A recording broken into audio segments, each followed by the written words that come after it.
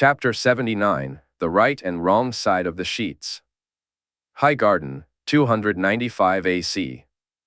Jon woke that morning, washed, and dressed before heading to his uncle's room. They had much to discuss, and he still hadn't decided just how much he could share. Arthur had spoken to him about Cregan, and while Jon knew it was right for his uncle to do so, he felt a flicker of annoyance that he hadn't been the one to bring it up. That annoyance deepened when Arthur mentioned Catelyn Tully. Although his uncle had made his choice regarding his wife and they hadn't been together for moons, Jon understood how his sister felt, despite her claims. He also sensed how his brother felt, even without having spoken to him.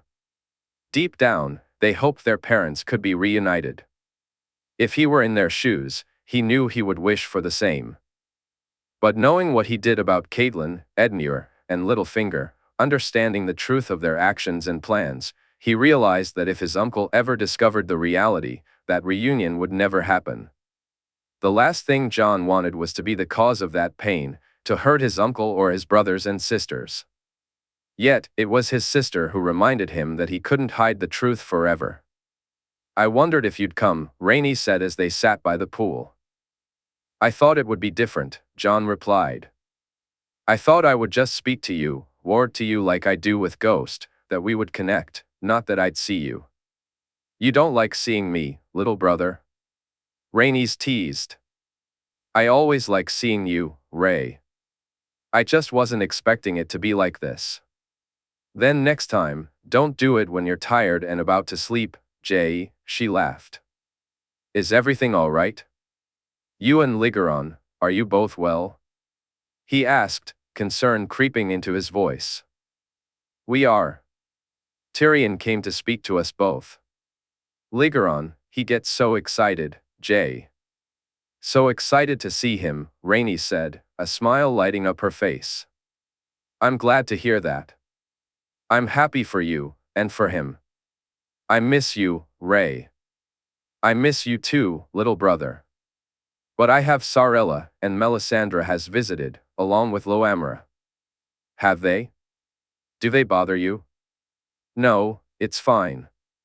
I like being looked at in awe," she chuckled. Uncle Oberyn arrived, along with Aunt Ilaria, our cousins, and Uncle Ned too. "Your whole family is there," he said sadly. "Not my whole family, no." "Not you," he replied. "I don't know what to do." He knows about Cregan, Ray, about Ashera and Brandon. Arthur thinks I should tell him about the trout as well. You should. He needs to know. He has to keep her away from you and our cousins. If he doesn't, Jay, then I will. "Ray," he said, shaking his head. "No, Jay. She wishes you dead. She tried to take you from me. She's lucky I don't fly and burn Riverrun to the ground. So no, he needs to know." "It'll hurt," he said softly. "The truth often does." "But that's not all you wish to tell me, is it?" she asked playfully. Margaery and I. Good. I like her, brother. She thinks like me." "Like you?" he asked, confused. "Yes, like me. She thinks you need protecting," Rhaenix said, and he smiled. "I have you to protect me. Always, little brother." The next morning, after he woke, he went to his uncle's room and knocked on the door. His uncle opened it almost as if he had been waiting for him. Later, as they walked from the keep, his uncle looked at Jors and Walder. "It's good to see you again, Walder." "You too, Lord Stark." "I'm sorry, I don't think we were introduced," his uncle said to Jors. "This is Ser Jors White Wolf, Lord Stark," Jon said as a servant passed them. "It's good to meet you." "Any friend of Jon's is one of my own," his uncle said. "I thank you." "It's good to meet you too, my lord." The walk to the Jon had heard about the God's Wood from Loras and asked Margaery for directions, but despite their efforts, they almost got lost on their way. When they finally arrived, both were equally surprised by what they saw. The three singers were three weirwoods that had become intertwined, their branches mingling together. Beneath them lay a serene pool, and though at first glance they appeared to be a single tree, the three distinct trunks revealed their separate identities. "You look well, Jon," his uncle said as he took a seat. "You too, uncle. It's good to see you." You as well." Arthur explained about Cregan. "I wanted to tell you myself, in person." "He's a good lad, uncle, a true Stark," Jon replied, noting the smile on his uncle's face. "And Lady Ashera?" "My aunt is a fine lady, uncle. I've been fortunate to get to know her a bit." "You think of her as an aunt?" his uncle asked, his tone curious. "I've lost far too much family, uncle, far too much. Ashera is my aunt, as is Ilaria, and Oberyn is my uncle." "About that, Jon. Prince Oberyn, what happened?" "How?" Jon took a deep breath and recounted how Oberyn had recognized him, how Elia's letter had connected them, and the horrors they had learned regarding the mountain and the maesters. He explained how Oberyn had declared for him and mentioned that his brother would too, although Jon hadn't yet had the chance to speak to Doran himself. By the time he finished, he felt drained, having barely scratched the surface of everything he wanted to discuss. "I'm sorry, Jon. Those things you learned. I should have been there for you. You shouldn't have had to go through that alone." "I wasn't alone, uncle. I had my sister, my uncle and aunt, my cousins. I had Jaime and Gerion, Jenna and Joy, their family, uncle. Tyrion too, he is my uncle, my blood." "Jon?" his uncle asked, clearly puzzled by what he meant. "My grandfather was much more evil. More than we ever knew. Tyrion is the result of that evilness." "Jon, It's all right, uncle. We've talked about it. Tyrion is dealing with it, and despite everything, I've realized I have more blood in this world than I had thought. I may not like how it happened, but I'm glad he's here with me, as is Rhaenys. Gods, Jon, the things you've gone through, I could never." "What? Imagine having more family out there that you didn't know about." "Uncle, you're going through it now too. That's why I wanted to do this in person, to speak to you, to see you. Because you know how it feels?" his uncle asked with a soft smile. I do. Uncle, he doesn't wish for Winterfell or to be lord. It's not what Uncle Brandon wanted. He may have been born for it, but he didn't wish for it, and neither does Cregan. But it's his birthright, Jon. Speak to him, uncle. I know you wish to do the right thing, but who do you wish to do it for? You, or him? Him. Then talk to Ashera and Cregan. You'll see for yourself. I will, Jon. But what did Arthur mean? Why do I need to talk to you about Cat? What happened, uncle? Why aren't you two together? I'd rather not go into it. I found some things out, worrying things. Things involving another man. Littlefinger? What? How do you know? His uncle said, turning to him. We've been watching him for a long time, uncle. I know how he felt about Lady Catelyn and how he still feels. Nothing happened between them, uncle, nothing untoward, at least, Jon said, noticing his uncle's shoulders sag in relief. Would you take her back? Jon, we shouldn't discuss this. Please, uncle, I need to know. No, I cannot. I don't trust her, Jon. Not just with this, I don't trust her judgment or her actions. Do you trust me? Uncle? I do. Then forget what Arthur said. There are some things best left unknown, he replied, and Ned laughed. Jon, I felt the same way. I thought that about you, and look how wrong I was. But some secrets are far too hurtful, uncle. For now, can we leave it at that? In time, if you wish to know, I'll tell you. But for now, can you trust that I'm not keeping it from you for any reason other than I don't want to hurt you? I can. Pray with me, he asked, and his uncle nodded. After they finished praying, he turned to begin the other part of the conversation. Rhaenix was right, but she was also wrong, he felt. He hoped he had done the right thing. You heard about the betrothal? Aye, what was she thinking? Robert, gods, what were they thinking? I won't allow my sister to marry that boy. He is my grandfather come again, uncle. Ser Barristan, Richard, all my reports have told me so. You think I'd marry my daughter to a boy like that, Jon, even if it weren't under these circumstances?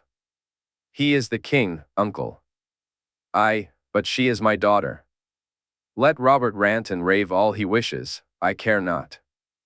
I leave it to you, but should you need to accept it, should you find it necessary, then do so. As long as Sansa stays here and the wedding is set for when she's much older, it will never happen. I cannot, Jon. No, it's not the lie, not in that way. I can see now how the world truly works. Honor is something I value, something I believe in and try to live by, but I'm a wolf, not a falcon. Winter is coming are my house words, not as high as honor, his uncle said, chuckling. Then why? How can I declare for you? How can I bring my bannermen to your side when my daughter is to be queen? That's what I'll have to face. So no, I can't and I won't accept the offer. Robert, Jon Arryn, be damned. I'm sorry we didn't have something more pleasant to discuss, he said. Jon was taken aback when his uncle burst into laughter. It took him a moment to realize that he had indeed laughed, almost slapping his forehead in disbelief. Although there is something, his uncle said. What? Jon asked, curious. I'm to be married. Lady Margaery and I are to wed when we come of age. Congratulations, nephew. I thank you, uncle. Is this what you truly wish for, Jon? I understand the politics involved, but is it what you desire? More than anything, uncle, Jon replied. His uncle reached out, touched his shoulder, and nodded, a smile spreading across his face, clearly happy for him. Highgarden, 295 AC. Ser Barristan hated traveling, or more accurately, he despised the company he was forced to endure along the way. Yet, with every mile they passed, he felt a growing excitement. Once a formidable warrior, Robert was now anything but. He was pampered, barely managing to ride his horse, and he seized every opportunity to stop for a drink. Cersei and Joffrey were even worse. The prince only rode when they neared a village, and Cersei preferred to remain hidden away in her enormous wheelhouse whenever possible. Littlefinger's wheelhouse was almost as extravagant as the queen's, though he at least emerged from it to fawn over the king or queen, neither of whom paid him much attention. Other than Ser Aerys, Ser Richard, and the two youngest children, Barristan would gladly have left any of his companions behind. Myrcella and Tommen, however, never failed to bring a smile to his face, and keeping Joffrey from harming them helped maintain one on Ser Richard's face as well. Now, as they passed the Mander where it flowed under the Rose Road, he knew they were close. They would reach Highgarden by the morrow, and he would see not only his king again but also Arthur.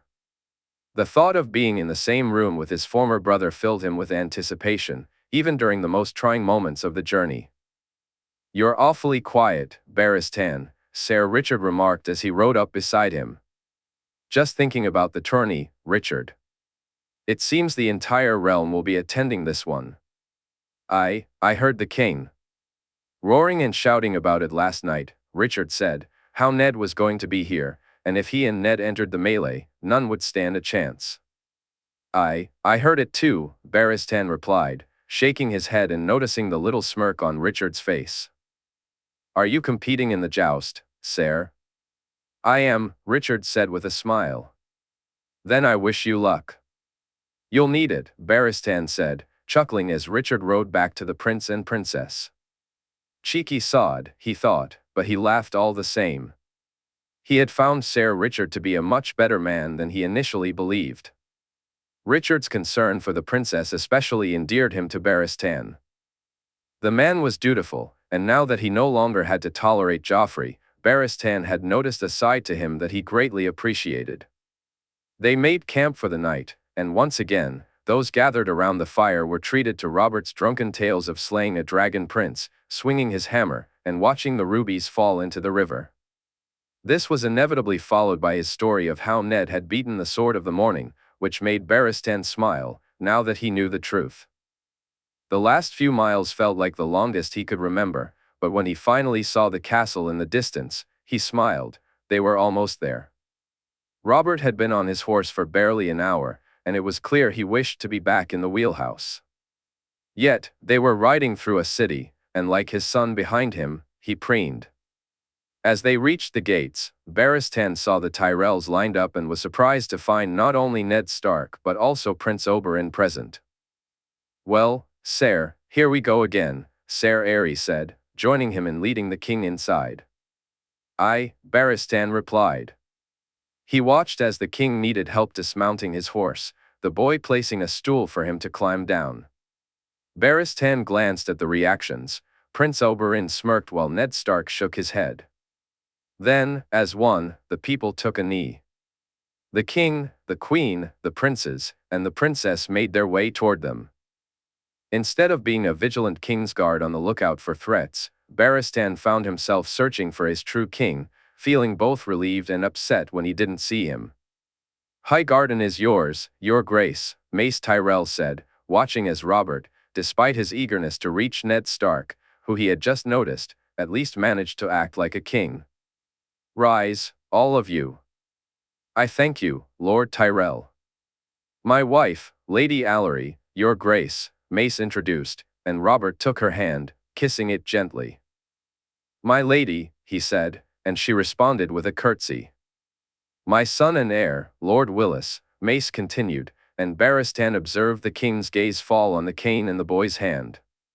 The introductions continued, and Barristan noted how warmly the king greeted the young girl before he found himself standing in front of Prince Oberyn. Though he didn't care for the fat stag, Barristan felt his hand instinctively move to his sword, gripping the hilt tightly as the two men locked eyes. "Your Grace," Oberyn said, his voice surprisingly light-hearted, which caught Barristan off guard. He had expected much more bite. "Prince Oberyn," Robert replied, his tone matching Barristan's expectations. "Lord Jaime, I offer my congratulations on your daughter's birth," the king said more warmly. "Your Grace, I thank you," Jaime replied. Finally, the two childhood friends stood facing each other, and Barristan was struck by the tension in the air, which felt almost palpable. "You've gotten fat," the king remarked to Ned Stark, and Barristan wasn't the only one thinking that Robert needed to take a good look in the mirror. Ned clearly agreed, as he simply lowered his gaze to the king's belly and then back to his face, nodding in acknowledgement. The king burst into laughter and embraced Ned. "Your Grace." Ned, it's good to see you." "You too, Your Grace." While the two former friends reunited, the warmth of their bond filled the air around them. As the Foster brothers caught up, Barristan glanced at Lord Jaime, who smiled at him, and then at Prince Oberyn, who did the same. He turned his attention to the rest of the royal family being introduced. The queen exuded her usual arrogance, but when she faced Lady Margaery, she attempted to be charming. "Lady Margaery, it seems the tales of your beauty were far from exaggerated," the queen remarked, and Barristan wondered if the young woman could see through the insincerity of the smile she received. "Your Grace, you honor me," Margaery replied. "Perhaps we could have tea together," the queen suggested. "I would be delighted, Your Grace," Margaery said, her smile bright but, to Barristan, it felt more practiced than genuine. "My son, the Crown Prince," the queen announced moments later, this time her smile seemed much more sincere.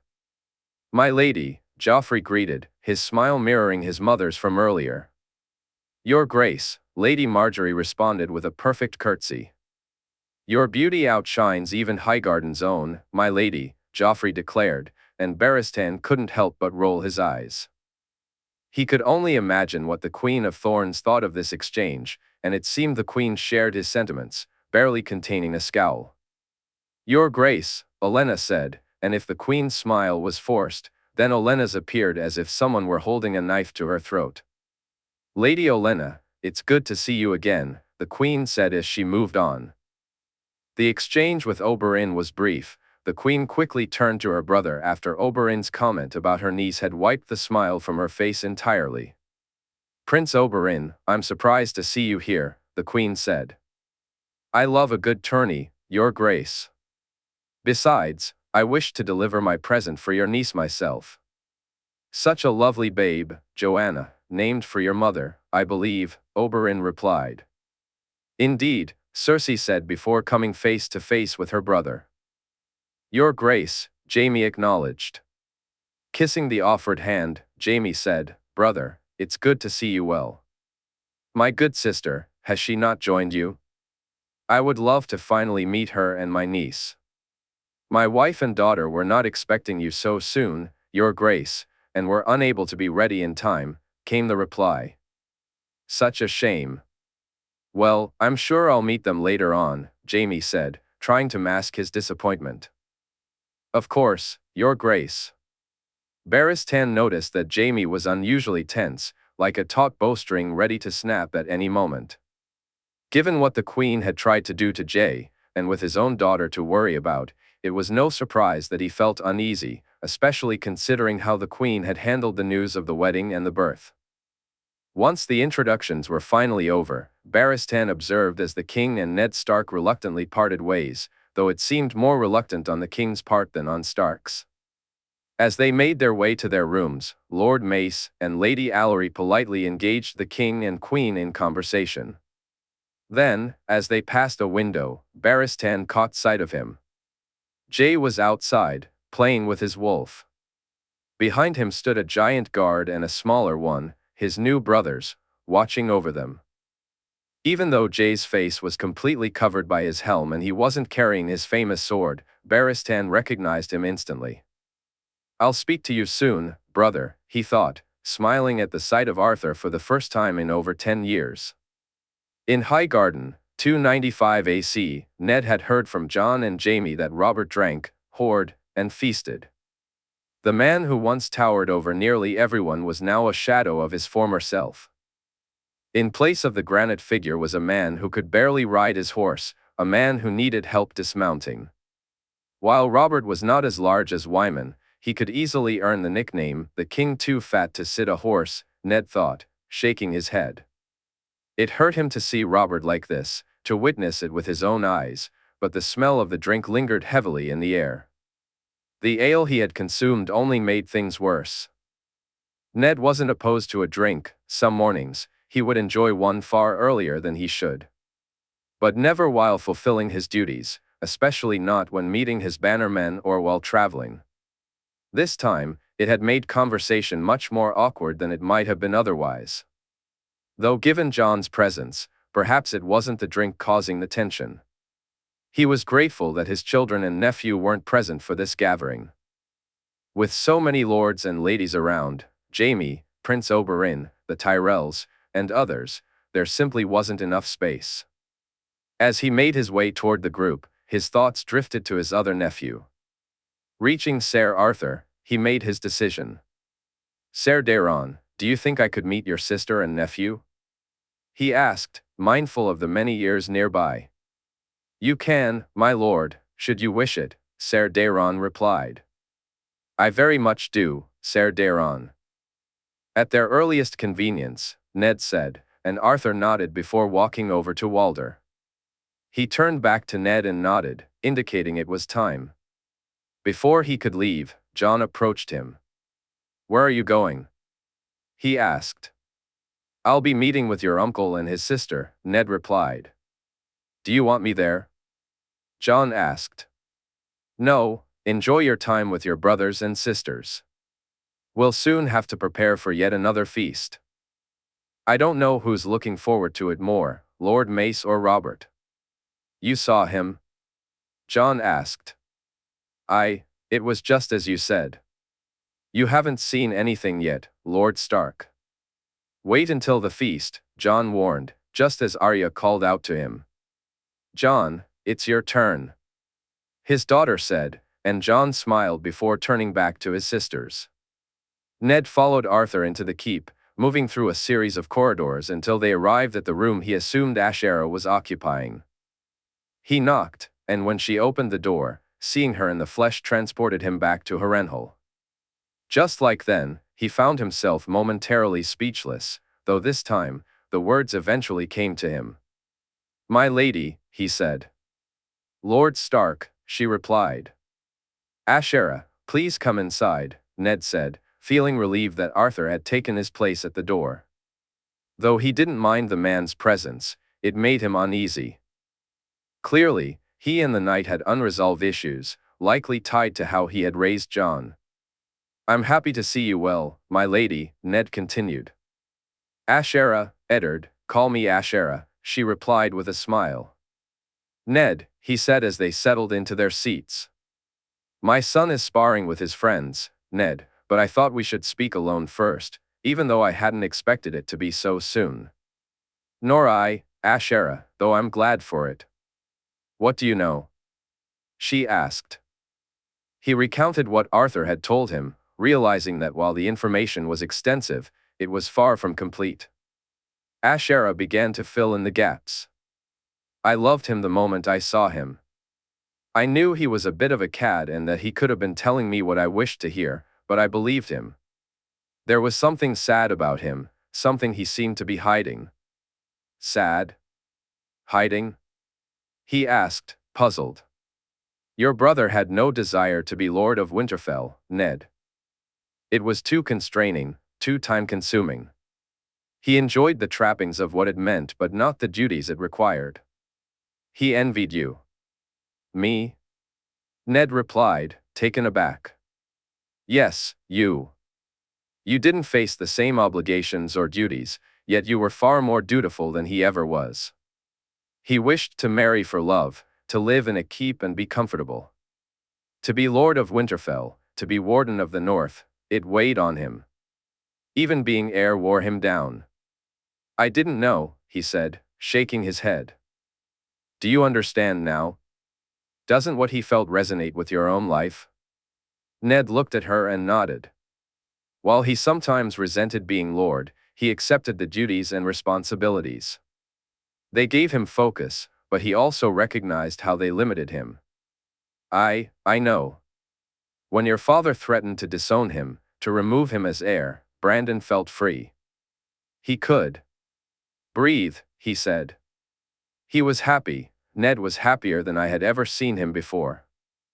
By then, we had lain together, sharing our dreams of spending our lives together, wishing to be together forever. So, we married in front of the heart tree and exchanged our vows. I don't understand. When was this? Not long after Harrenhal. Your brother was sent to White Harbor, or rather, he arranged for it.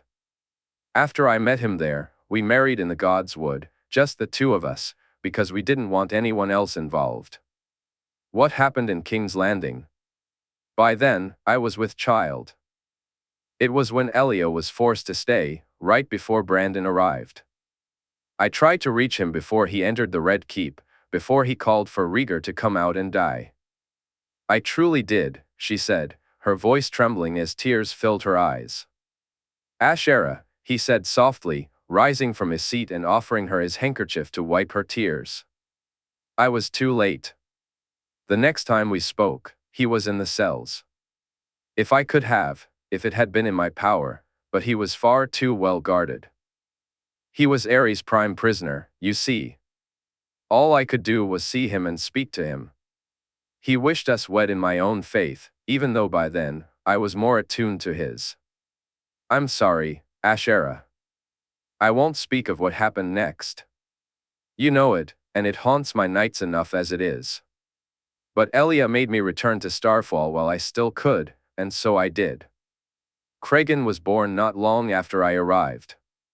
What is he like, Ashera? My nephew?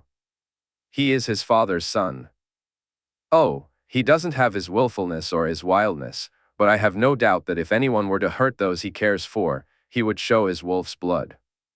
Even with tears in her eyes, she smiled. What does he wish for? Ask it of me, and I'll step down. I'll name him true and swear my oaths to him. He is my brother's son, his heir, the rightful lord of Winterfell. He doesn't wish it, I don't wish it for him, nor would his father have. But even if he did, I can offer no proof other than my word. I've seen him, Asherah. He is Brandon's son, of that there is no doubt, and your word is enough for me. But not for your bannermen, Ned. There will always be those who doubt. And even if that weren't the case, it's not the life I want for my son. To marry for an alliance, to be burdened with responsibility, he is his father's son, Ned, and I won't crush him like that. Then what, Asherah? What can I give you? What can I give him? Name it, and if it's within my power, I'll see it done. He wishes for a family, Ned. To see his family, to be known by them. He has met Jon and loves him like a brother. I would have him share the same bond with his other cousins. I will do it. But we can do more. We can. He paused, deep in thought. I can name him publicly. You too. Robert would not begrudge me the memory of my brother and his wife. No, Ned. I don't want my son to be used to undermine you. There are those who would seek to do just that. If you name us as such, if you call us true, it will be a sword hanging forever over your head, over your son's head. There is another way, he said, and she looked at him as he closed his eyes. A way to fix this. While it may not be the same, perhaps it could work. What do you mean? Bear with me. We have no proof of the weddings, of either of them. So what if we use that? What if we name it as true, but not the weddings? I don't understand. We name Cregan as my nephew, as Brandon's son, and you as his mother. We may not be able to give him my name, but he is my blood. We can give him another. You'd name him a bastard, she asked, and while there was some anger, it was not full. He was glad to see that. I'd welcome him into my family. We have a king to crown soon, Asherah. A king with the... He has the power to name him as he wishes, whether he chooses to call him Stark or give him another name. He could establish a cadet branch and have his own house. If I cannot give him what I would, then I can at least provide him with what he would have received had my brother lived. You've given this some thought, she said, looking at him. It was what I should have done with Jon once I decided against crowning him. It's what a good man would have done, what I failed to do, he admitted, casting his gaze down to the ground. Robert? He will love the story, fool that he is. I could come out of hiding and be who I truly am, she said with a smile. Think about it. We have time. We do. Can I meet him? And even though we're forced to feast with the king tonight, would you both join us tomorrow so I can introduce him to his family? I'd like that, Ned. I would like that very much. Highgarden, 295 AC Margaery. The prince was paying her far too much attention, far too much. She had noticed it when they were introduced, and she knew she'd have no choice but to accompany him to the feast tonight. She smiled and was polite, but it wasn't his arm she wished to hold, nor his conversation she wanted to hear. She glanced around the tables, searching for the person she wished was sitting beside her, but she couldn't find him. Had he not come? Was he upset with her? She hoped he understood that, as her grandmother had said, they needed to maintain appearances, they had to pretend, even though it hurt her to do so. Joffrey seemed to have learned how to pretend somewhat as well. He laughed at her jokes, smiled, and constantly complimented her. But his smiles felt false, his compliments rang hollow, and nothing he said or did moved her heart the way just a glance from Jon would. Will you be competing in the duels, my prince? She asked after searching for Jon once more and finding him still absent. Unfortunately not, my lady. Mother thinks it unseemly for a prince to compete in. The joust is where princes show their worth. If I were old enough to compete, I would surely find no lady fairer than you to crown as my queen of love and beauty, he said. You flatter me, my prince, she replied. For the briefest moment, she thought she saw a grimace on his face, but his smile returned almost immediately. I speak only the truth, my lady, as a prince is wont to do. Then you honor me, my prince, she said. This time, his smile appeared a bit more genuine, though she doubted it was meant for her. She heard a snort and turned to look at the rest of the table, initially ignoring it as she noticed the way Lord Stark was glaring at the king. The same king who was currently pulling one of the serving girls onto his knee. When the queen turned her head and glanced in her direction, she smiled politely. Yet, the queen barely acknowledged her, as her gaze was fixed on Lady Lannister. The expression on the queen's face reminded her so much of Joffrey that when she turned to look back at the prince, she was taken aback to see the same look mirrored on his face. It was a look of disgust and disdain, a mix of annoyance and, she guessed, hatred. It didn't take her long to understand why the prince felt that way, and her own anger began to rise, directed at the boy beside her. Who does he think he is, arriving at a feast after his prince, and bringing that other little bastard with him? She looked out and saw Jon arriving with joy, holding her arm as if he were escorting her to the high table, and she couldn't help but smile. Snow! Joffrey shouted, causing those nearest to him, including her, to turn and look. Snow! He shouted even louder. By now, everyone in the room, except for the king, had stopped what they were doing, and a hush fell over the gathering. Your Grace? Jon replied, looking confused. What is the meaning of this, Snow? How dare you arrive after the king? Joffrey sneered. The crowd looked on with concern. I meant no disrespect, Jon explained. Lady Joy was feeling unwell, and we initially thought it best not to attend. But when she felt better, we realized it would be far more disrespectful not to join the king's welcome feast at all than to arrive late. However, I offer my apologies, my prince, to you and to her grace as well. Apologies? You offer apologies? Joffrey sneered. You forget your station, Snow. Disrespecting my father by arriving late and then offering empty platitudes is what one would expect from a bastard, even one raised by his betters. You should be removed, your presence is an insult. Jon remained silent. Instead, he walked over and gently placed a confused-looking Joy at the table, seating her beside his sister. He smiled and shook his head at the girl before turning toward the door. Then, to everyone's surprise, including Joy's, the rest of the high table, and even the prince, he began to whistle. What would have been enough on its own became even more striking when he whistled the haunting tune of The Rains of Castamere. The tension in the room escalated, and Margaery caught the fevered whispers of those around her. She noticed the prince gripping the table as Jon whistled louder. Snow, the queen shouted. Jon turned to face her, bowing more theatrically than she knew he was capable of. Your Grace, he replied. What is the meaning of this? How dare you? Cersei demanded. How dare I what, Your Grace? Jon asked, confusion etched across his face. That song. How dare you whistle that song? Who do you think you are? I'm nobody, Your Grace, Jon replied. As Your Grace just informed me, the prince told me my presence was an insult, so I was leaving as it was implied I should. Then why were you whistling that song? Cersei pressed. It is a Lannister song, is it not, Your Grace? And Lady Joy is the future Lady of Castamere. I thought it apartment.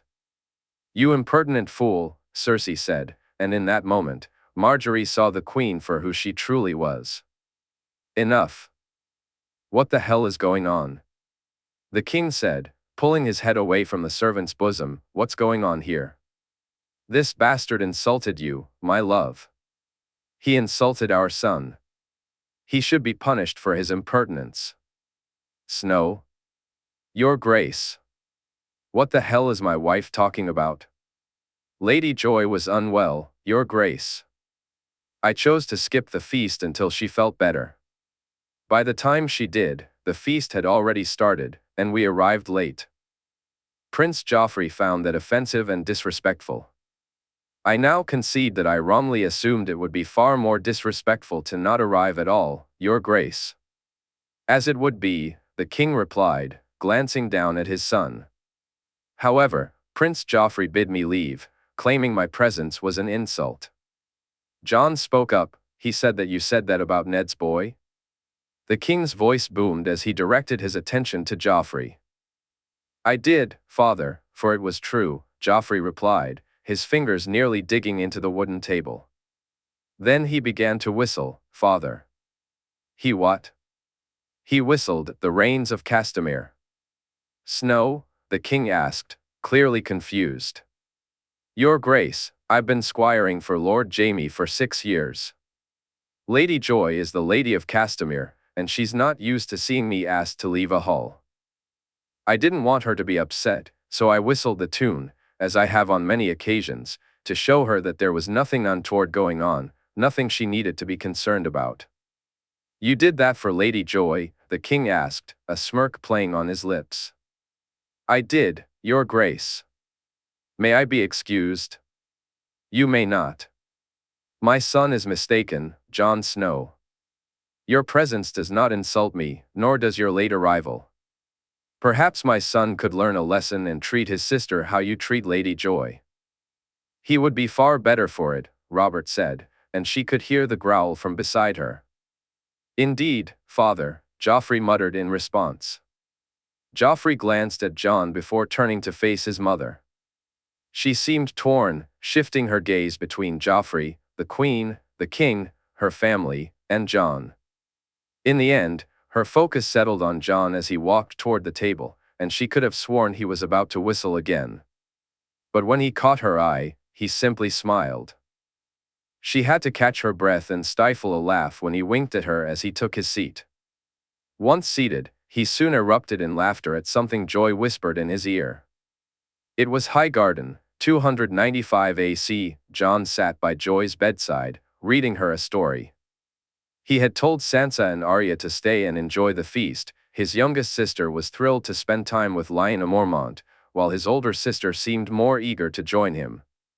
But he felt it was better to be alone with Joy, just as he had arrived.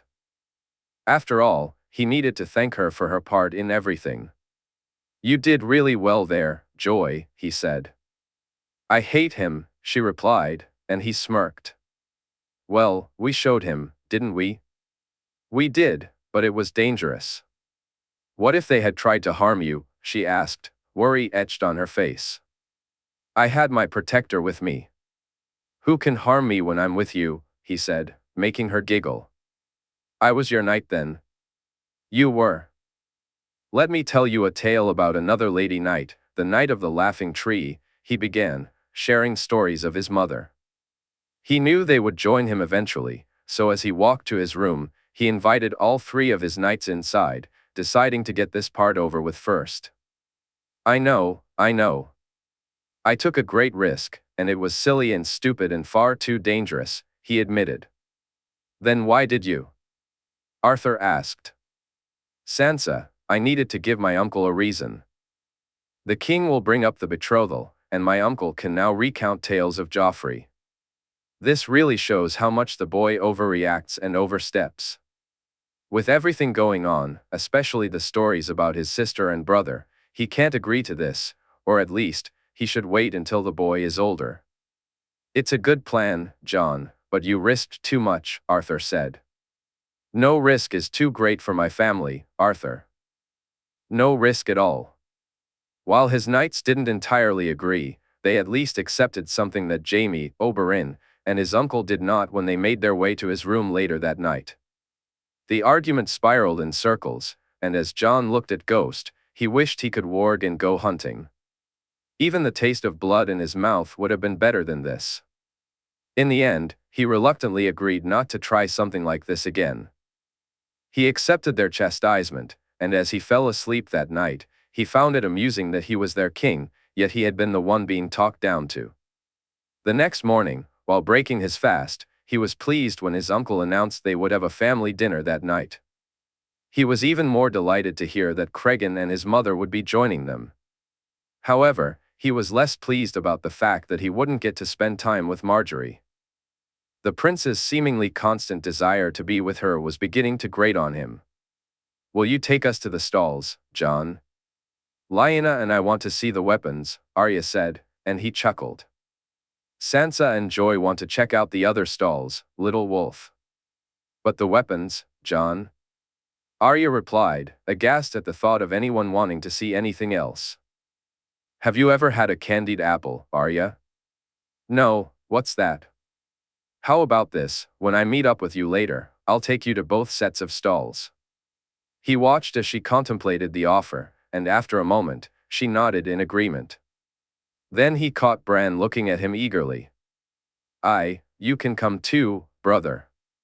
The group that eventually set out to explore the stalls ended up being much larger than he had anticipated. Both his sisters, his brothers, and his friends joined him, creating a lively gathering. Jon's cousin, Loras, Brienne, Tywin, Walder, Martin, and Willem were all there, along with Joy and, of course, 6 dire wolves.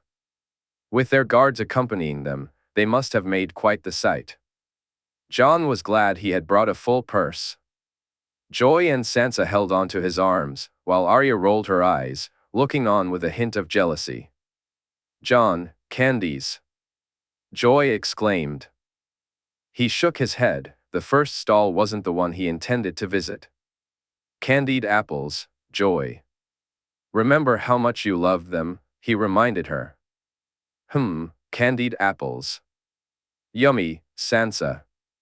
Joy giggled, her excitement infectious. Behind him, Lyanna Mormont and Arya walked together, alternating between imitating his knights and trying to stride like warriors. Being the spirited young girls they were, they looked ready to race off at the first opportunity. His brothers chatted animatedly with Loras and Brienne, while Cregan entertained Walder, Tywin, Martin, and Willem with tales of tournaments and knights. As they approached the next stall, Jon was suddenly halted. Well, to be precise, the 6 hungry dire wolves were the reason. The 6 birds he bought for them were devoured in mere minutes, and he chuckled as Ghost and Fawn eyed him, as if asking for more. Fortunately, he spotted the candied apple stall, or rather, Joy did, and she practically dragged him toward it. "See? Yummy, Sansa," Joy said, beaming.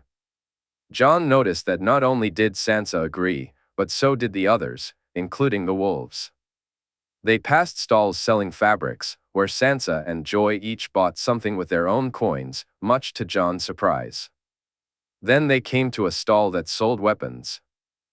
Although he wouldn't allow Lyanna or Arya to buy anything from there, he decided to purchase a knife belt for each of them, promising that if they were allowed, he would buy them a knife for their next name day. Just as they were about to head to the tourney grounds, Joy grabbed his arm, a mock-angry look on her face that was almost comical. Kneeling down, he looked at her as she placed her hands on her hips, the small quiver of excitement visible in her eyes. She bit her lip, trying to suppress a smirk. "No, Jon, we cannot. No pen nuts." "No pen nuts," he replied, playing along. No pen nuts, no pen nuts, no tourney, Jon," she said. He glanced over and saw Sansa laughing, while Bran was asking Robb what a pen nut was. "Hands up who wants pen nuts," he called out, struggling to keep a straight face as Joy raised both her hands. "Sans, hands." Joy encouraged, and his little sister giggled, lifting her hands too. Joy scanned the group, practically daring anyone not to join in. "Ser Jor's pen nuts?" she asked, and he shook his head when Jors and Walder raised their hands as well. "See, Jon. Pen nuts," she exclaimed, a proud look on her face. "Pen nuts it is then, my lady," he said, taking her hand again. Robb approached him while he was buying the peanuts, suggesting they get some for Winifred and Willa too. In the end, he bought not just for them, but for others he assumed would be there as well. As they entered the tourney grounds, they quickly made their way to their seats. He and Joy would be sitting with the Lannisters, and he knew he needed to thank Lady Olenna when he saw how she had arranged their seating. Apart from his uncle and her own family, who were placed in the King's section, the Lannisters, Starks, Martells, and Northern Lords were all seated together. Once he sat down, he handed peanuts to Ilaria and Oberyn, and to Jenna and Dacey. Oberyn's daughters shook their heads, as did Lyness, but Wyman and Wylis both accepted them. They settled in, waiting for the king to arrive. He tried not to look at Joffrey, who was holding her arm, forcing himself to keep his gaze ahead. But the anger bubbled inside him, and he closed his eyes, reaching out for the door. It didn't take long to find it, and when he did, he hoped he had timed this right. As it turned out, he had timed it far better than he could have wished. He missed. The tunic he was aiming for was crimson, perfectly unmarked.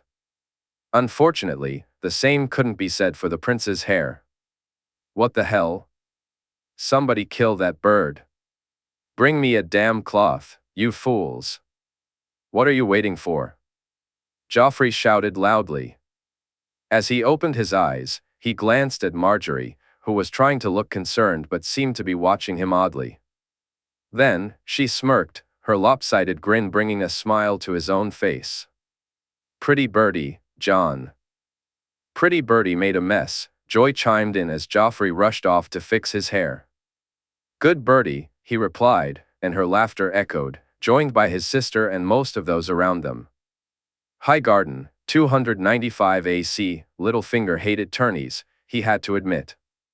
The sheer boredom of watching men fire arrows at targets did nothing for him at all. Looking over at the Queen, it was clear he wasn't the only one feeling this way. Watching the prince with the Tyrell girl and noticing how Lord Mace and his wife kept glancing their way was somewhat rewarding, though he could have done without the boy's reaction to the bird droppings. Joffrey's arrogance and temper tantrums were well known to anyone who had to deal with him daily. While his behavior as crown prince might not be enough to scare off a prospective bride, it certainly posed problems. His attitude at the feast the night before had been particularly foolish. Calling Jon Snow out was an exercise in stupidity. The boy was far too confident to be intimidated by a pompous prince. Even Littlefinger had been impressed by how Jon had handled the situation. Instead of slinking away with his tail between his legs, he had somehow made the prince look like a fool. So much so that even the king had gotten involved, much to the queen's displeasure. It was hard to tell whether she was more upset about the king, Jon Snow, or her brother's wife. My lord, a servant said, handing him a note. He opened it and, unsurprised to see it was from Lady Olenna, looked over and nodded, agreeing to meet her soon. The day's events were finally drawing to a close. The Tyrells were pulling out all the stops, the prize money on offer was incredible, and the festivities were set to last for many days. Today, however, it was all about archery. Soon enough, there would be duels for the squires, a melee, a joust, and an exhibition of horsemanship with a race around the outer walls of Highgarden itself. He watched as more arrows flew through the air and the targets were moved further apart. His attention began to wander. He glanced over at Ned Stark, who was listening to the king, trying hard to hide his disgust at the king's drinking. The Lannisters were nearby, cooing over a babe, much to the queen's annoyance. Finally, he turned his gaze to the rest of the Starks and wondered how Cat would react to seeing her entire family here. It surprised him to see them sitting so close to the Lannisters, though he supposed with the bastard present, it made some sense. What he didn't expect was to see Prince Oberyn sitting right in the middle of them. His focus shifted back to the bastard and another boy sitting with them. For a moment, he felt transported back to Riverrun many years ago. The feeling intensified when a girl smiled at him. Her red hair and deep blue eyes were far too familiar. Cat, he whispered, drawing the curious gaze of one of the lords nearby. Rising from his seat, he sought some fresh air, his eyes still drawn to the girl and the boy sitting a few seats down. The pain in his side resurfaced, reminiscent of a time long past, as real as if he were experiencing it for the first time. He grabbed a cup of water from a passing servant and drank it down, deciding to head back toward the keep, his mind swirling with memories of a day long ago, a sword, a boy, and the girl he still loved. Perhaps you would walk with me, Lord Baelish. I find today's events not to my taste, he heard a voice say. Turning, he saw Oberyn approaching. Prince Oberyn would welcome your company. I find myself bored with them as well, Martell said. I'm surprised to see you at this tourney, Lord Baelish. I would have thought your duties would keep you in King's Landing, Oberyn replied. Likewise, my prince. It's not in Highgarden that one would expect to find you, Baelish remarked. For far too long, Dorne has distanced itself from the affairs of the rest of the Seven Kingdoms, my lord. We've allowed others to dictate how things proceed. I seek to rectify that, and a tourney seems like a good place to start. It is indeed. Perhaps we can discuss this further later, my prince? Baelish suggested. Perhaps, Oberyn said, then bent down to pick up his silver pin, which he hadn't noticed had fallen. You should be careful. A fall can be damaging, especially for something so small, Oberyn advised as he handed the pin back. It's a resilient little thing, my prince, Baelish replied. For now, it would seem so, Oberyn said with a smirk. As Oberyn walked away, Baelish felt unsettled by their conversation. If the Dornish were beginning to look inward, it was both an opportunity and a danger. Either way, he knew he would need to tread carefully. When he went to place the pin back on his chest, he felt it prick his finger. A drop of blood fell, and he raised his finger to his lips. As he paused, a shiver ran down his spine. Shaking his head, he laughed a moment later, cursing himself for his foolishness. Why would the Red Viper want to poison him, especially when there were far more significant targets on his list? No, if Oberyn wished anyone dead, it wouldn't be a small bird like him, unnoticed in the shadows, but rather the large stag, who was anything but subtle. Still, the encounter lingered in his mind until he met with Lady Olenna later that day. My lady, he said as he took a seat in her solar. Lord Baelish, what brings you here? You're not one for tourneys, and certainly not the man the king would wish to accompany him, she remarked. Visit? What brings you to Highgarden? You wound me, my lady. The king and I get along so well, he replied with a smirk. Were you one of my poor servant girls or a bottle of my finest wines, I might agree. But you are neither. So again, Lord Baelish, why are you here? My lady, a divide has occurred between us, between the crown and House Tyrell, a divide I would seek to rectify. And whose fault is this divide, my lord? Not ours. Indeed, his grace can be a stubborn man, my lady. But even stubborn men have wives and sons they must listen to, do you not agree? He said, earning a smile from her. Those who wish for a quiet life, aye. His grace is ever so wishful for a quiet life, one without his wife's full displeasure. Is he now? And what does this quiet life entail? A noble bride for the crown prince, my lady. As he walked back to his room that night to prepare for yet another feast, he almost bounced with excitement.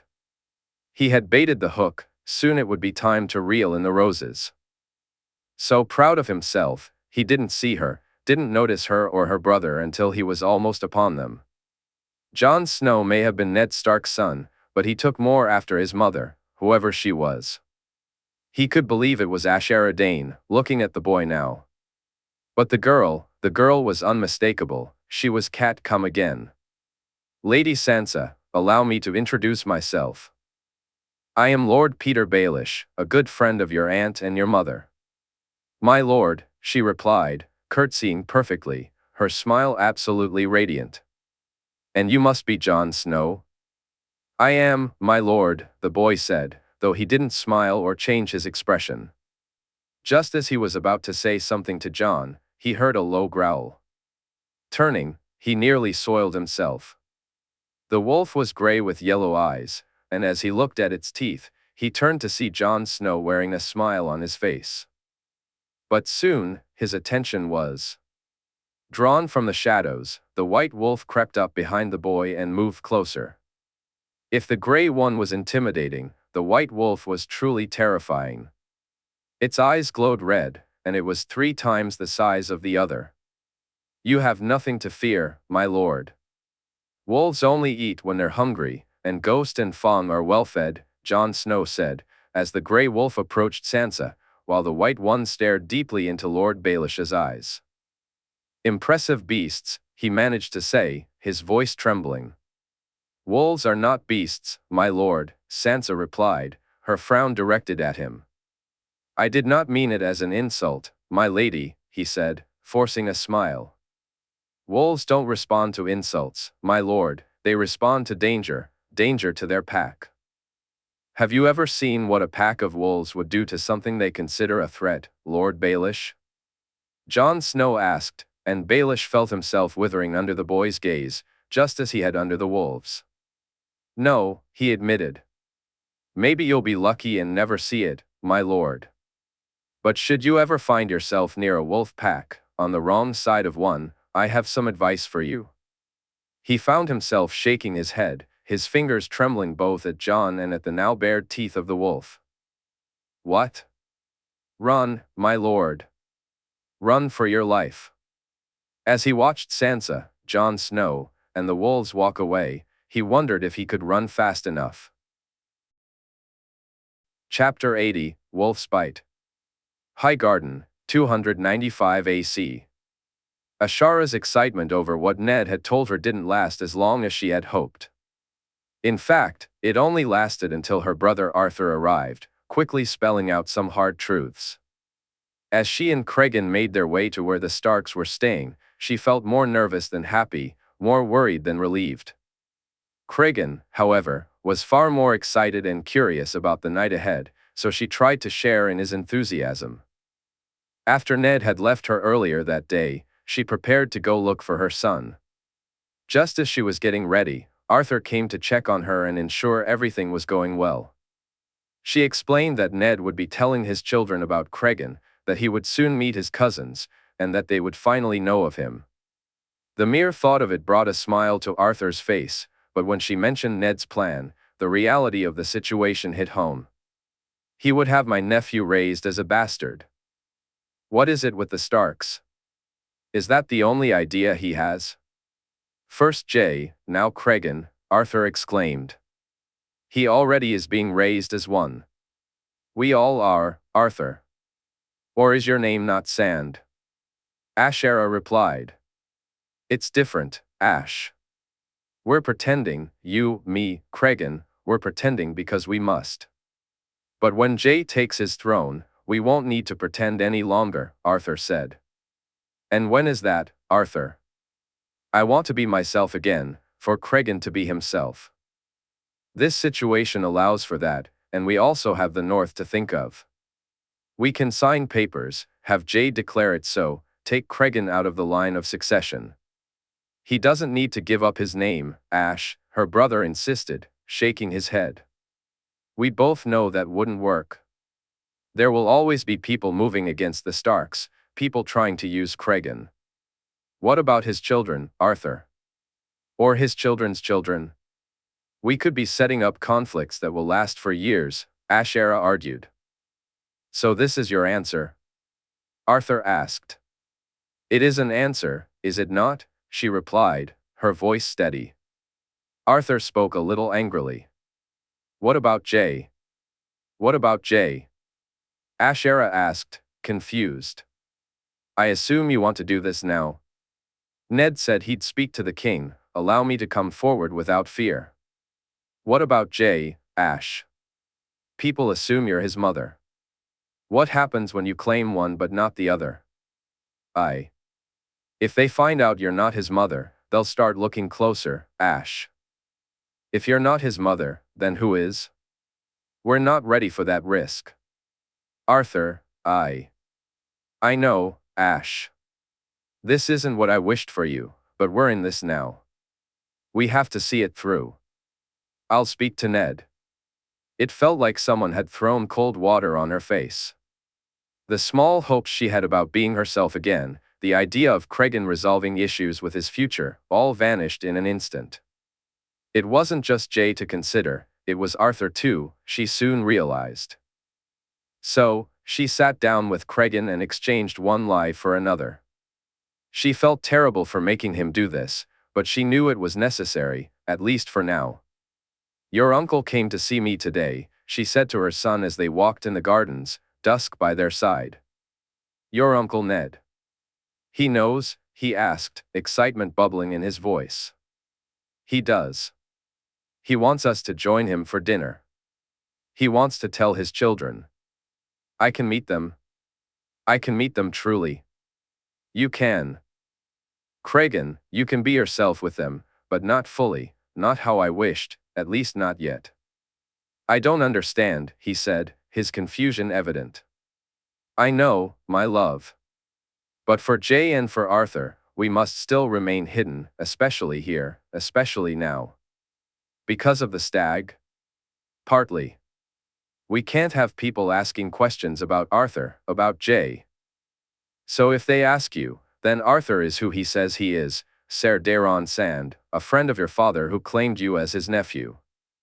And Jay? Is Jon Snow." "Very well, mother. But we can meet them. Meet my cousins. We can, and you can be who you're supposed to be with them." "Sure," she said, and he smiled at the thought. When they arrived at the Starks' rooms, it was Ned himself who opened the door. As they walked inside, Ashera spotted Jay and his cousins sitting around the table. Leaning into Ned, she requested a moment with him and Jay alone. As Cregan walked in and sat beside Robb, across from Sansa, Arya, and Bran, Ashera moved with Jay and Ned to a corner of the room. She quietly explained her decision to both of them and felt relieved to see Ned's reticence, just as she was pleased to have Jay there to help clear things up, making his uncle more inclined to follow her wishes. Once that was settled, they sat down to eat. Throughout the meal, the children kept glancing at her, while the oldest boy looked to Cregan and Jay more than once. She observed how both Jay and Cregan had the two girls and the youngest boy in fits of laughter, and the oldest joined in as well. She hoped that once the truth was revealed, they would still feel the same way about each other. Looking at Ned, she nodded, waiting for him to quiet the children, though it took some time for the girls to settle down. "I have something I need to tell you all, something we must keep to ourselves for now," Ned said. Ashera noticed Sansa glance at Jay, who leaned forward to whisper in her ear. "What is it, father?" the oldest boy, Robb, asked. "Most of you know the story of my brother, your Uncle Brandon, and what happened to him. I won't go into details now, other than to say that the truth is not what you've heard. Earlier today, I learned more of that truth. I found out that your uncle had a child, a boy. You all have another cousin." "Cregan," Sansa said, looking at him. "The wolf, that's why you have a wolf?" "It is.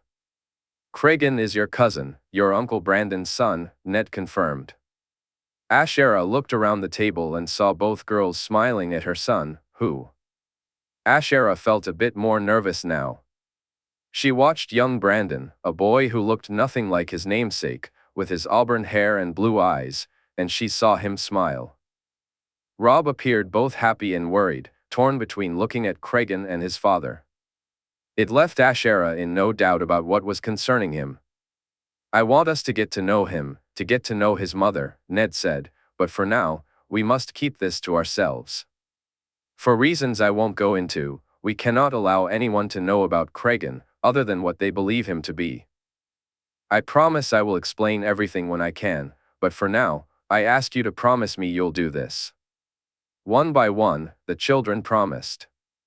Then the questions began. "What does your son like? Who is his mother? Will he come to visit us at Winterfell? Why did he name his wolf that?" Jay leaned in to whisper in Ashera's ear that he would be back, then did the same with Sansa before leaving. Ned asked Robb to accompany him for a moment. Ashera sat there, watching her son, the smile beaming on his face as he was accepted by 3 of his cousins, who spoke excitedly to him. She looked forward to the day when they could all speak the truth openly. Meanwhile, in Highgarden in 295 AC, Sansa realized she had another cousin, and she kicked herself for not figuring it out sooner. Jon had told her that the wolves belonged to the Starks, and since Cregan had won, that could only mean he was a Stark too.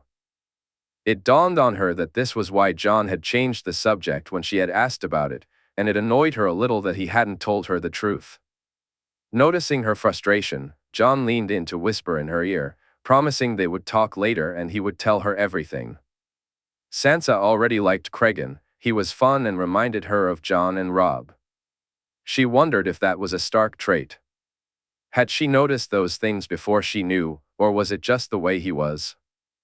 He had a way of making her laugh, and Arya and Bran too.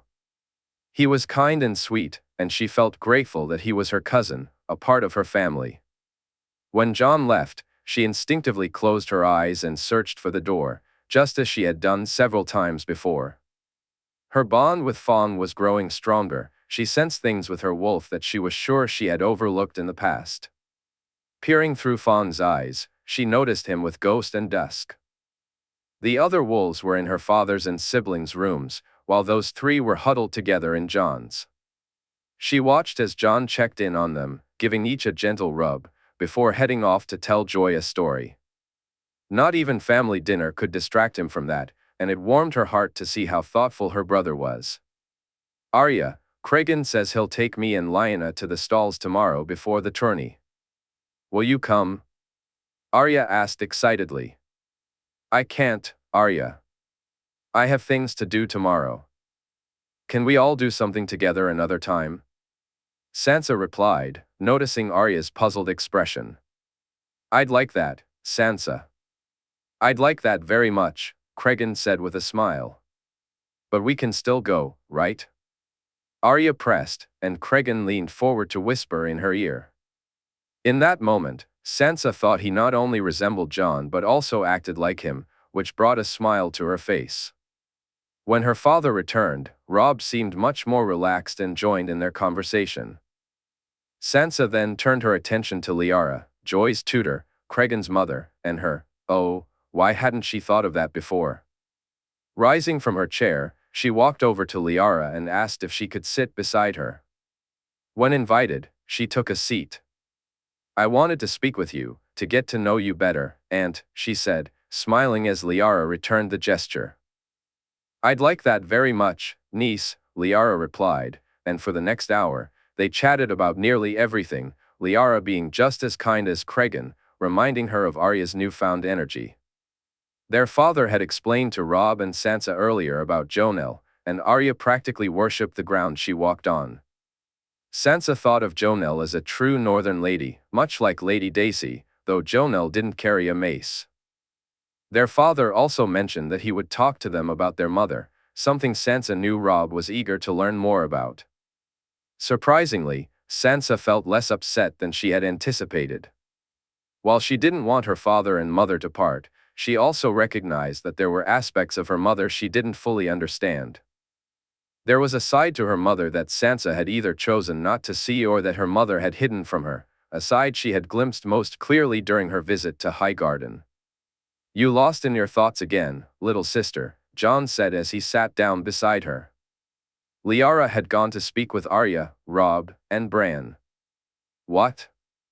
I was just thinking, Sansa replied, a half-smirk on her face. Not warging? How did you know? She asked, surprised. I didn't, but I know the temptation, the urge to see through Ghost's eyes. I just wanted to see where you'd gone, she admitted. You know where I went, he said, and she giggled.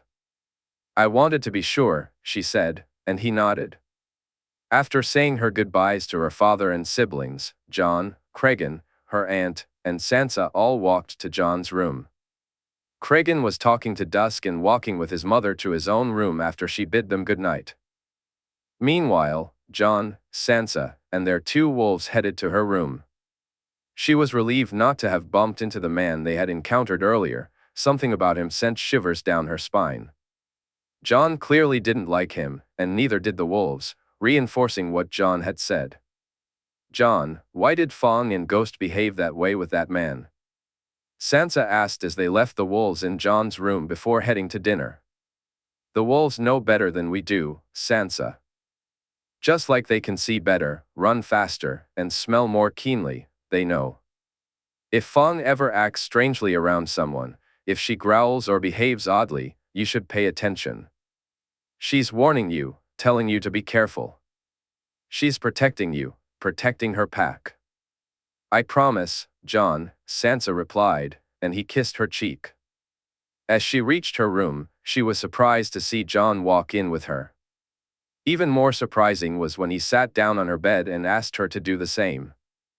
I know you have questions, about Cregan, about his mother, about whether I knew. Ask me, and I'll tell you the truth, Sansa. I promise, Jon said.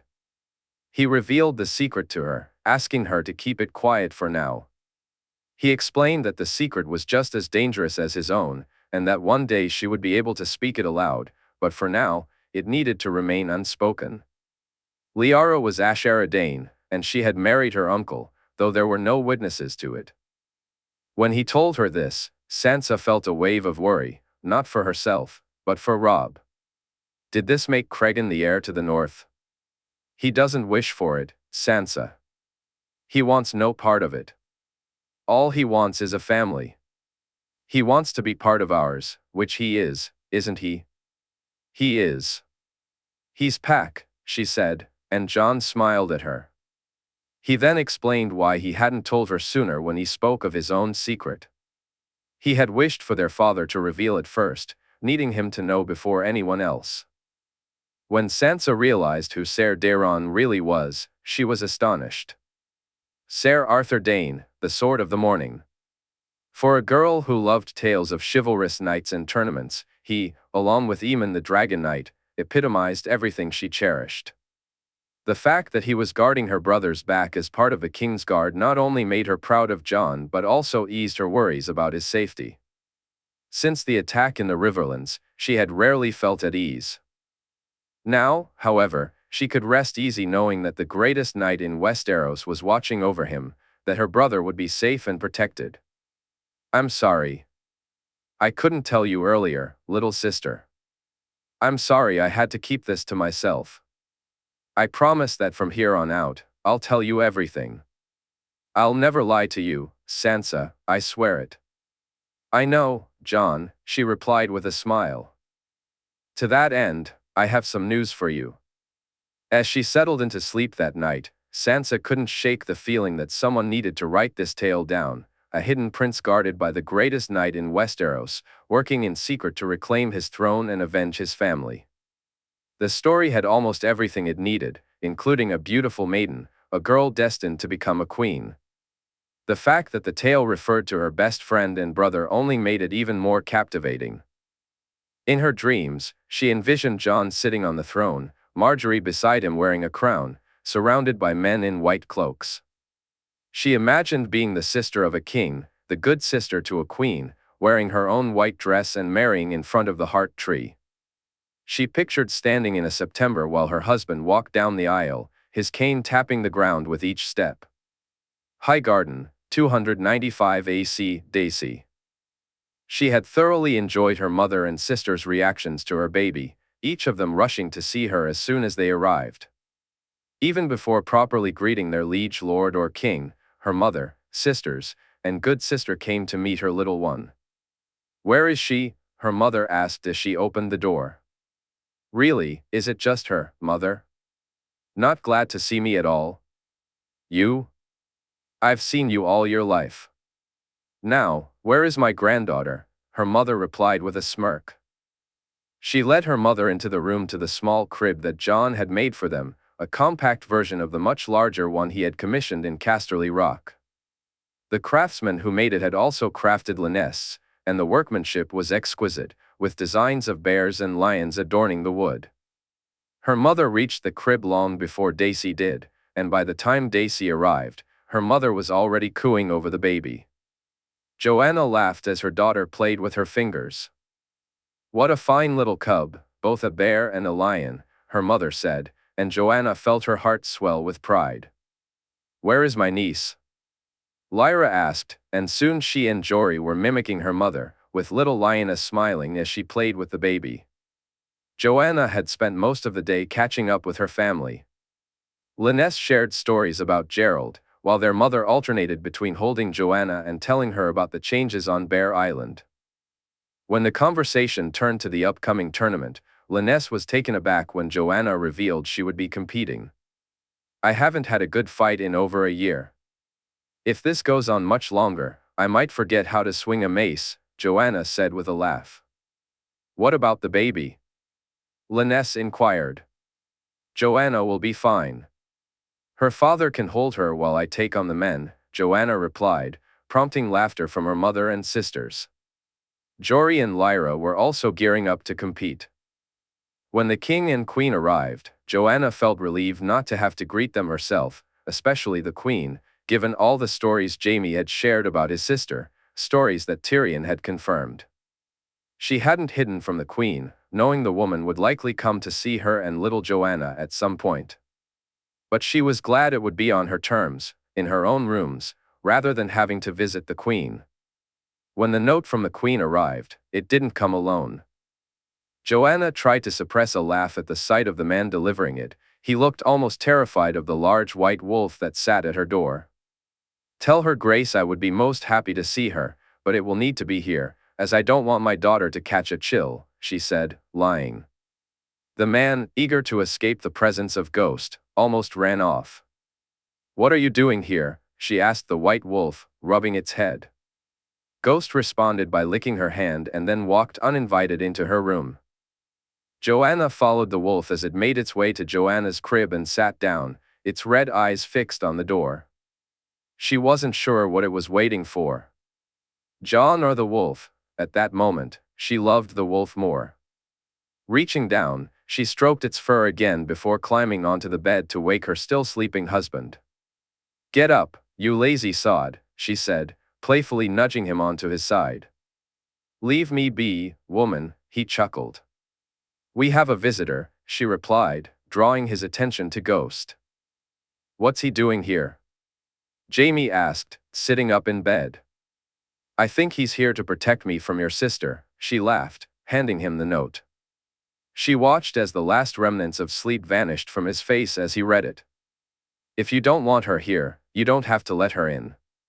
I could tell her you're ill, or just keep her from meeting Joanna. No, I won't hide from her, not from anyone.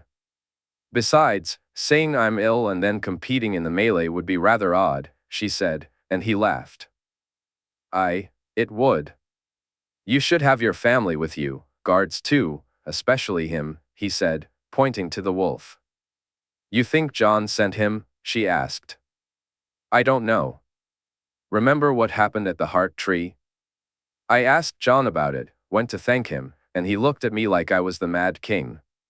He had no idea what I was talking about, Jaime replied, and she found herself gazing at the wolf once more. Maybe we should thank the wolf. Thank you, Ghost, she said, and to her surprise, the wolf seemed to nod before laying his head down and watching the door intently. It took Jaime some time to get ready, so they broke their fast later than anyone else. Cersei would be arriving before lunch, and Ghost walked alongside her as she carried Joanna to her mother's room. Jaime had stationed his own personal guards around her, even though she had initially tried to refuse. In the end, he was right, it wasn't just her protection, it was Joanna's too. Give her to me, her mother said when she opened the door. Daisy smiled as she handed over the baby and followed her into the room, with Ghost now walking alongside her mother, making it perfectly clear who he was protecting. Why do you have the white wolf? Her mother asked. She decided to share some, if not all, of the truth about Cersei. You think she'd try to harm my granddaughter? Her mother said softly, careful not to startle the baby, though it was clear she was furious. I think it's better not to take the risk. I'd like you and the girls to be there with me, just in case. She won't find it odd that you're not alone. Not that I care, but you're my family. It would only be natural for you to be there. I will be there. Cersei arrived just after they did, a little later than she had promised. Daisy rolled her eyes at the power play, as if it mattered. She could sense the hatred in Cersei's eyes when she first saw her, the disgust when she spotted her mother and sisters, and finally, the surprise when she noticed the white wolf lying by the crib suddenly stand up and look at her. "Your Grace, it's not safe with the wolf here. We should have it removed," an ugly-looking, dead-faced Kingsguard said. "That's quite all right, Ser Mandan. I'm sure I'm in no danger in my good sister's presence." "Indeed, Your Grace. Ghost only attacks those he perceives as a danger. What could be further from that than yourself?" Daisy replied, watching as Cersei's smile tightened. "And this must be your family, my good family now," Cersei said, her words dripping with contempt. "Aye, that they are, Your Grace. My mother, Lady Meage Mormont, and my sisters, Jory and Lyra." "A pleasure to meet you, my ladies," Cersei said, acknowledging them with a nod. "Your Grace," they replied in unison. "I've been wishing to meet you for a long time, Lady Daisy. To meet the woman who captured my brother's heart so completely." Cersei didn't even bother to hide her disdain as she looked Daisy up and down. "And Your Grace. Your brother, uncle, and aunt have told me so much about you," Daisy said, catching Cersei by surprise. "May I meet my niece, Lady Daisy?" "Of course, Your Grace," Daisy said as they walked over to the crib. Daisy stood by the crib where Joanna was sleeping. "Such a beautiful babe," Cersei said, her voice almost choked with emotion. "Thank you, Your Grace," Daisy replied as Joanna began to stir, her eyes fluttering open. The moment Joanna looked at them, something seemed to shift in Cersei. For the briefest instant, a genuine smile flickered across her face before she reached out to touch Joanna's cheek. Both women were so focused on the baby that they failed to notice Ghost, the white wolf, shifting his position. He had been facing the door, but now he turned to face the queen, ready to pounce. His muscles were tense, and his teeth were bared, prepared to spring into action if necessary. "I had hoped she'd have blonde hair like my family, but I suppose it's more fitting that she takes after your own," Cersei remarked, her voice dripping with condescension. "And yet she's clearly Jaime's daughter," Daisy replied, observing the slight tremor in the queen's hand. "She is my niece, it is true," Cersei shot back, her tone biting. "And your own children, Your Grace?" Daisy asked, watching as Cersei's head whipped around so quickly that it almost seemed like she might snap her neck. "What of them?" Cersei demanded, a grimace twisting her features. "They are well, Your Grace?" Daisy inquired with a smile. "They are. Have you met them, my lady? Seen them?" "I haven't met them, no, but I've seen them. They do you proud, Your Grace. It's especially clear just how much of you is in the Crown Prince," Daisy said, nearly laughing when Cersei smiled with pride. "Joffrey is what a true prince should be." "He is," Cersei agreed, so absorbed in her own pride that she didn't catch the sarcastic tone in Daisy's voice. "I hope we can speak again soon, Lady Daisy. Perhaps you and my niece could come visit the Red Keep." "I would so like to see you both again," Cersei said. Daisy nodded. "I look forward to it, Your Grace." "Lady Meage," Cersei began, but the conversation continued to unfold. "Ladies, Lady Daisy, I look forward to getting to know you all better." "As do we you, Your Grace," her mother replied, watching as the queen walked from the room.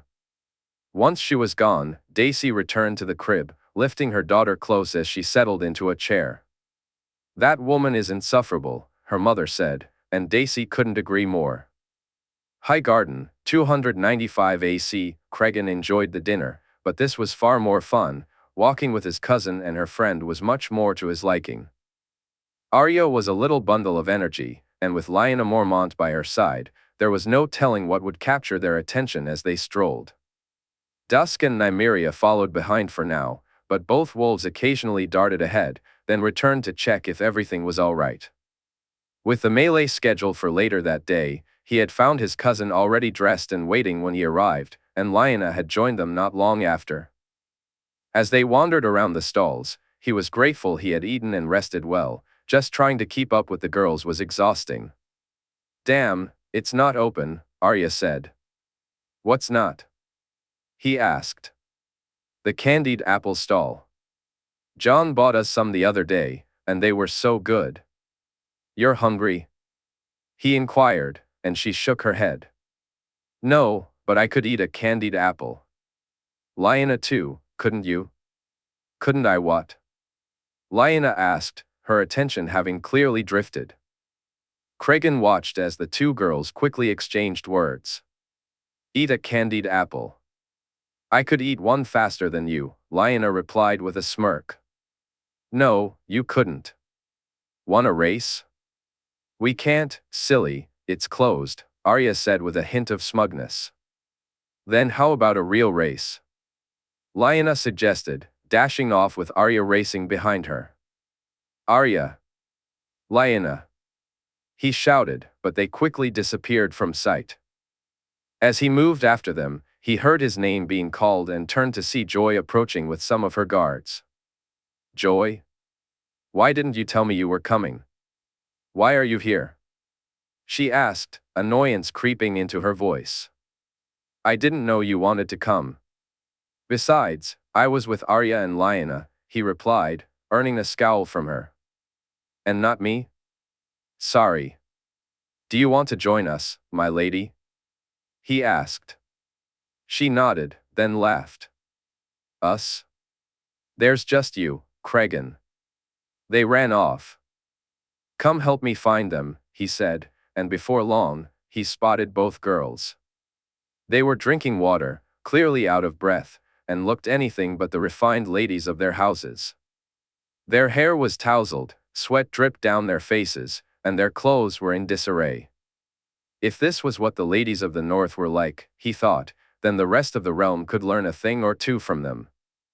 "That's what you get for running off," he teased, and both girls glared at him, their expressions almost identical. But their annoyance quickly turned to curiosity when they saw Joy. "This is Lady Joy Hill, the heir to Castamere," he introduced. "We met. She got Jon to buy us the candied apples," Arya said, and Cregan thought he caught a hint of jealousy in her voice. "Candied apples are delicious, Cregan," Joy chimed in, and he noticed the two girls exchanging glances while Joy scrutinized them carefully. "Well, unfortunately, the stall is closed," he said. "Candy sticks are yummy too," Joy suggested, and he could see Arya and Lyanna's interest peaking.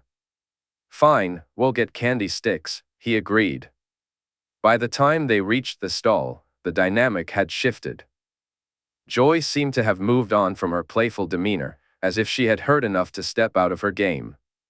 He remembered asking Jon about her once, intrigued by her ability to switch between being almost childlike and the refined lady she was. Joy likes to play both for the fun of it and also because people relax more. "They show you more of themselves when they think you're not so smart," Jon had explained. "I don't understand," Cregan had replied. "Do you see Walder over there?" Jon pointed. "Aye." For years, Walder couldn't speak. He could only say one word, hotter. It got to the point where people thought that was his name and believed him to be a fool, an idiot. Do you think Walder is a fool? No.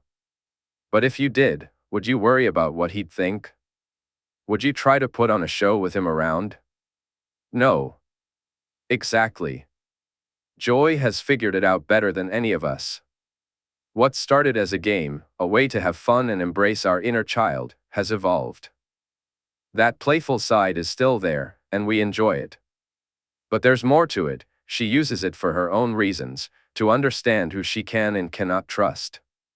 He observed Joy, effortlessly shifting between the carefree child and the poised lady, while the three girls seemed to reach a mutual understanding. After buying candy sticks, they strolled around the stalls before heading down to the river. The Mander flowed gently before them, more like a stream in this section. They settled under a tree, and as the wolves darted off to play, he and Joy began to talk. I like them, they're fun, Joy said, glancing at Arya and Lyanna, who were mock sparring with sticks they'd found. I like them too, he replied, noticing her curious expression. Do you? What do we have here then, girls playing warriors? He turned to see Joffrey and Margaery, flanked by their guards, approaching. Your Grace, Cregan said, standing with Joy. Oh look, it's the bastards too. Where's the other one?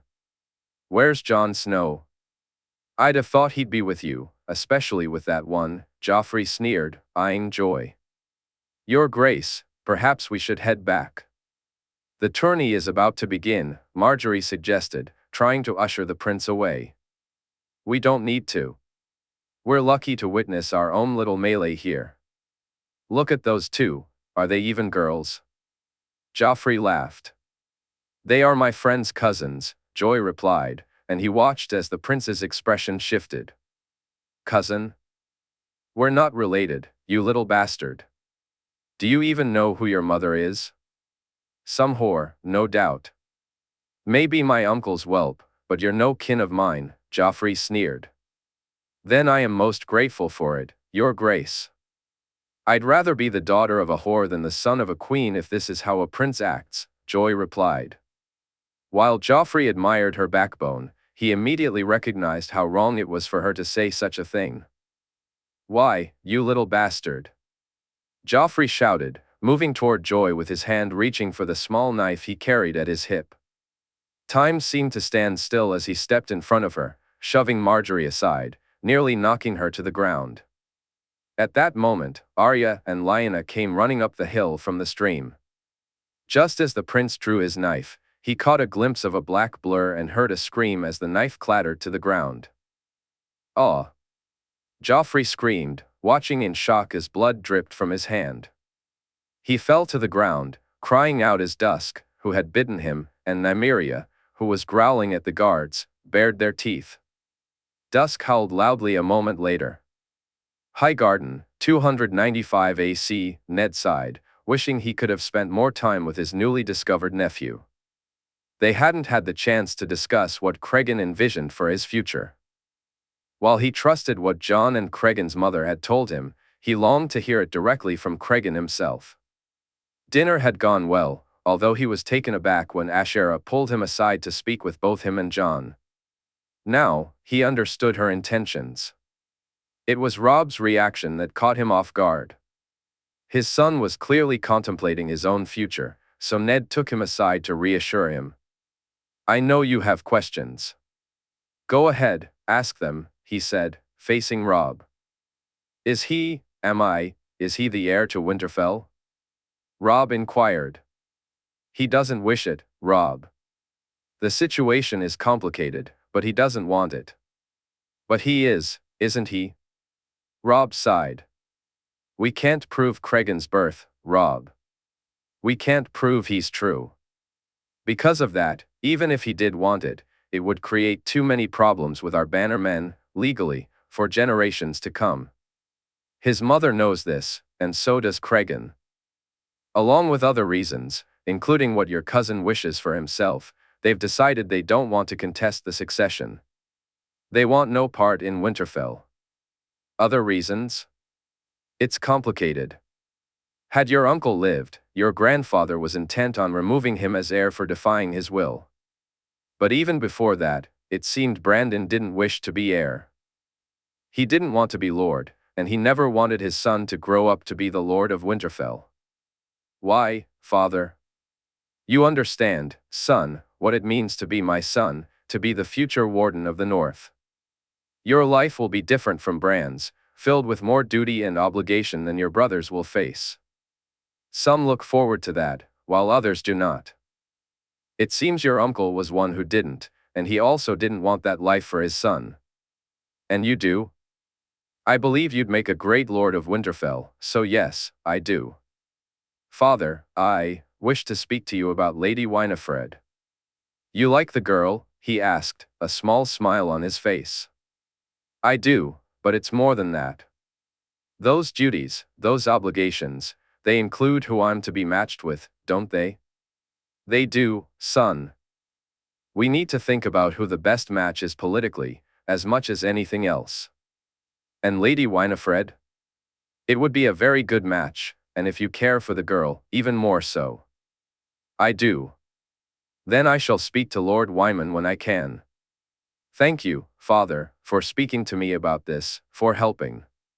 Always, Rob. Try to connect with your cousin, will you? He seems like a good lad. He is, Father. Rob had slept well after dinner, with Lyle laying on the floor at the end of his bed. His nephew seemed well. Rob was beginning to feel accepted by his children, with Arya even asking him to take her to the stalls that morning. He knew Jon would speak to Sansa, as his nephew shared perhaps the closest bond with his oldest daughter. Not only did Rob seem to like Cregan, but he also felt that Cregan posed no threat to him. The fact that his son wished for a match with Lady Winifred filled him with joy. Jon had been right, he had known. The thought of both of them being betrothed to girls they genuinely cared for brought him a sense of relief that he hadn't dared to hope for. Yet, he was aware that he would soon need to confront another betrothal issue, one he would have to reject. He had seen enough of the prince during the altercation with Jon and Joy to understand where Jon's doubts had originated. But was that reason enough to turn down the betrothal? Would Robert accept it? He doubted it, and he was replaying the situation in his mind when the note arrived. "My lord," Jory said, handing him the note. "Who is it from?" Rob asked. "One of Lady Olenna's large guards, my lord," Jory replied as Rob opened the note. "Lord Stark, a party has been spotted and should arrive in the next hour.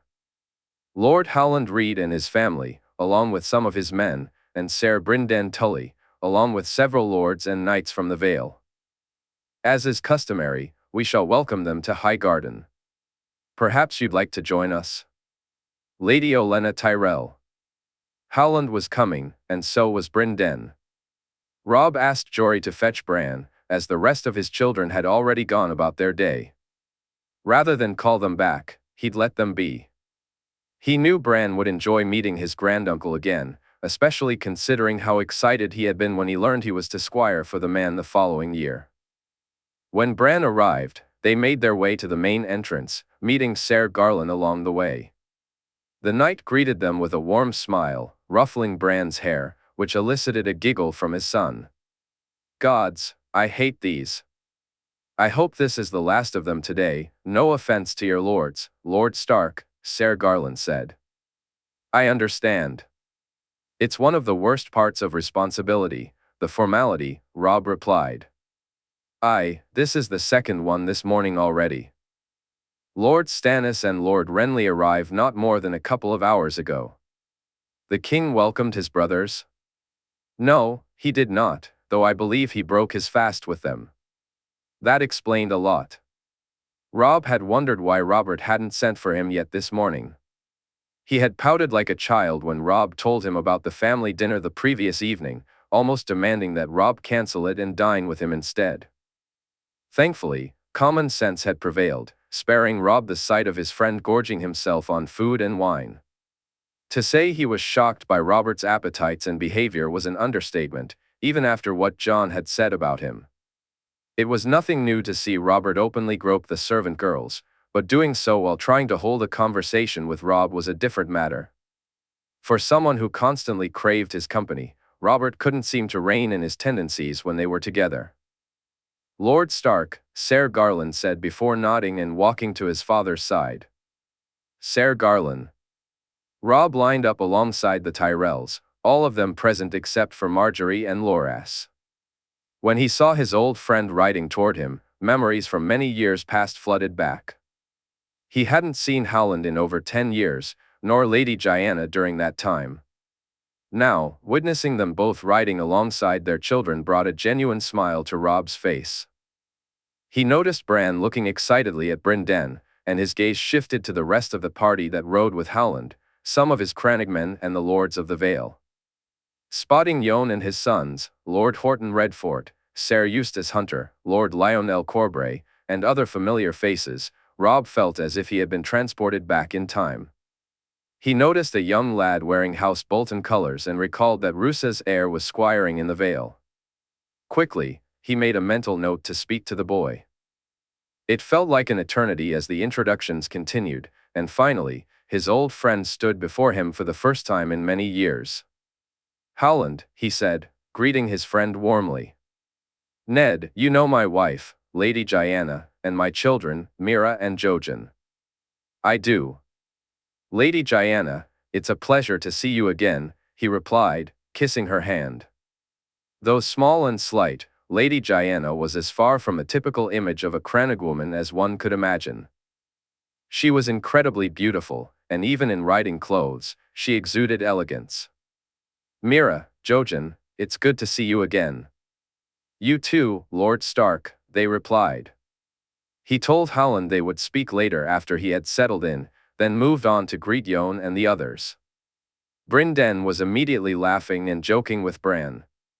Before he could even make it back into the keep, a servant sent by Robert found him. Though he had no desire to join the man for an early lunch, he felt he had little choice. Brynden assured him that Bran would show him the grounds for the tourney, so he nodded and made his way to Robert, disappointed to find him already drinking. "Ned, come join me. One thing about the damn roses, they know a good wine." "It's too early for me, Your Grace," he said, taking a seat. "Piss on that, Your Grace stuff. I won't have you be like the rest of them, not you, Ned." "Robert," he said, feeling uncomfortable. "Huh. Still the same, even after all these years. I thought you changed when I heard about Cat." "That was different. I had no choice," he replied stiffly. I know that, Ned. Gods, you're still so serious all these years later. You're almost as bad as Stannis. He actually chided me, Ned, me, the bloody king. He scolded me for not greeting him. The bloody fool arrives late and I'm in the wrong. You should have met him, Robert. He's your brother and a stickler for protocol. Perhaps I should. I've missed you, Ned. You're my brother, you've always been my brother, Robert said softly. Speaking of which, I wanted to talk to you about. He never got to finish as the Queen stormed in. What are you going to do about them? About those filthy beasts, she said angrily. Since he had risen when she entered, Ned remained on his feet. Beasts? What the hell are you talking about, woman? Those filthy beasts, the wolves. One of them has maimed my son, she exclaimed, her anger palpable. Robert turned to Ned. Ned? I'm unaware of this, Your Grace, but if you'll excuse me, I'll go get to the bottom of it. Thank you, Ned. He practically ran from the room, finding Jory rushing toward him to inform him of what had occurred.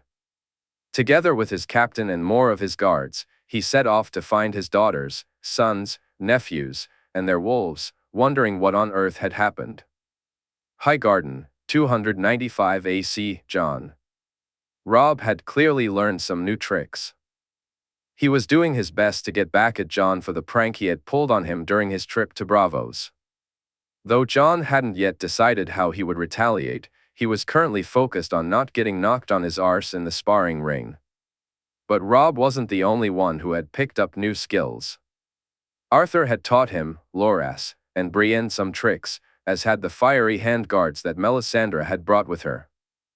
As Robb added quicker moves, practically dancing around the sparring ring, Jon decided to employ some of the techniques he had learned as well. When Robb saw him switch hands, he was caught off guard.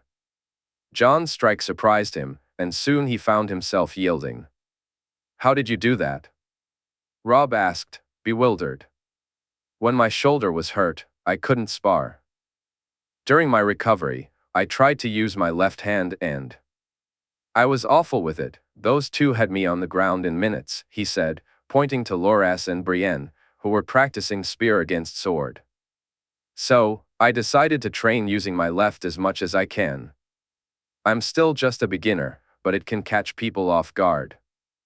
I thought I'd get you, Robb said, smirking as he shook his head. You may still, that's the thing, brother. No matter how good you are, one slip, one distraction, and you're done for. That's what Syrio said. Though he said it better, Robb replied, rolling his eyes. Oh, did he, Stark? Jon said, lifting his sword. He did, Snow, Robb laughed. Before either of them could strike, a wolf's howl echoed through the air, and Grey Wind took off, cutting short their sparring match. Jon didn't even need to look at Robb to know he was already chasing after the wolf. They both tried desperately to keep up with the gray blur ahead of them. When they finally caught up, Jon saw a group of the Crown's guards engaged in a heated argument. Jon, he heard Joy's voice call out, and he had never heard her sound so scared. She ran to him and grabbed him tightly. Joy, what happened? Are you hurt? He asked, concern flooding his voice. Jon, please, you have to stop them, she said, panic rising in her tone. The next few minutes felt like the closest Highgarden had come to a full-scale battle in its history. More and more of the royal guards arrived, including Ser Barristan and a tall, pockmarked-faced man Jon recognized as Ser Richard Horpe. Then his uncle Jaime, Gerion, and even more Lannister guards joined the fray. As he held Joy in his arms, he saw Robb speaking to Arya, while Lyanna Mormont and Cregan were being addressed by Ser Barristan. What happened, Joy? He asked urgently. As she began to explain, Jon felt it, his dragon beginning to rise, the fire within him threatening to overwhelm. That pompous prince had threatened her, scared her. He glanced over her shoulder and saw her father walking toward them. Joy, here's Papa, he'll wait with you while I see what's happening. I'll be back in a moment. Promise, she said tearfully. Promise, he replied, kissing her forehead. Jon? Gerion asked. I'll sort it out. She's scared, Gerion, he said as quietly as he could. Gerion nodded and handed Joy to him. Jon walked over to see Cregan speaking angrily to Ser Barristan. Jaime and his uncle were also arguing with the knight. We need to bring him to the king. He wishes to get to the bottom of this, Ser Barristan said. Then we'll bring him ourselves. You have my word on that, Ser Barristan, his uncle responded. I also have my orders, Lord Stark. You may join us, but the lad needs to come with us now, and the girl too. No, Jon said, and Ser Barristan looked at him. I'm sorry, Jon, but we have no choice, Ser Barristan replied. Jon could see the knight was trying his best to convey understanding without words. Joy is upset, Ser. She needs to be with her father, surrounded by people who care for her, so she can calm down. Being taken away by knights, even gently, would do her far more harm than today's events already have. Surely, His Grace could understand. My uncle has given his word, and I'm sure Lord Jaime would agree. We'll bring them both to His Grace momentarily. Very well, we'll wait, Ser Barristan said, offering him a smile. Getting the full story from Cregan only intensified his anger. As he looked around at the 6 wolves, he wondered where Ghost had been. He hadn't seen the wolf since he let him out the night before. Jon walked back to Joy and Gerion. Once again, Joy grabbed him tightly in an embrace, while Gerion looked at him with concern. Speak to Cregan, he whispered. Lifting the girl, he turned and began to walk back to the keep, with Ghost and the wolves following behind him. On the way, he met Loras and Brienne. Joy leaned against his shoulder, her sobbing had stopped, though she hadn't said a word. After explaining the situation simply to his friends, Jon walked the rest of the way to the main door and then to his room. He asked them to give him a few moments alone with Joy before they needed to see the king. Sitting down on the bed, he gently stroked her hair and rubbed her back softly, doing his best to comfort her and ease her fear. Though his anger lingered, it had now intertwined with feelings of blame and guilt. Was he the cause of this? Had his attempt to stand up to the prince in defense of Sansa ended up hurting Joy? Hurting Cregan? Had he been so focused on one thing that he overlooked everything else? Or was this something the prince would have done regardless? Was this who he truly was? A petty, vindictive coward, just like his mother? "Joy, we need to go see the king," he said. "No," she replied, shaking her head, and he felt her tremble against him. "We need to explain what happened, for you and for Cregan." "I'm frightened, Jon." "I know, but I'll be with you. I'll hold your hand." "Do you think I'd ever let anyone hurt you?" "No," she said, shaking her head again. "Look at me," he urged, and she turned to meet his gaze, her eyes still red from crying. "I'll protect you always, I promise." "Promise," she echoed, and he nodded before kissing her cheek. He helped her to her feet and took her hand, walking with her toward the main hall where the king awaited. Whatever they faced inside, he would be ready, and he would do whatever it took to keep her safe. He glanced at Arthur, Walder, and Jors, all of them aware of what had transpired. Arthur was putting his full helm back on, signaling that he understood, and together they began to walk.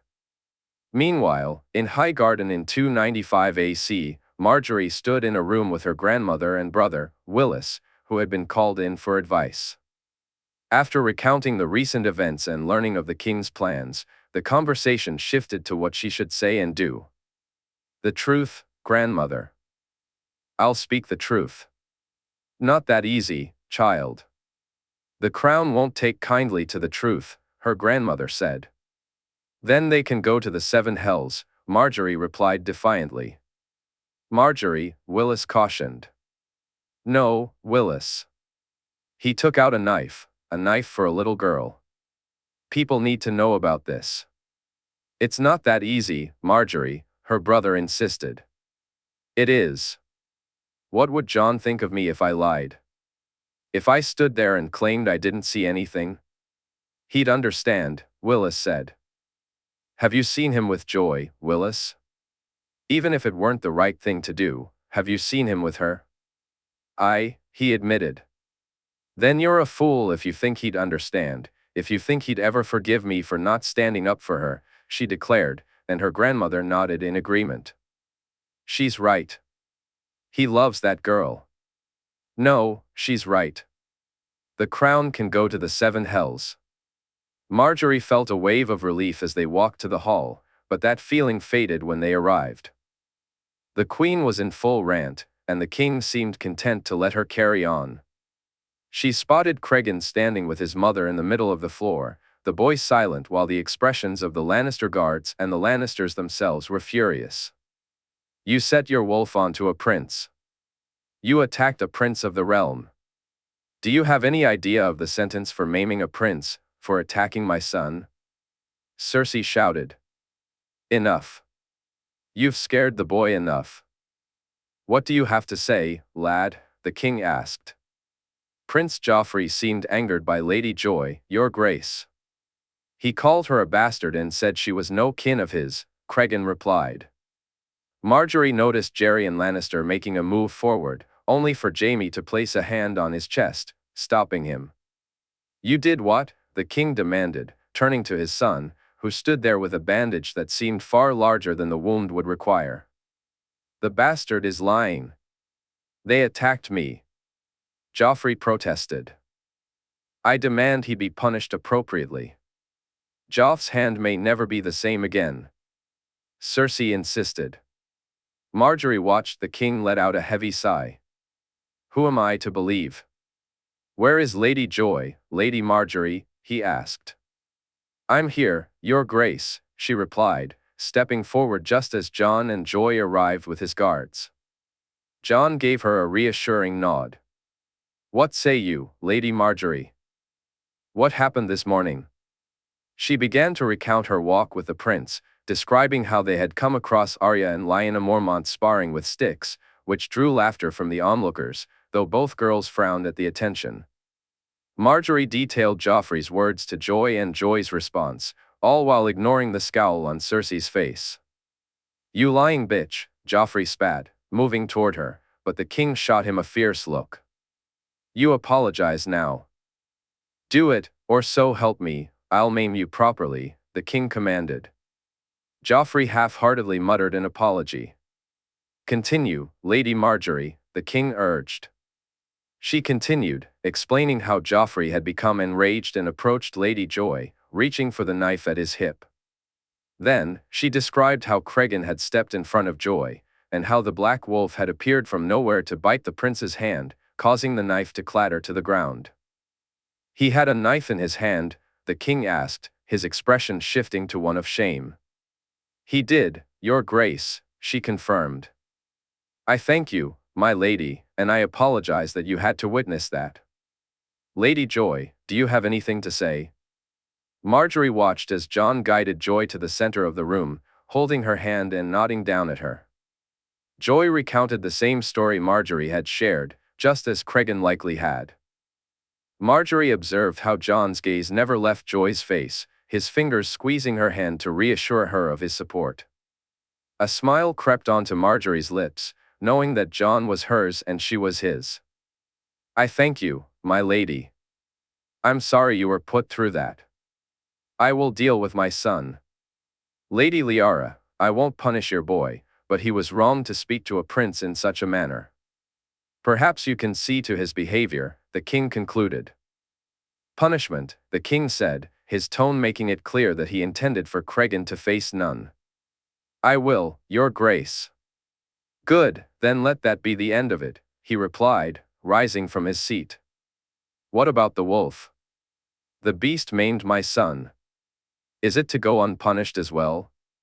Cersei exclaimed, incredulous. I forgot about the damn wolf, the king admitted. Fine, Ser Island, see to it. An uproar erupted in the room. Jon had to comfort a crying Joy, while the Stark children reacted with anger. Sansa needed to be held back by her brother.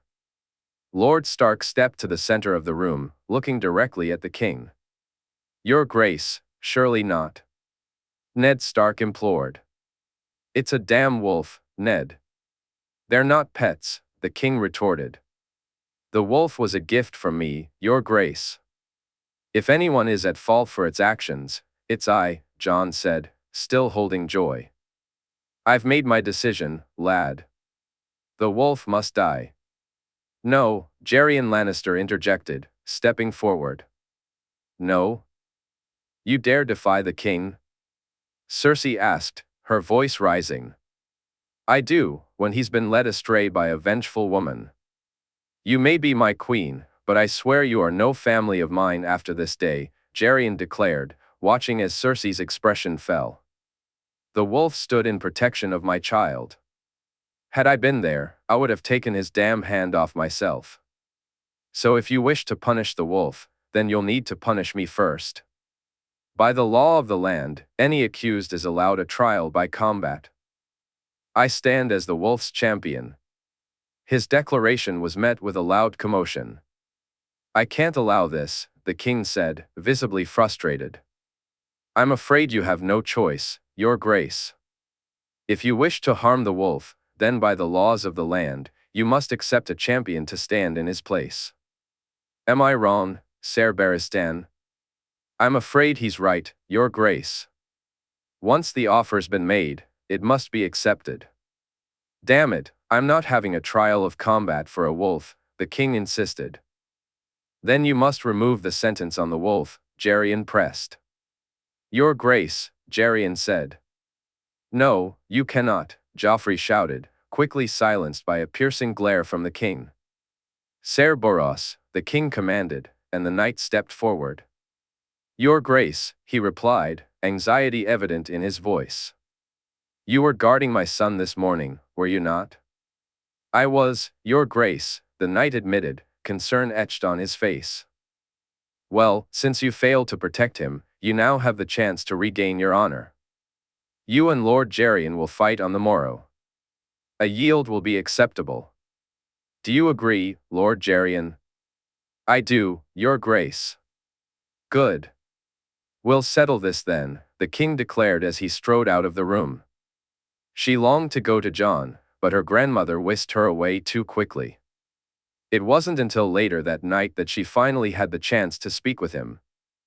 The feast held for Stannis and Renly's arrival felt subdued after the day's events, even though she had been forced to dance with Renly twice. Notably absent were the Lannisters and Starks, as well as Jon and Joy. "Loras, where's Jon?" she asked after her second dance with Renly. "I think he's with Joy, he has been for most of the day," Loras replied. Feigning tiredness, she excused herself from her grandmother and parents, making her way toward the king. However, she had barely made it down the corridor when she was stopped by Lord Baelish. "My lady, I had hoped to speak with you," Littlefinger said.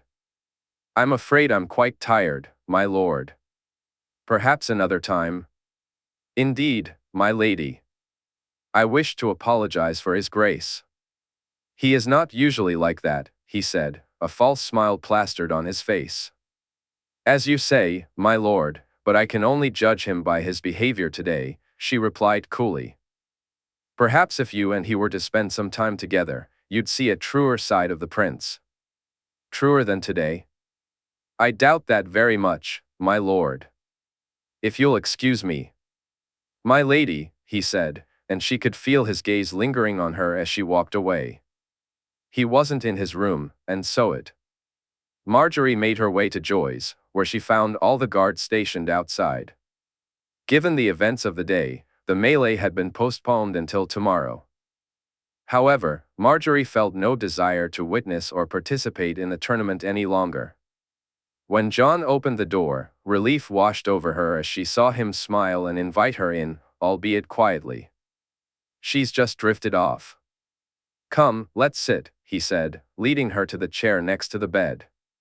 Jon picked it up and moved it to a spot further away. "How is she?" Margaery asked. "Scared, upset, angry, and worried about her father," Jon replied. Margaery turned to see Ghost lying beside the girl, who had her arms wrapped around the wolf's side. "So you gave her a big, fluffy pillow," she remarked, and Jon chuckled. "Jealous, just Margaery," he teased, a smirk on his face. "Very much so, just Jon. Thank you for today, for sticking up for her." "Always," she said, exhaling deeply when he took her hand. "I'm sorry we haven't spent as much time together as I would have liked." "Jon, The prince, you know why I've had to?" she asked nervously. "What? Did you think Marge, I understand. I may not like it, but I understand." "You may not like it," she said cheekily. "I very much don't like it," he replied, and she felt his fingers intertwining with hers. "Remember what I told you about dancing?" he asked, and the gentle caress of his fingers on her palm made it hard for her to think straight. "No. One day, we'd be able to dance in public, without fear of anyone seeing. Do you remember that?" I do," she smiled. "One day, we'll be able to be who we are, Margaery. Just you and I, with no one to tell us how we should act when we're together, no one to tell us to hide how we feel." "Jon, grandmother is right, for today. But one day," he said, leaning forward. "One day." "Day," she said, and he kissed her. This kiss was far better than their first. It felt as if they were discovering each other, learning what they liked and how they felt. She couldn't help but think that one day, they could share moments like this whenever they wished. Chapter 81, The Wolf's Champion. Highgarden, 295 AC. Richard had gathered whispers on his lips, which delayed him. By the time he arrived in Highgarden, he found things to be far different than he had anticipated. After hearing what had transpired, he sent a note to Jaime and soon secured a room for himself. He was surprised to see Arthur come to visit, but perhaps it was for the best that he remained out of sight for now. "You heard?" Arthur asked as he stepped into the room. "What the hell happened?" Richard replied. "I'd blame our reckless king, but he already blames himself. Not that it's entirely his fault." "Arthur?" "He provoked the boy at the feast, made him shame himself, no, a lot. Why? To give Stark a way out of the betrothal. What happened with the wolf? Richard inquired, and Arthur chuckled softly. You'll see at the melee. We're to have a trial by combat for a wolf, Richard. Arthur then began to explain exactly what had taken place. He really pulled a knife on the girl? Richard asked, incredulous. He did. Gods, if he had harmed her, I think we'd have a new king already. And a gutted prince, Arthur. That too. Who's he facing? Blunt, Arthur replied, and Richard burst into laughter. Well, it'll be quick then. It's to a yield, Richard. Quicker then. What about you? Where have you been? Arthur asked. Around, trying to learn more about our friend Moptatus, and keeping an eye on the fishes. And? The fishes are quiet, though I doubt it will last long. As for Moptatus, I need to speak to Oberyn about his man. We were lucky he was riding yesterday. It's bad enough having one reckless king without adding a reckless prince into the mix, Arthur said, and Richard couldn't agree more. How is the king? He's good. He'll want to see you. I wish to see him too. I have some news for him, whispers from the Vale about our friend Littlefinger and some moves he's making. I'd better get. Welcome back. It's good to see you, Richard. I'll speak to the king and arrange for you to meet him. Thanks, Arthur. Once Arthur left, Richard made his way to the tourney grounds, eager to watch his king compete and to see a Kingsguard humbled. As he scanned the area, a white wolf suddenly appeared and found him. He had no idea how it had located him, and the creature's presence made him nervous for a while as it trailed behind him. When it grabbed his hand, he nearly panicked, but looking into its eyes sparked a decision within him to follow it. The wolf led him past the stalls and into the gardens of Highgarden, weaving through the labyrinth and around to the back, guiding him through entrances in hedges and bushes that initially seemed like dead ends. Finally, he spotted Walder and Jors, realizing that the wolf was bringing him to his king. As he walked past them, he saw Jon sitting on a bench. Richard, Jon greeted him with a smile. Jon, Richard replied, feeling a warmth spread in his chest. We're safe enough here, Richard, though I prefer you calling me that. It's good to see you again, my Jon, he said, glancing at the king. You too, Richard. Arthur told me you were here, so I sent my friend to find you. Jon rubbed the wolf's fur affectionately. Did you warg into him? I didn't have to. We're connected, he and I. It's hard to explain, but I can close my eyes and know where he is and what he's doing. I can warg and see through his eyes, but it's more than that. I'm not sure if it's because we've been connected longer or if the bond is just getting stronger. A nice trick, Richard said. We'll see. Arthur mentioned you had news about Littlefinger? I do. He's making some moves in the Vale, buying up debts, Corbray, Waynwood. Why? Jon asked, intrigued. If they owe him, they'll need to pay him back. He's not doing this for coin, Jon observed, nodding in agreement. That's not the only way people can repay you, Richard added. He can't sway the Vale, Richard, not with Jon Arryn alive. No, he can't. Do you think he's planning long-term? Richard began. Not only is Jon Arryn not a young man, but considering Littlefinger's relationship with his wife and what we know of the boy, I believe he's laying the groundwork to turn the Vale to his side if Jon Arryn were to fall, Richard said. Or be pushed, Jon added. Indeed. I think it's time for you to step out of the shadows, Richard, at least to our friends. Oberyn and Jaime are aware of you, and Lady Olenna knows of you, if not your true identity. I believe it's time we all had a conversation. Of course. I'm to be married, Richard. Margaery and I have spoken with Lady Olenna, and when the time comes, we will be wed, the king said, a soft smile gracing his face. Congratulations. A good match, one that pleases you? Richard asked, already knowing the deal had been struck between the Lannisters and Olenna. It does. Have you heard about the prince? Arthur mentioned it. He said you were being quite reckless, Richard replied with a chuckle, though the king did not join in. I need to keep a closer watch on him. I underestimated him, Richard. Even with your reports, he's far crueler than I had anticipated, far more dangerous. I know. What about his brother and sister? Can we? He doesn't have them anymore. Sir Richard Horp brought it to Barristan's attention. He's a good man, John, a man we could use. What makes you say that? Barristan, Richard said, and the king nodded. I need to speak to all of you. Gods, there is so much to do. I know. We're all here to help you, John. I'm most grateful for it, Richard. What can you tell me about Blunt? Gerion is in no danger whatsoever, Richard replied, watching as the king exhaled in relief. Anything else I need to know? Nothing that can't wait, John. Thank you, Richard. It's good to see you truly. Richard nodded as the king stood and walked away.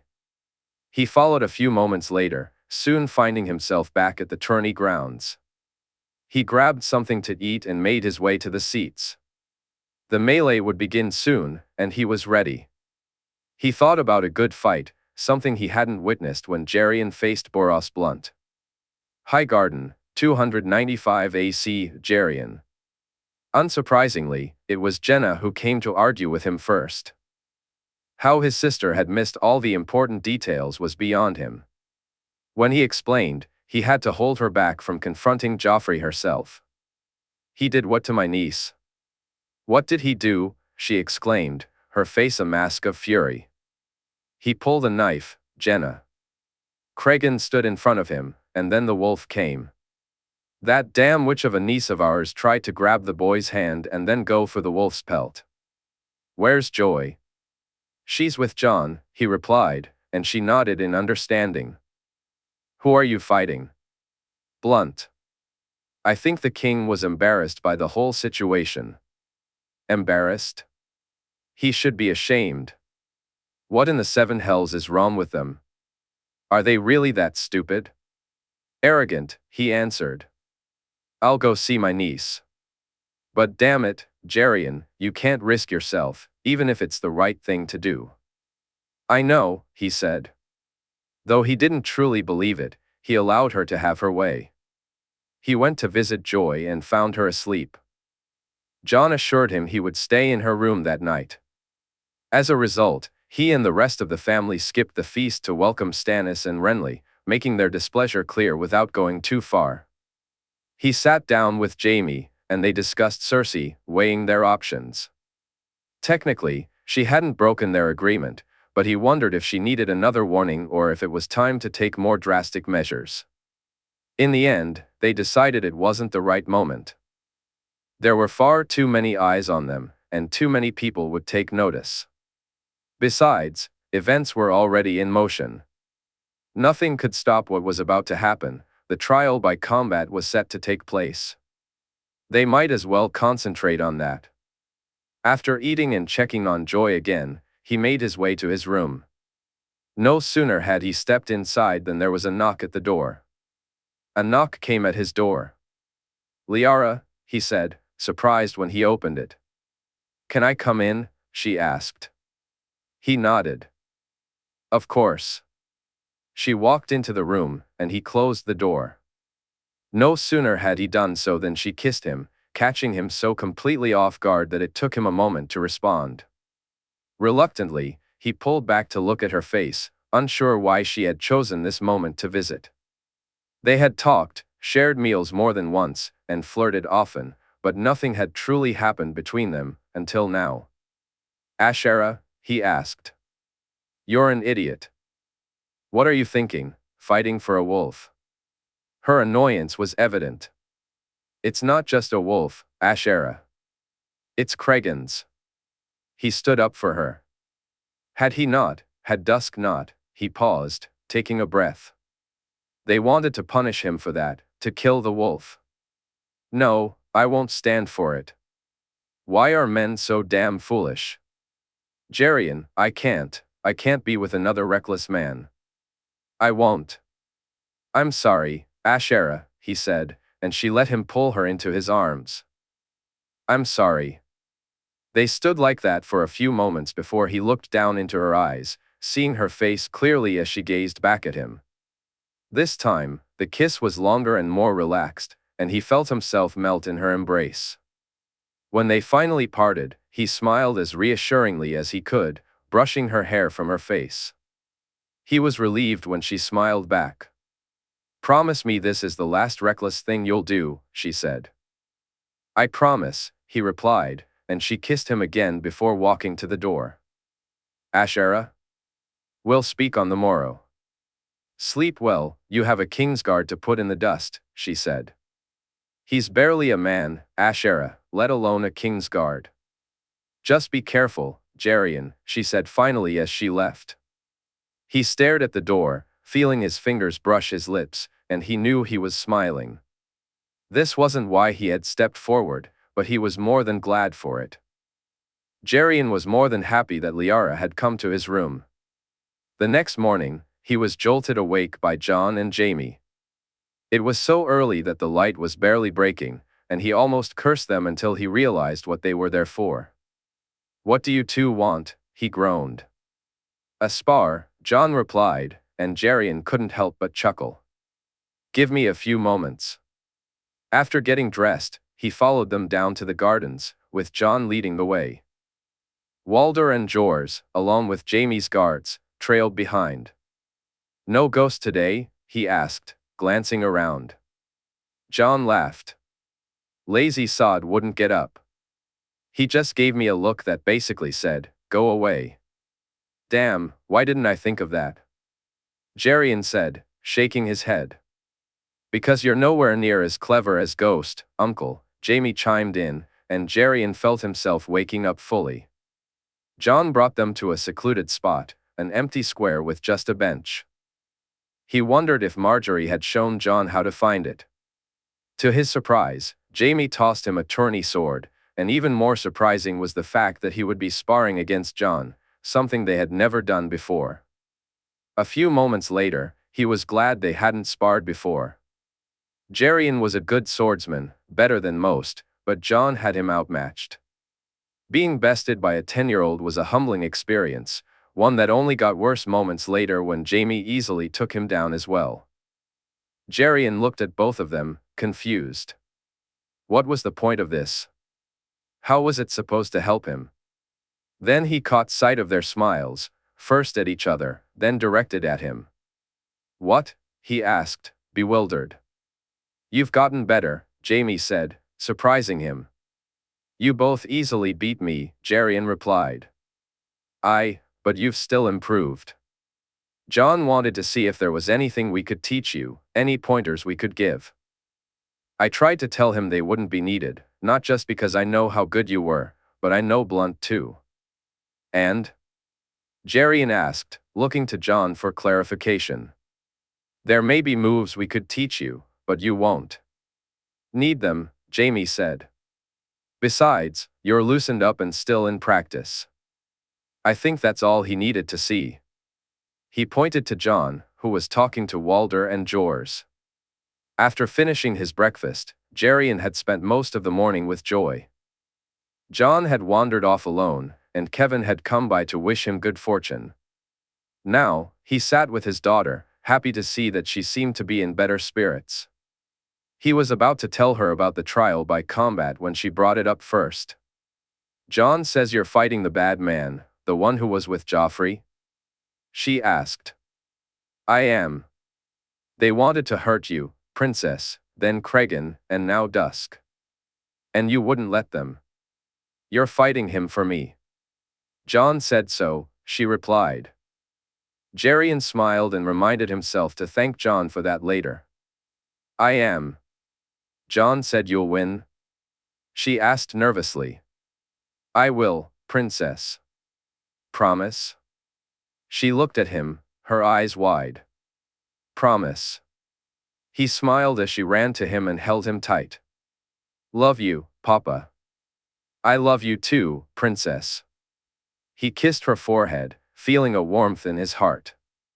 Highgarden, 295 AC.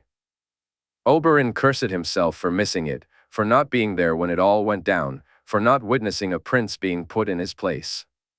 Ellaria, however, seemed relieved that they hadn't been close enough to intervene. At first, that made him angry with her, but as he reflected, he realized she was right. Had he been there, he would have said something, done something. He would be fighting today, and for some reason, he doubted the fat stag would have made it easy for him. Still, upon their return from the ride, he had been furious with the king and prince. Using a knife of all things, simply because a girl dared to speak up to him. He had stewed in his anger, which only worsened when he was forced to attend a feast he had no desire to be at, one he had tried to get out of until Jon asked him to go instead. "You're still upset?" Ellaria asked as Oberyn dressed. "I am." "We should have skipped the feast," he replied. Jon was right, Oberyn. The Lannisters and the Starks were one thing. If we had stayed away, far too many questions would have been asked. "I know." "Well, at least Oberyn has calmed down," he said, a hint of relief in his voice. Ellaria laughed softly. "What was that knight's name?" "Massey." "Ser Justin Massey," he said, a smirk creeping onto his face. "The first to be speared today, I wager." "Fitting, isn't it? He wanted to use his spear on our daughter, and now another will use hers on him," Ellaria remarked, her tone playful. Oberyn laughed heartily, his spirits lifted. "And that is just one more reason I love you." He walked over and kissed her softly. They had ridden out the morning before, Willis giving them some of his best horses and telling them about a place a few miles away where he could really put one through its paces. His own horse had come up lame, unable to be ridden in the joust. So he had turned to his friend, who not only provided a replacement but also offered some for Ellaria and his daughters. Oberyn had enjoyed breaking in the horse so much that they lost track of time. They would have returned late for the melee had events not unfolded as they did. By the time he found out what had happened, it was all over. Gerion was already set to fight in a trial by combat for a wolf. It took him much later that night to speak to his nephew, who had been spending his time with Joy. The sight reminded him so much of Elia that he could barely look at the boy as he sat on the bed with her. "I should have been here, nephew," he said, regret heavy in his voice. "What could you have done that wasn't enough, uncle? If anything, it's for the best you weren't here." "What?" Oberyn asked, a bit hurt by the response. "I don't mean it like that. I mean I need you to go to the feast." "No, I don't wish to spend time with the fat stag. After this, I have no desire to see him or his children." "I know, but for me and the Lannisters, for my uncle. Our absence from the feast will surely raise eyebrows, especially regarding the Starks, but I understand that yours won't," Oberyn said. "Besides, I need to observe how they act, and how others behave around them." "Olenna could provide you with insights," Demon suggested. "Two perspectives are better than one, uncle," Oberyn replied. So, he reluctantly agreed to attend. As he finished dressing, he and Ellaria made their way to breakfast, where they found his daughters and Ser Demon already gathered. Oberyn sat there with a smirk, clearly entertained by thoughts of the prey she would be hunting later. No sooner had they taken their seats than the playful banter began, his daughters exchanging barbs to capture his attention. Oberyn, however, seemed above the fray this morning. "What's on your mind, daughter? Thinking of a gallant knight?" he teased. On his backside in the dirt, "Yes, I am, father," Oberyn replied, a devious grin spreading across her face. "He was drunk, Oberyn," Nym chimed in, shaking her head as she prepared for the inevitable argument. Thankfully, it never escalated. The meal passed all too quickly, and he found himself enjoying the light-hearted exchanges, even as the conversation shifted to the upcoming trial by combat. Can Lord Gerion defeat a Kingsguard? NYM asked. I've never seen him fight, nor have I seen the Kingsguard in action, Demon shrugged. Your sisters could certainly outmatch this particular Kingsguard, Oberyn remarked, earning a scowl from Obara. Doria and Larisa, he added after a moment, and even Obara couldn't help but laugh. It was true, over the years, he had maintained a solid acquaintance with the Kingsguard. Barristan would be a formidable opponent, one he wasn't sure he could best. Ser Aerys, Ser Richard, and Ser Mandon were all highly skilled swordsmen, but Boros Blunt was anything but. How that man had earned a white cloak was a mystery to him, and he couldn't fathom why he had been chosen to face Gerion. Come on, we'll be late, Oberyn urged, glancing at Demon, who nodded in understanding. No further words were needed. Oberyn had initially considered entering the melee himself, but he ultimately decided against it. He wanted to focus on the joust instead, even though there were many worthy opponents competing. He couldn't help but think fondly of the night he spent with Ellaria after crowning her his queen, a memory he cherished and wished to recreate. As they made their way to the tourney grounds, Oberyn had to give Mace credit, they truly knew how to put on a spectacle. He scanned the area and noticed that while his seats were close, they weren't quite near Jon and the Lannisters. Still, sitting with the Northern Lords promised to be enjoyable in its own right. Once they settled in, he spotted Jon sitting with Joy, holding her hand. A smile spread across his face when his nephew caught his eye. Like everyone else, they awaited the arrival of the king and queen, along with the reckless prince, eager for the day's festivities to begin. Meanwhile, at Highgarden in 295 AC, Robert was grappling with a persistent headache that seemed to have taken a seat at his table that morning, along with another unwelcome guest. He tried to tune out their incessant complaints but found it impossible.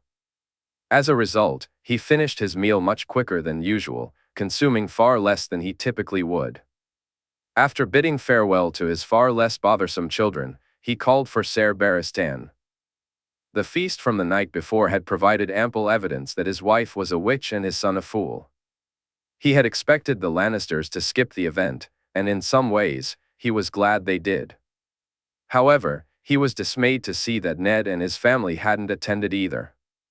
While Stannis ground his teeth in frustration, and Renly and Littlefinger argued over the slight, Robert shook his head. They had every right to feel slighted after his son's foolish actions. He was fortunate that the incident had occurred early in the day when he had just begun to drink, rather than later when it could have been more troublesome. He knew he shouldn't indulge too much, especially without Jon by his side, but it was all too easy to lose track of that resolve. Jon didn't have to listen to Cersei, nor did he have to look at Joffrey and feel the disappointment that washed over him. "You asked for me, Your Grace," Ser Barristan said as he entered. I did." "Blunt, is he ready?" "He is, Your Grace." "Good. I need you to do something for me, Ser Barristan. Bring Ned to me. He'll argue, no doubt, and come up with some excuse, but I need you to emphasize its importance." "Of course, Your Grace." "Thank you, Ser Barristan," he said as the knight left. All night, Jon had tried to forget the events of the day. Even buried deep in his cups, he found it nearly impossible to escape his thoughts, barely able to indulge more than once. Usually, when he drank enough, when he was lost in the throes of passion, the world would fade away. His worries and regrets would vanish. But last night, they hadn't. They wouldn't. Even without his wife and son's presence this morning, which alone would have made his head throb, he felt the weight of his troubles. It was clear at the feast how people felt, especially in the way Stannis looked at his son. While he might not have been the most dutiful king, he was still king, and he needed to fix this. He needed to do something right. He just hoped Ned would listen, that he would accept his apology and his offer, and allow their houses to be joined as they always should have been. "Your Grace, Lord Stark is here," Ser Barristan announced, and Jon bid him to bring Ned in, taking a mouthful of the water he'd been drinking all morning, ignoring the pressure building in his bladder. "Ned, sit, please. Your Grace. Damn it, Ned, I told you not to, he said, his voice almost pleading. Robert, his brother by choice, replied, and Jon felt a smile break through. I'm sorry, Ned, about the wolf. I know it's not one of your own, but your boy was right. I should have listened. You should have. I fixed it though, Ned. I allowed the trial to take place. Gerion will win, and it'll be. What if he doesn't, Robert? Have you thought about that? My youngest son could beat Blunt, Ned. Why do you think I picked him? I don't understand. If I wanted to see Gerion lose, I would have chosen Barristan. If I wanted a damn fight, I would have picked Ser Richard or Ser Aerys. Why do you think I picked Blunt? He paused, watching as realization dawned on Ned. You wish him to lose? I need him to lose, Ned. By the gods, what a mess this has turned into. Robert, it has. I wished for a betrothal, Ned. Your girl and my son. Robert, no. I will not marry Sansa to that boy. I'm sorry. You're my friend, my king, and I ask you not to force my hand on this, Ned said angrily. Ned, No, Robert. I will not be a part of it. Damn it, Ned. Let me finish before you take my head off, he snapped. I'm sorry, Your Grace. Piss on that. In here, I'm not your king. I'm your friend, your brother by choice. Had things gone as they should, we'd be good brothers, for the sake of the gods. Robert. I wished for a betrothal, Ned, to join our houses. I'm blind, not a fool. I know it cannot be. I wouldn't inflict that boy on your girl, no matter how much I want us to be united. I don't understand. Myrcella. Your daughter? Ned asked, confused. My daughter. She's a good girl, Ned, different from her brother. She and Tommen, There. He trailed off, fighting back the tightness in his throat. Robert, I'm announcing a match for Robb later, with Lady Winifred. I'm not asking for your damn heir, Ned, he said, his temper rising with each obstacle Ned seemed to put up. Bran? Your youngest lad. He seems a good boy, and he's yours, so he'll be just like your other sons. Hell, if young Jon were trueborn, I'd have asked for him. Almost did anyway with Maya, he said, smiling as he thought of his other daughter. Your girl in the Vale? When I met your lad, I thought they'd make a good match. I would have given them a keep or paid for one in the north, but she's found herself a match. She's happy, Ned. I'd like that for at least one of my children. So, what say you? Robert, they're too young. I'm not marrying them off now, Ned. So, in the future? He's going to be a knight, Robert. He'll squire for his granduncle. The Blackfish? That's even more of a reason. Had I not been convinced by the fact that he's your son, that alone would be enough for me. We'll announce it later, Robert. Not publicly. They're children, let them be children a little while longer. But you agree? You'll accept the match? He asked, almost nervously. I will, Ned replied. Robert jumped up, walked around the table, and grabbed his friend in a hug. His smile beamed, and for the first time in so many years, he actually felt happy. Good, thank you, old friend. Robert, about the prince? Don't worry about the little brat, Ned. I'll sort him out. Now come on, we've got a damn melee to attend and a Kingsguard to see knocked on his arse. I've been sober for too long, he said, laughing as they walked to the door. He had done it. He had accomplished something right, something good. For the first time, he didn't feel the weight of the crown or the burden of being a father. For the first time, he felt how he had always wished to feel, he felt like a king. Highgarden, 295 AC. Jon had spoken to Richard before heading to see Lady Olenna and his uncle, but only one of them was available to talk. His uncle had been asked to meet with the king. Once the giant guards led him inside, he waited while Olenna spoke to her grandsons. Garland gave him a nod, reminding him of their rematch as he left, before Olenna called him into the room. "Your Grace," she said as he entered. Jon chuckled. "Really, we're doing that now?" He noticed the grin on Willis's face. "Very well, Jon. How can we help you?" Willis asked as Jon took a seat.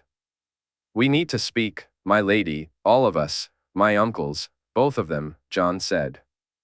When Willis looked at him strangely, he added, "Oberyn is my uncle as well, Lord Willis." "Ah," Willis replied.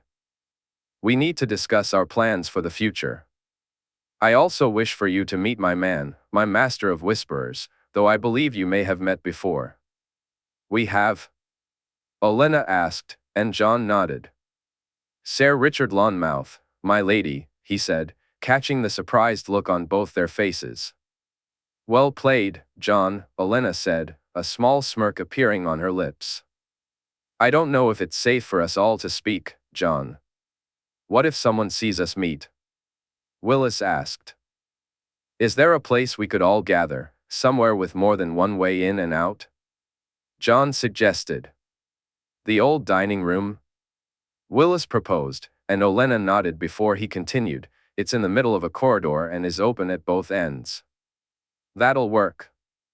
I can ensure no one sees us enter, my lady," Jon said, and she smirked before he wiped the smile off her face by handing her a note.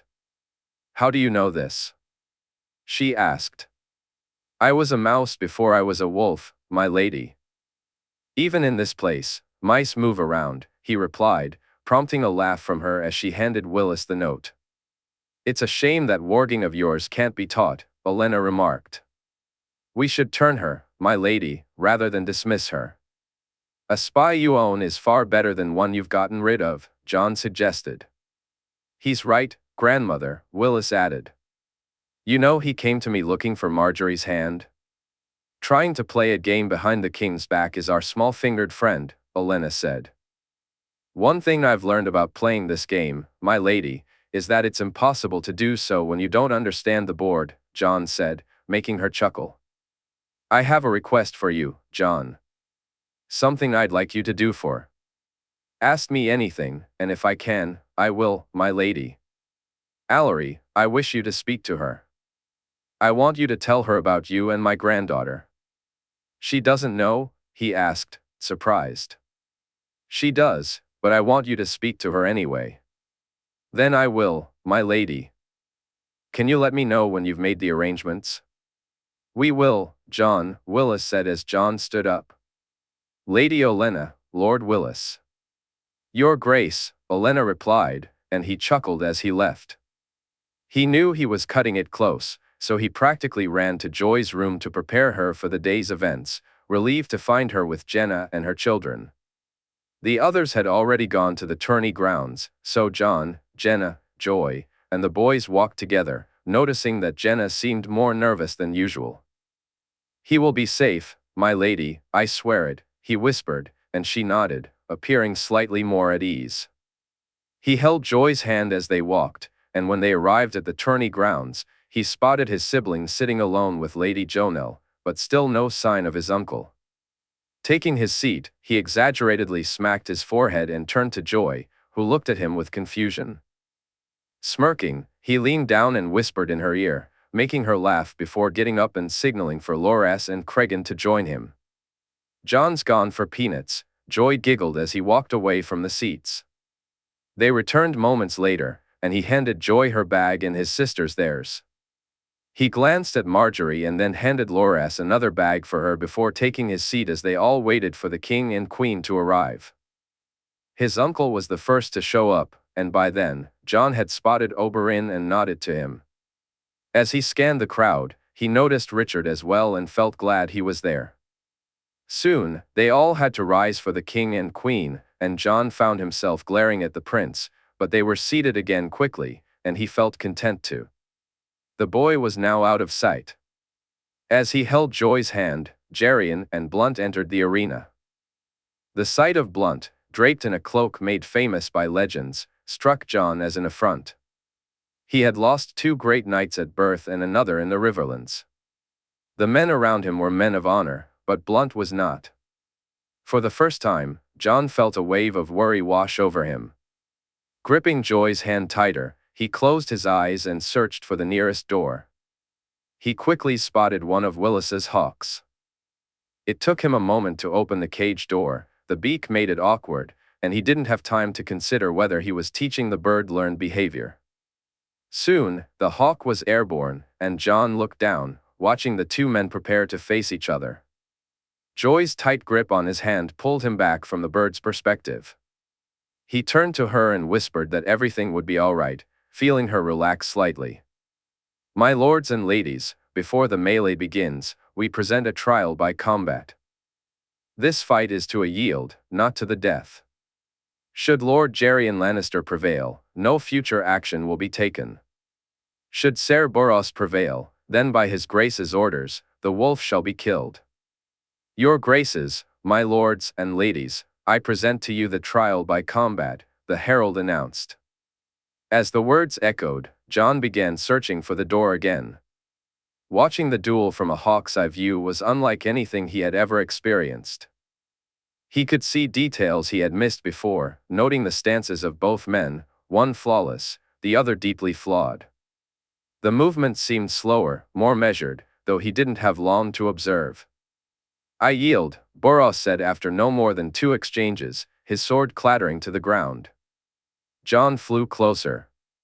A man without honor couldn't be expected to behave honorably, and this man was allied with Cersei and the pretentious prince. Would he accept defeat and walk away, or would he try something treacherous, waiting for Gerion to turn his back? The hawk's wings barely stirred as he observed and waited. "Your graces, my lords and ladies, Lord Gerion is declared the victor. The trial by combat has ended," the herald announced. Robert stood up. "Let this be an end to this nonsense. The gods have declared their judgment, Lord Gerion, Ser Boros," Robert said as Gerion began to move away. Jon noticed Blunt hesitate for a moment before reaching for his hip when Gerion turned his back. With a sharp screech, Gerion spun around just as Boros jumped in surprise, causing the knife to clatter to the ground. The crowd gasped in unison. Jon watched as Gerion approached the knight, delivering a punch followed by a knee to the head. When Boros fell, it was clear he had been knocked unconscious. Jon then let the hawk soar free, confident it would return to its cage later. "See, Joy? I told you Papa would win," he said with a smile, and she giggled in response. "Pen nut, Jon." "Why, thank you, my lady." Highgarden, 295 AC. The melee. Oberyn had been watching the so-called trial by combat, laughing when she saw the portly Kingsguard tumble to the ground. It was no surprise that he had resorted to a knife. Cowards always waited until your back was turned. But the hawk had warned Gerion, and she chuckled as he defeated the man, even if it didn't last nearly long enough. As she watched the hawk fly off, she wondered, was it Jon? Had her cousin intervened, or was it just a random occurrence? She didn't have time to ponder, the melee was about to begin. She scanned the area for her competition. Lady Dacey was there with her sisters, all 3 wielding maces. Oberyn hoped to avoid facing any of them today, the painful lesson from their last encounter still fresh in her mind. Men from the Vale, the Riverlands, and the West were present, but it was the 2 massive Northmen who truly worried her. Yet, as she spotted him, everyone else faded from her thoughts. In her view, Ser Justin Massey, the smiling knight, was someone she had plans for. She couldn't help but chuckle at the thought. He had insulted her, and she had been forced to accept it, forced to hold her tongue. But today, here and now, that was going to change. "What's that blonde fool smiling at?" she asked Nym. "I think he likes me," her sister replied, rolling her eyes in response. Moved on from Ser Demon, sister? A girl has needs, not that you would know, Nym shot back, and Oberyn chuckled. Some of us are more discerning. Life's too short for discerning, Nym retorted, and this time Oberyn laughed heartily. My ladies, the smiling knight interjected, earning a glare from Oberyn. I was wondering, my lady, if you would honor me with a dance, he asked, turning his attention to Nym. Why would she want to dance with you? Oberyn interjected before Nym could respond. I was asking the beautiful lady beside you. I'm sure if you wait around long enough, someone will eventually ask you to dance, he said with a smirk. I find I have no wish to dance with you, sir, Nym replied, and the knight walked away. I'm sorry, sis, he's an idiot. He was, and today he would be her idiot. On her spear, he would fall, and she would relish putting him in the dirt. Watch my back, he's the only one I want, she told Demon as they stepped out onto the grounds. Brienne felt nervous. Although she was of a size with some of the men, participating in a proper melee was different from the squire's duel or the squire's melee. Here, the stakes were higher, and the risk of injury was real. Lady Dacey and her sisters were also fighting, as was Prince Oberyn's daughter, Oberyn. 5 women competing against over 50 men, she felt proud to be among them. Jon and Loras had wished her good fortune that morning, and Cregan had too. Dacey had come by to offer her reassuring words, though with a little added bite as well. You'll do just fine, Brienne, Dacey assured her. Thank you, my lady, Brienne replied. Well, you won't think of me as a lady when I'm swinging my mace at you, Dacey said with a laugh, and Brienne joined in. As she moved closer to the start of the melee, Brienne felt her palms grow sweaty and her chest tighten. She tried to loosen up and relax, but her body remained taut, like a bowstring ready to snap. Closing her eyes, she took a deep breath. If she couldn't change how she felt, she would use that energy. When she opened her eyes, she began to assess her competition. There was the great and small Jon, Walder, Lyle Crakehall, Jon Royce and his sons, the Blackfish, Lady Dacey and her sisters, Oberyn, and Ser Demon Sand. She spotted Ser Roland Storm and Lord Beric Dondarrion among many others, and once again, her nerves threatened to overwhelm her. Then, she heard a familiar voice, surprising her since he had seemed so far away just moments ago. Relax, breathe, and let the first swing of your sword be your guide, Walder advised. She nodded as the herald stood up to announce the beginning of the tournament. The Blackfish caught his nephew's eye from the stands. He resisted the urge to wave back, opting for a simple nod instead. His gaze drifted to the boy sitting with the blonde girl, to Jon Snow, who was one of his reasons for attending this troublesome tourney. The fact that his niece and nephew hadn't been invited confirmed Sansa's letter, highlighting the precariousness of their situation. But the boy was nothing like Catelyn had claimed. He had known that for many years. He'd seen Jon in Lannisport and heard about him since, with both Arya and Bran speaking highly of him, as did Sansa and Robb. He had even convinced Ned to arrange their meeting. Bran's foster father had offered to squire for him when he was knighted, and that gesture alone meant more than words could express. But as Bran observed the people around him, he realized that this was not a selfish boy plotting to steal his brother's inheritance. Your graces, my lords and ladies, welcome to the grand melee of the Tourney of Highgarden of 295 AC, in honor of Lady Margaery's name day. He tuned out the rest of the announcement and focused on Jon Snow. There was something about Jon that felt familiar, yet he couldn't quite place it, and that frustrated him. It was evident that his family had orchestrated things, allowing rumors of Jon's death to spread and reach Riverrun. Speaking with Lord Jason the day before had deepened his shame about his house. To celebrate a child's downfall, to make light of the murder of a young boy, that was not honorable. To do so at a feast, standing before his bannermen and raising a toast to it, was sheer foolishness. Though he wasn't a man of faith, he tried to adhere to the teachings, and the mother would certainly not look kindly on a man who reveled in a child's death. Neither would the lords of the Trident. You seem lost in thought, old friend. I may take the day after all, Jon said, chuckling. As long as we do better than Blunt, Bran replied, and Jon nearly doubled over with laughter.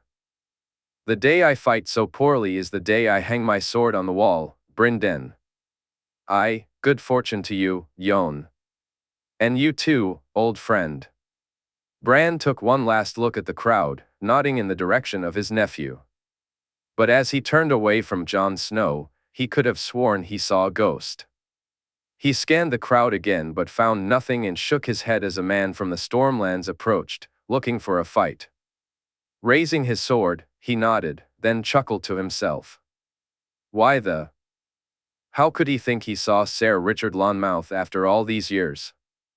Jaime wondered. To say he was nervous was an understatement of epic proportions. If he weren't holding his daughter, he would be standing by her side, sword drawn, ready to protect her mother. Of course, she would slap him on the head and hit him with her mace for even thinking about it, but still, he would be there if he could. Given what had almost happened with Gerion earlier, he had every right to feel anxious. Thankfully, Jon had been watching.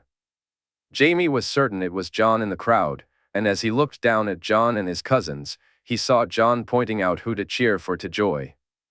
Tywin and Walder looked on as Jon named each of the competitors, and Jaime couldn't help but smile. If Jon kept an eye on Gerion, he would also look out for Daisy. His wife was more than capable of taking care of herself, he thought, smirking at the memory of their morning together. Who'd you bet on? Daisy asked. I never bet against family, he replied, and she kissed him. And Jon? Why, want to make some coin, my love? Just want to know who I should keep away from, she said, laughing. He thinks Walder will take it. Walder or the great Jon, Daisy said. Now that'll be a fight. Be safe, my love. You be safe. I'll be too busy cracking skulls, she said, moving away before he could slap her pert backside. Look, Joanna, there's your mother. Wave to her, he said, holding his little hand up. Give her to me, you'll be far too nervous in a few moments, he heard his good mother say. He looked at her and knew better than to argue, so he handed over his daughter and caught his sister's look as he did so. The scowl on her face was one he was learning to appreciate. Leaning forward, he kissed his daughter's head, then turned back with a smirk before standing up. 1,000 gold dragons on Daisy Lannister, he announced, but found no takers. Are you not men? He called out, and still, there was silence. Fine, 2-1. Jaime asked, but no one accepted the bet. He sat down, and his good mother glanced at him. Were it not my daughter, I would have taken that bet, she whispered. But you won't? Never bet against family, Jaime, she replied. He smiled, then turned his attention nervously to the fight as it began. Daisy said, Gods, your husband is an idiot. Aye, he is my idiot. Now, speaking of idiots. Lyra gestured toward the Rivellin's men approaching. Ladies, if you would be so kind, Lord Patrick said. We'll see how kind you think I am in a moment, Lyra replied, and the fight commenced. She found herself face to face with two Freys and a Bracken, quickly deciding to go for the Freys. The fight was over almost before it began, as they soon yielded. The Bracken, however, was the Lord's heir and a tougher opponent. Brynden, she believed he was called, though that didn't matter much to her. With each swing of her mace, she felt freer, more alive. The rattle of the man's sword and the clang of metal echoed like an old, familiar song. By the time she had defeated him, Lyra was surprised to find she had lost, just as surprised as Lord Patrick was when he yielded to Jory. Clearly, these Riverlanders had never gone hunting bears before. Moving on to the next opponent, she recognized the Strongboar, one of Jaime's most loyal men and a good man, too. Shall we, Daisy? He asked, and she appreciated that, facing him was challenging enough without him being annoying. I wish you good fortune, Lyle. You too, Daisy. The fight was the toughest she had ever faced. His strength was formidable, like the Umber's, though not as fast. Still, he outmatched the Small Jon in sheer power, forcing her back again and again. He was slower, however, and she found she could dodge him, even if it wasn't her usual style. She resorted to it anyway. Finally, she found an opening. With a hard and heavy swing, the sword fell, and she brought the mace to his neck. To her surprise, he smiled. "I yield gladly to my lady of Casterly Rock," he said. She smiled back, catching her breath. "Thank you, Lyle," she replied, watching him nod as he walked off. "Who's next to face Goatsbane?" Small Jon shouted, and she laughed as she turned to see the big man swinging his sword. "Shall we, sister?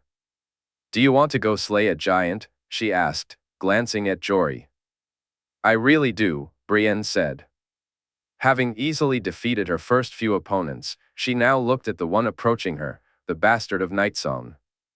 He dwarfed her, outmatching her in every aspect. She resigned herself to her fate. She would lose but would go down fighting. However, the fight never came. Instead, he faced a man of equal size, and she found herself up against Lord Beric Dondarrion. Watching Walder swing his axe was incredible, even poetic. Ser Dairon, Jon, Jaime, these were the best swordsmen she knew. They had precision, pace, and power. The older men might have been stronger than Jon, but none were faster. Walder, on the other hand, was more like her, big, powerful, quick, and moving with purpose. While the others danced, he moved methodically, yet far faster than he should. She watched in awe as he and Ser Roland fought. "Were I a lesser man, I'd take advantage of your distraction, my lady," Lord Beric said. "Then I'm glad you're not, my lord," she replied, giving a respectful bow. Beric was good, but she felt it was only a matter of time. She just needed to wait for an opening, and she'd have him beaten. But the sounds of swords clashing against axes and shields crashing diverted her attention, leading to a momentary lapse. Before she knew it, she had lost. "Yield, my lady." "I do, my lord." "Well met, Lord Beric." "I wish you good fortune," she said, and he nodded as he moved on. Instead of leaving immediately, she turned to watch the fight beside her, two titans giving it their all. She had sparred briefly against Walder, helped take care of his armor and weapons, and seen him face Ser Dairon, but this was the first time she truly witnessed his prowess, and to her, he was incredible. The sheer power in his swings, the speed of his movements, she was captivated. As she watched, the bastard of Nightsong fell, and she relished every moment of it. Walking back with Ser Roland, she found him to be a graceful loser, a man who accepted defeat to a better opponent with dignity. "I wish I'd put my coin on him instead of myself," he said, and she chuckled. "We should hurry, Ser." "We'll miss the rest," she replied, and he nodded as they quickened their pace. Meej watched her daughters fight, feeling a mix of worry and pride. Seeing Lyra fall was no shame, something she reminded her when she finally made her way to their seats. Not that Lyra was listening, she was focused on her two other daughters. Alysanne was the closest to her, Lyra was the jokester, and Lyanna was her little bear. But Jory and Daisy were her pride and joy in battle. Jory might one day outshine her older sister, but today wasn't that day, as she watched Jory yield to the Small Jon, Goatsbane Umber, and she chuckled at the memory of that encounter. As she, Lyra, and Jaime moved a little forward in their seats, Daisy faced the Small Jon. Meej looked down to see the excited expressions on Lyanna's face as she and Arya cheered Daisy on. Each swing of the mace, each clash of swords resonated with her as if she were down there fighting herself. She became so engrossed in their battle that the world around them seemed to fade away. Then, with a sudden turn of events, the giant Umber heir fell. "Did you see that, Mother?" "Did you see how she caught him?" "I taught her that," Lyra said, not bothering to correct herself.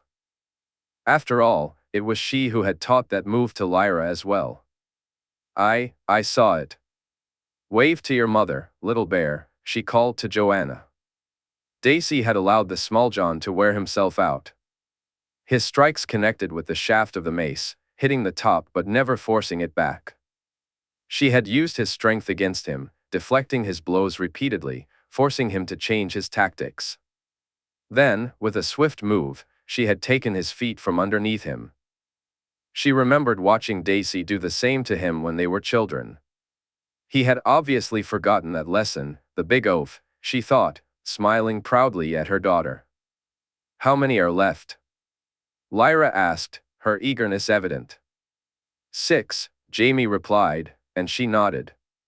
The Blackfish, Ser Demon Sand, Lord Beric Dondarrion, the Great Jon, Walder, and Daisy. 3 from the north, and that filled her with pride, 3 from the north, and one of them was a lady, her daughter. That was something to be proud of, she mused. Oberyn was watching Obara. She had fine form and balance, she was stronger than she looked, but she was also rash, impulsive, and worst of all, far too confident. No matter how he had tried to teach her, she continually fell into the same traps. He had attempted to show her that a mistake in a spar or a tournament was merely a lesson to learn from, but she hadn't listened. She is hurt, my love, Illyria said, concern etched on her face as they watched their daughter limp from the field. Then maybe this time she will heed the warning I gave her, Oberyn replied. What if it's bad? Tyene asked. It's not. She took a knock to the knee, but the Blackfish pulled his strike. The man is far too honorable to hurt an opponent without cause, he reassured her, and Nym nodded in agreement. At least she managed to take down Ser Justin. She certainly did, he said with a smile. Obara and Demon had lured the man in easily, he had expected to face Demon, but it was Obara's spear that caught him off guard. She made sure he felt it, across his arm, against his leg, and across his back, before he finally yielded. Yet, this victory only made her more cocky and confident. While Demon had urged her to wait, she had instead challenged the Blackfish. As he tried to reach her, Demon found himself caught in his own fight. By the time he emerged victorious, Obara had already lost. Though Demon attempted to avenge her, she limped away from the field. Demon never got the chance to confront the Blackfish.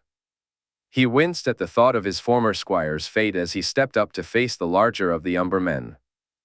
The Great Jon was a monstrous figure, perhaps only overshadowed by the giant guarding his nephew, who now faced Lord Beric, leaving Daisy and the Blackfish to face each other. She's done well, my love, Illyria said, motioning toward Daisy. She has, indeed. A fine performance, he replied, kissing his paramour as he watched the fights resume. Demon gave it his all, relying on speed and movement, trying to tire his opponent out, but it was a futile effort. The fight was beyond him. He looked for Daisy to yield and saw Lord Beric on one knee. Meanwhile, the clash between the Great Jon and Demon was reaching its climax. 3 men remained, soon to be 2, as the Blackfish and Walder began their own duel. He glanced at Illyria, who wore a small smirk. Leaning in, he asked, "What's so funny?" "Did I not tell you about the note?" she replied casually. "Note?" he asked, his curiosity piqued as she chuckled again. "It must have slipped my mind," she said, handing it to him. "Aunt Illyria. Place your coin on Walder." "Your nephew, Jay." "No, you didn't." "How much have we wagered?" he asked, incredulous.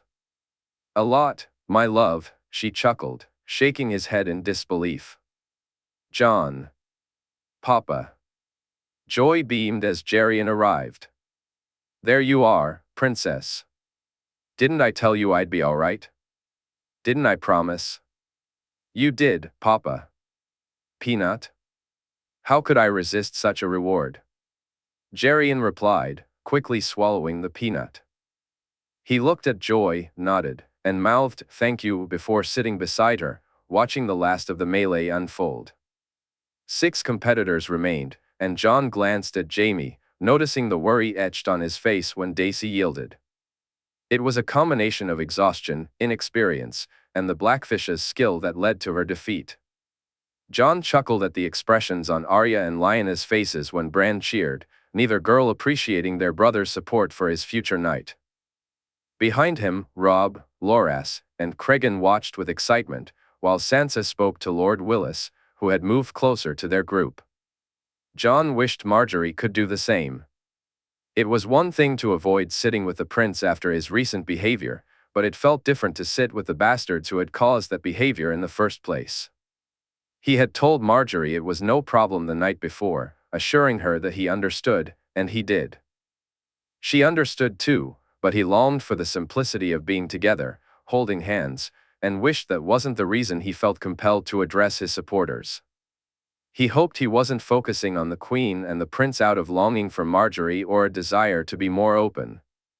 "He got him," someone exclaimed, pulling him back to the present moment. "Did you see that, Jon? It's Walder against the Great Jon," Robb said, giving him a light touch on the back. "How much coin did you wager, brother?" Jon asked, noticing the look of concern on Robb's face. "He looks very tired to me. I think the Great Jon may take this." "Damn it, Jon, I used all my coin, you arse," Robb said, slapping Jon hard on the shoulder, causing Jon to grimace slightly. "Don't worry, brother. He's got this," Jon replied, watching as Robb relaxed while Gerion smirked beside them. "Joy, look. 2 giants are about to fight," Jon said, noticing Joy's excitement as she turned her attention to the arena. Considering the size of the 2 men facing each other, Jon was struck by the power behind their swings and the sheer brute force on display. Yet, it was the technique and speed that he admired the most. The Great Jon moved swiftly across the ground. For a man nearly 7 feet tall and far heavier than his son, he moved twice as fast as Small Jon. But Walder was even quicker.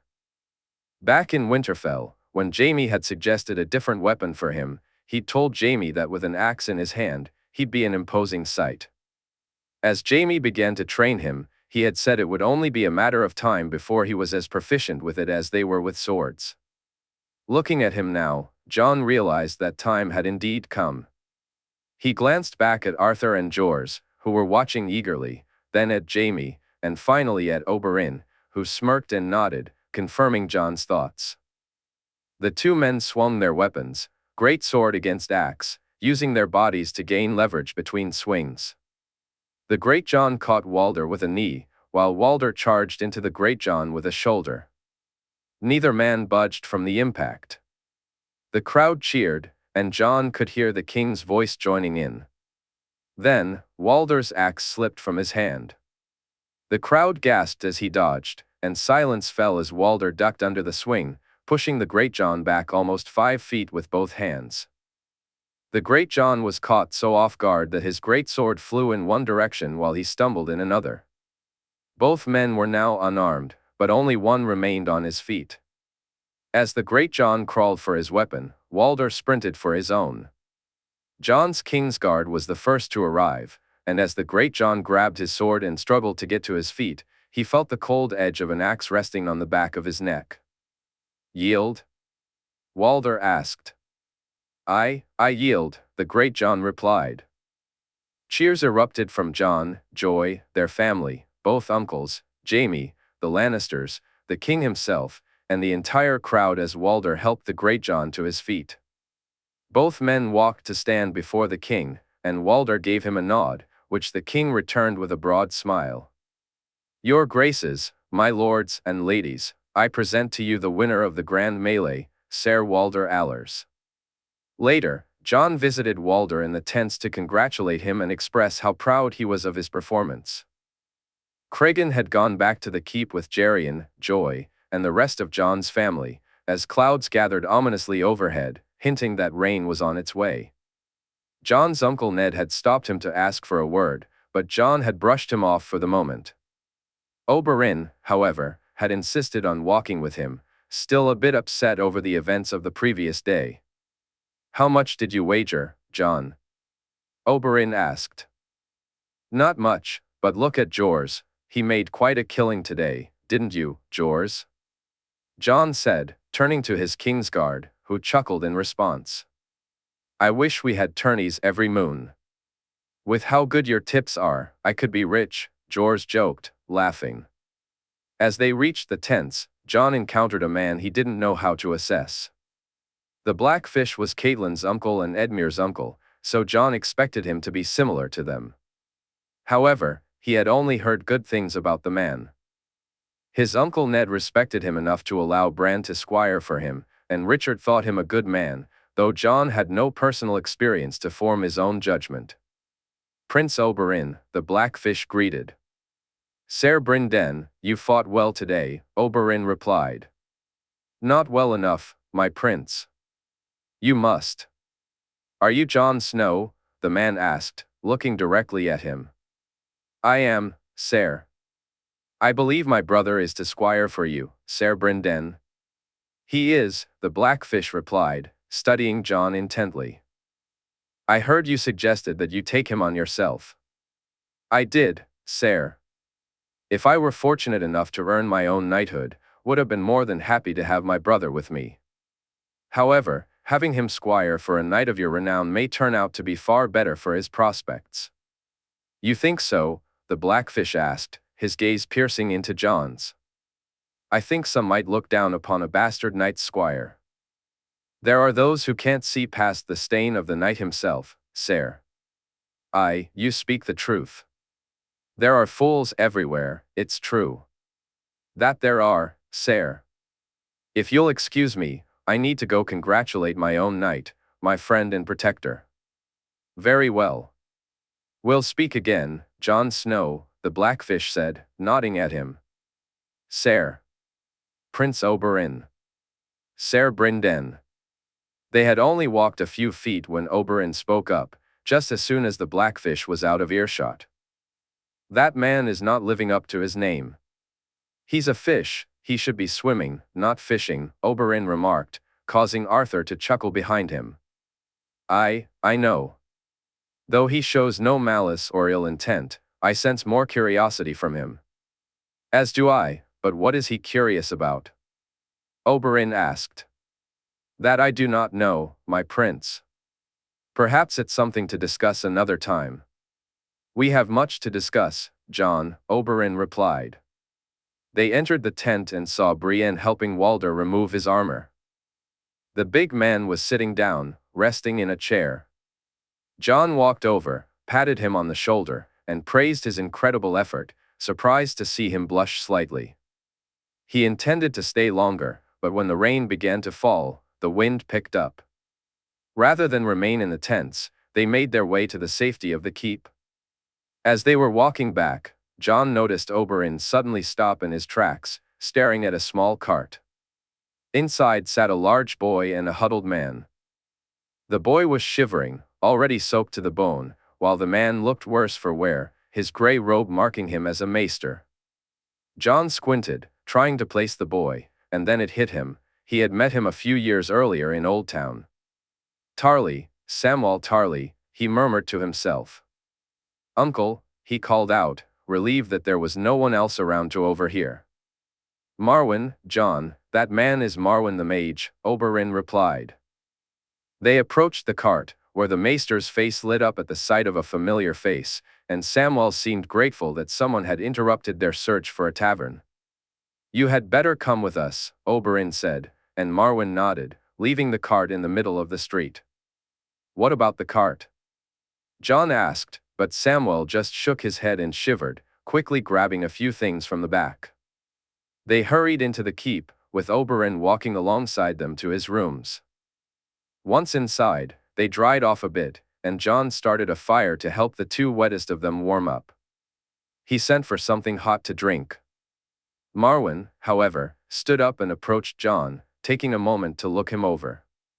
It is good to finally meet you, Jon Snow. You too, Marwyn, Jon replied, as the mage led him to a quieter corner while Oberyn distracted Samwell. There is much we must discuss, my prince. There is much to talk over. Long have I wished to meet his son, long have I wanted to see the prophecy revealed. You knew my father? Jon asked, curiosity piqued. Not as well as I would have liked, but we exchanged letters. We met briefly. You have much of him in you, Jaehaerys, much indeed. Can you tell me about him? Jon pressed. I can and I will, but we have many important matters to discuss first, including my former brother and an old woman who knows much of you, Marwyn continued. An old lady? Jon asked, his curiosity piqued. What do you know about Summerhall, my prince? About Jenny and the ghost of Highheart? Chapter 82, The Whims of Gods and Monsters. Highgarden, 295 AC.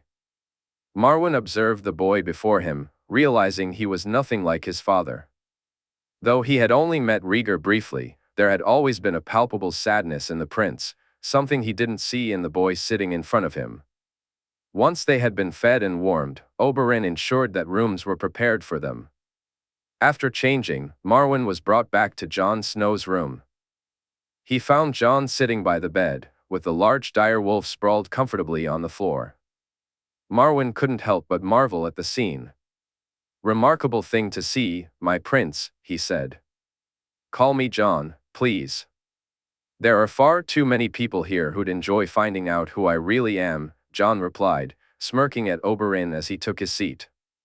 Jon, how much do you know about what Prince Oberyn and Lord Tyrion had me do at the Citadel? Marwyn asked. I know of your work, Maester, Jon responded. Good. Marwyn handed him a list, which Jon glanced at before passing it to Oberyn. This is all of them? Oberyn inquired. It is, Marwyn confirmed, watching as Oberyn exchanged a look with Jon and nodded. Ottar and Kate's? Jon asked, his curiosity piqued. Brightwater Keep and Ironwood, Jon, Oberyn clarified. Marwyn noticed the realization dawn on Oberyn's face, but Jon was quicker to connect the dots. So, not just the Lord Paramounts but also their strongest bannermen too, Jon concluded. Indeed. It seems my former brothers wished to ensure they controlled who ran the realm. If they couldn't directly manage the fate of a house, they'd use their bannermen to do so, Oberyn explained. They poisoned Ironwood, Oberyn added, glancing at Jon. I thought that was you, uncle. Jon said, tilting his head in confusion. Ha! As if I would need to resort to such things. Lord Edgar was a fool, Jon, but not foolish enough to kill for a night with a woman who was not your aunt, Oberyn replied, a chuckle escaping him. Then why not explain it? Jon pressed. I am the Red Viper of Dorne, a legend in my own right, Oberyn said with a wink. The damage was done, nephew, Oberyn said. The insult was already blamed on me. By that point, my exile and Ironwood's slight were well known, so I accepted it along with the name. Jon couldn't help but laugh again at Oberyn's dramatic bow. But what was the attempt? To force a war between you? Why? What did it benefit them? Nothing at that time, Jon, Oberyn replied. But perhaps later, the bad blood remains. And where there is bad blood, there is someone seeking vengeance, Oberyn finished. Jon furrowed his brow. So Ottar did this. But what about Kate's? Why hasn't he done anything? He shook his head, then turned his gaze to Oberyn. Can a woman, can she be, is it possible to make a woman wish to couple? Both men chuckled at Jon's sudden blush. I know of many ways, nephew. Maybe we can talk about it later, Oberyn said, wiggling his eyebrow and causing Jon to blush even more. I mean, if one were to give something to a woman, would it make her more agreeable? There are indeed things, yes. Potions I know of that can be found in some houses of ill repute. I'm sure the Maester knows even more than I do. But why do you ask, nephew? Delena Florent, Jon said, and even he gasped at his own words. Why would they want the king to have a bastard? Oberyn asked, confusion furrowing his brow. Because he has no children with the queen, uncle. Jon's revelation stunned both of them. It wasn't just the audacity of the plan, but the fact that this boy had managed to figure it out. If they ever needed to act against the king's children, it would put the Baratheon reign in a precarious position. With the Targaryen children having survived, would the realm have accepted Stannis or Renly? Or would they have reached out to the dragons once more? A bastard as an heir would also not be accepted, but a bastard born. Jon pondered the implications of a noble lady, a bastard child the king had been compelled to acknowledge. With the right moves, House Florent could find themselves in a very intriguing position. Even if it was never needed, it was yet another arrow in their quiver should the situation demand it. He began to see Theobald in a different light. The man was cleverer than Jon had previously credited him for. "What do you intend to do with my brothers?" Jon asked, curiosity lacing his voice. "Kill them, Maester." "What else?" Jon replied. The emotionless conviction in his tone made Oberyn break into a sweat for a moment. "My prince, You know what these men have cost me, what they have cost people I care about," Jon said, glancing at Oberyn. "They've lurked in the shadows, making decisions that have robbed me of my family." "Why?" "Because they fear magic." "It's not magic they should fear, Marwyn." "No. No, they should fear retribution," Jon asserted. Although it made him uncomfortable, Oberyn nodded in agreement with the boy. "Tell me about your talks with my father," Jon requested, relieved by the change of subject. "Many years ago, your father wrote to me seeking knowledge about dragon eggs, the prophecies of the prince that was promised, the untold history of your family, and Summerhall." "I know of Summerhall. I know what they did." "It was them, wasn't it?" Jon said, and Marwyn nodded. "I believe so. There is a woman, an old woman, who came to me many years ago, and then again a few years later. Her name is Maya Rivers. Her father was Aegon the Unworthy," Jon interjected, surprising both Marwyn and Oberyn. "You know of her?"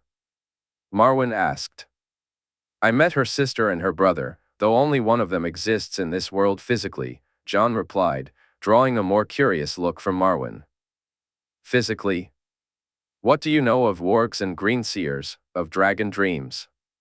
Jon inquired, and Marwyn felt an urge to rush to the boy, to touch him and ensure he was real. "You know of these things?" "I am these things, Maester," Jon declared. He sat down as Jon shared stories he had only read about, things he couldn't quite comprehend how he was able to do. He watched as the boy warged into the white wolf, marveling at the wolf licking Jon's hand, shaking his head at questions, and nodding when appropriate. Just when he thought he had seen it all, Jon revealed the glass candles. "I'm not strong enough to use them fully yet, either magically or physically," Jon explained. "And I think the magic needs to be restored if you use them too much. But I have seen the past and the present, and I know someone who's seen the future." He carefully took the glass candle out and placed it on the table alongside 3 others. "Can you light them?" he asked eagerly, watching as Jon picked up the black candle and then lit the others one by one in order. Before him, visions began to unfold. They saw a silver-haired girl standing with a beautiful woman and a man with a scarred face, fires burning in the background. Children played in the orchard outside, chasing after wolves. He witnessed men sparring and preparing for the tournament, and a young blonde girl laughing alongside a young blonde boy. Then he saw Maya, sitting on a small hill by a fire, looking younger than he had ever seen her. But in an instant, she transformed into an older woman before his eyes. Then, there was nothing, and both he and Oberyn turned to Jon. "That was now. I dare not look into the past just yet. I dare not try to see what I wish for most of all," Jon said. "Your mother?" Oberyn asked. "My family," Jon replied. "That woman at the end, that was Maya Rivers." "But you say this was now?" "It was," Jon confirmed. "She couldn't have made it there by now, she was in Old Town even after I left. He looked at Jon, urgency in his voice. Tell me what she told you. All of it. He felt exhausted by the time he returned to his room. Although night was just beginning to fall, he was weary. He had talked for what felt like hours, sharing things with Jon and Oberyn that he had never told anyone before, surprised at how much the boy had drawn out of him. He seemed unfazed by everything. He just listened and accepted it all.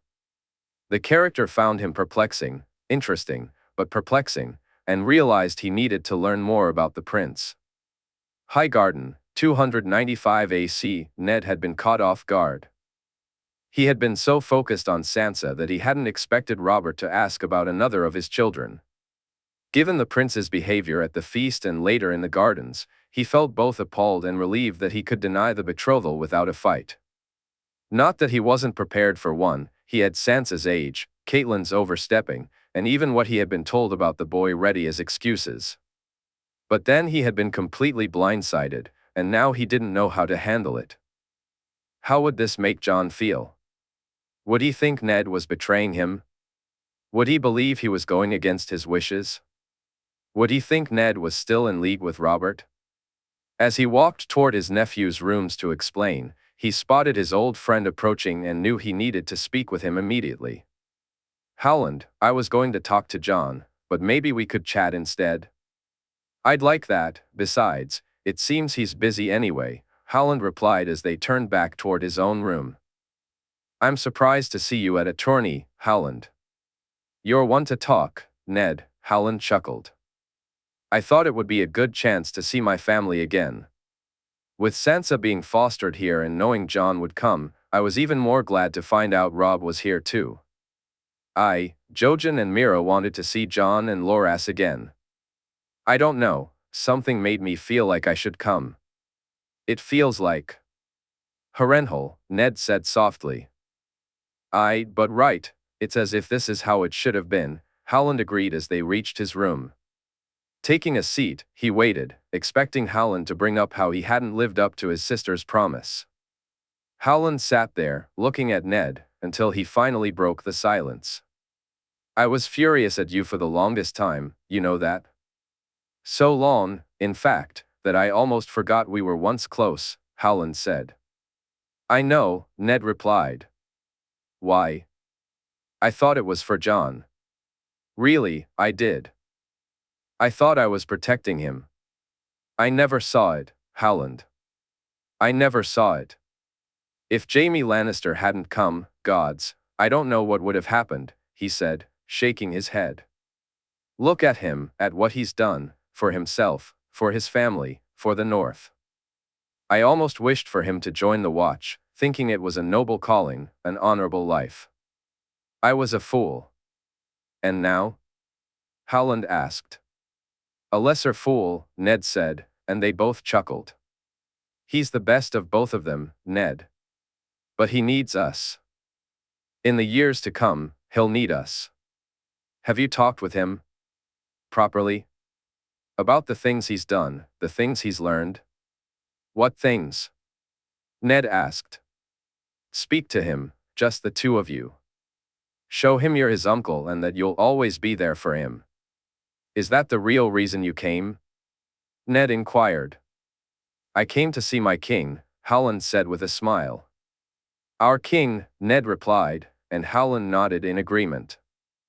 They chatted a bit about their children, and Ned remarked how Jojen seemed almost like a different lad than he had been at Winterfell. His old friend appeared quite pleased with that. When Ned told Howland about Robert and the betrothal, he was surprised by Howland's reaction. It was far different from what he had expected. Even later, as he walked to meet with Wyman before the feast that night, he couldn't quite wrap his head around it. Why would Jon be pleased that he agreed to this? Lord Stark, one of Wyman's men said when Ned reached his door. Is Lord Wyman inside? He is, my lord, the man replied, knocking before stepping aside. Ned walked in to find Wyman and Wylis seated at a small table. Ned, Wyman said, rising to greet him. Ned held up his hand, signaling for him to stay seated as he took a seat himself. "Wyman, Wyllis," he said. "I'm surprised to see you here, Ned." "Young Robb was most pleased when he found out you'd come," Wyman said. It's been good to see him." "I want to thank you, Wyman." "You too, Wyllis." "He can't speak highly enough of his time in White Harbor and of you both, Wendell and the girls too." "We're more than happy to have him, Lord Stark." "He's a good lad," Wyllis replied, nodding in agreement. "At dinner the other night, he brought something up to me, something I'd like to discuss with you both." Have you eaten or drunk, Ned?" Wyman asked. "I won't say no to an ale." "Has the ice made it this far south?" Ned inquired, smiling as Wyllis poured him a mug filled with ice. "Gods, if Robert ever sees this, we'll be hearing him shout about his hurt head for most of the night," he chuckled, and both men joined in laughter. "So, what is it you wish to discuss, Ned?" Wyman asked. "A match between Robb and Winifred, Wyman. They get along well, and I'd be most pleased by it. Son, what say you?" Wyman turned to Wyllis. "I'd be more than happy to have Robb as a goodson. Winifred and he seem more than happy together, so I'm for it. We can iron out the details later, but for now, we're agreed?" Ned asked, and both Wyman and Wyllis nodded. "Then I'm most pleased, Wyman. Most pleased indeed." "As am I, Ned," Wyman said proudly. "I wanted to speak to you about some other matters as well, roads for one," Ned continued. "You saw them too?" Wyman asked, and Ned nodded. "We need to do work on our own, Ned. I'll put some coin on the table. I'm sure we can get the others to see the benefits too. Quicker trade is good." "It is," Ned replied. Just as he was about to speak on anything else, there was a knock on the door. He was surprised to see Ser Garland enter, the young knight seeming to be. Garland was even more surprised to see him there. "Lord Stark, Lord Wyman, Ser Wyllis," he greeted. "Ser Garland," Wyman replied. "I came with a note from my grandmother for you, Lord Wyman. Perhaps you can share it with Lord Stark as well?" Garland said, handing the note to Wyman, who read it before speaking. "Tomorrow evening, someone will come for us, They will, before the feast, my lord." "Then tell your grandmother we'll attend." "I will." "The note, my lord?" Ser Garland asked, extending his hand. He watched as Wyman handed it back to the knight, who walked over and tossed it into the open fire. "My lords," he said as he left the room. Once the knight was gone, Wyman turned to Ned, a smile on his face, prompting Ned to seek an explanation. "We're being summoned to a meeting. It seems this tourney, much like Harrenhal, has an ulterior motive. The king wishes to speak with us all. Is that not a risk?" Ned asked. "Lady Olenna says the king will ensure it is not." "I don't know, Wyman. With Robert here and his men, isn't this just asking for trouble?" "I have faith that Jon knows what he's doing, Ned. Whatever it is, we need to discuss it." "It has to be important," Wyman said, and Ned nodded in agreement. In Highgarden, in the year 295 AC, Sansa felt unsettled. After the actions of the King's Guard against Lord Gerion and knowing that it was Jon who had warged into one of Willis's hawks, she had wanted to speak to her brother. But the melee, followed by the rain and Jon's own disappearance, had kept her from doing so. When they finally returned to Highgarden, she found herself in the company of Mira Forrester, Arya, and Lyanna Mormont, all gathered with Lady Jonelle while the rain poured outside. Sansa still wasn't entirely sure what to make of Jonelle. While the woman seemed pleasant enough, Sansa worried that she might be trying to take her mother's place, trying to become the Lady of Winterfell. Yet, she wondered if that was truly her intention. Jonelle did seem nice enough. Sansa resolved to get to know Lady Jonelle better, to spend some time with her. It seemed the weather was in favor of her plans as well. Now, I know you three won't care for sewing, Lady Jonelle said, prompting giggles from Arya and Lyanna. So instead, I want you all to study the houses of the north. Lady Mira, perhaps you can instruct these two in that. She handed Mira a book. What about us? Mira asked. Well, I think two fine northern ladies fostering in the south may appreciate embroidery more, am I right? Jonelle smiled, and both she and Mira nodded in agreement. While she had already gotten Margaery her present, Sansa still enjoyed sewing. With a new cousin to consider, she decided to make him a handkerchief, one with a black wolf in the center that she felt would be appropriate. As Mira worked silently, Lady Jonelle sat beside her, and soon they found themselves chatting. You're close to your wolf, Lady Sansa, more so than even Arya or Bran, Jonelle observed. I am. Jon gave us them, and he's helped me a lot with Fawn, Sansa replied, wondering how Lady Jonelle would speak of her brother. Your brother? Jonelle asked, and Sansa smiled. Have you met him? He's the one with the white wolf, Ghost. I met him briefly a few years ago. He and Lord Jaime stopped along with the king when he was heading to the west. He's done quite well for himself. Your father is most proud of him, and your sister too. As am I, Sansa said, almost defensively.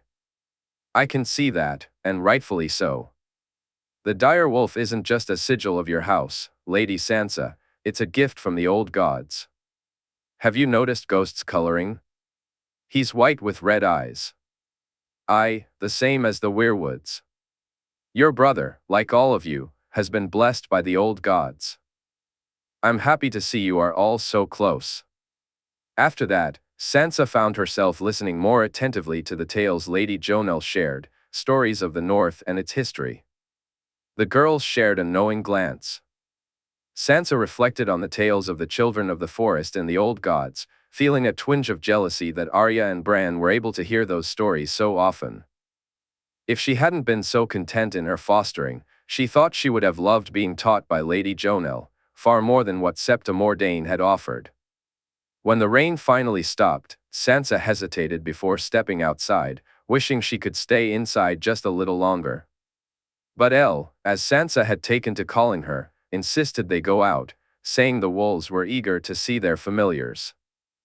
Before she left, Sansa paused to thank Lady Jonelle, realizing more clearly now why Arya and Bran were so fond of her. Thank you for today, Elle, Sansa said, receiving a warm smile in return. It was good to spend time with you, Lady Sansa. I enjoyed it myself, Elle replied. Maybe we could talk some more while I'm here? Sansa suggested. I'd like that, Lady Sansa, Elle nodded. Just Sansa, please. Call me Sansa. Sansa, Elle said, and Sansa felt a surge of happiness as she headed outside to join the others. The atmosphere at the feast that night was noticeably different from previous ones.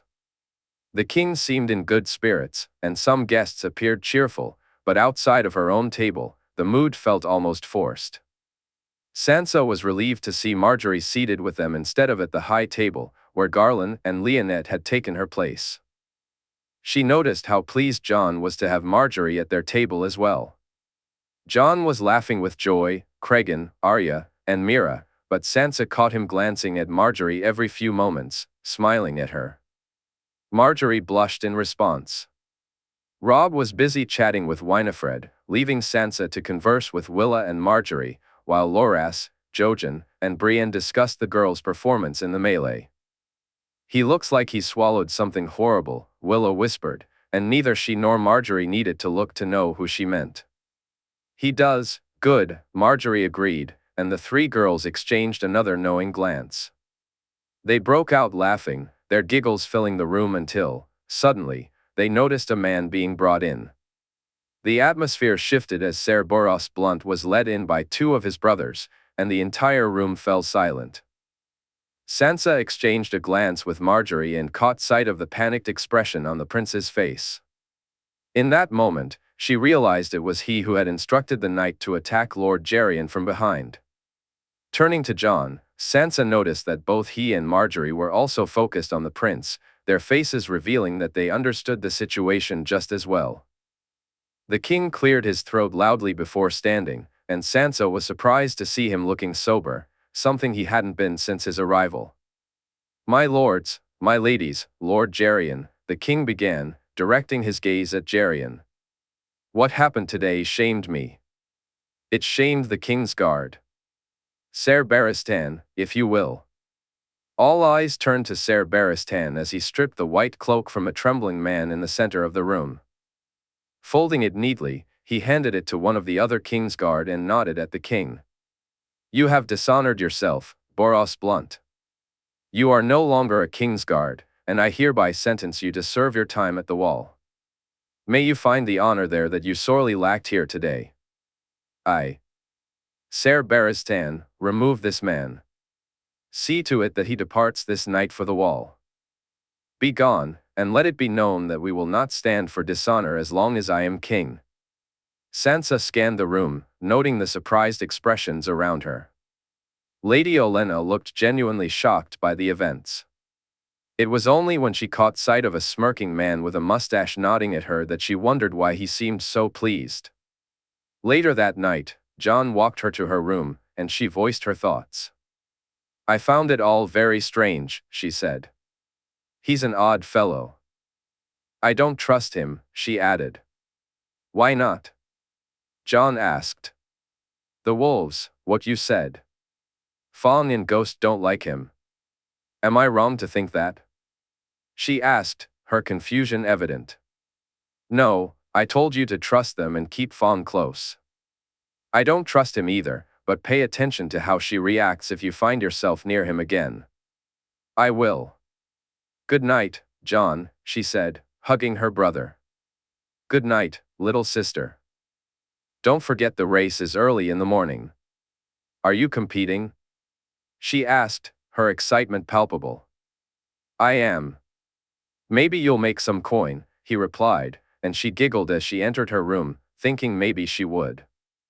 Highgarden, 295 AC, Jaime's wife had been exuberant in her celebrations that night, and he was grateful he wasn't competing today. He had woken up early, eager to start the day with a morning spar.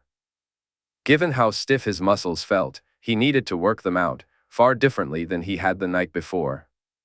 As he groaned while putting on his boots, he heard his wife's laughter in the background.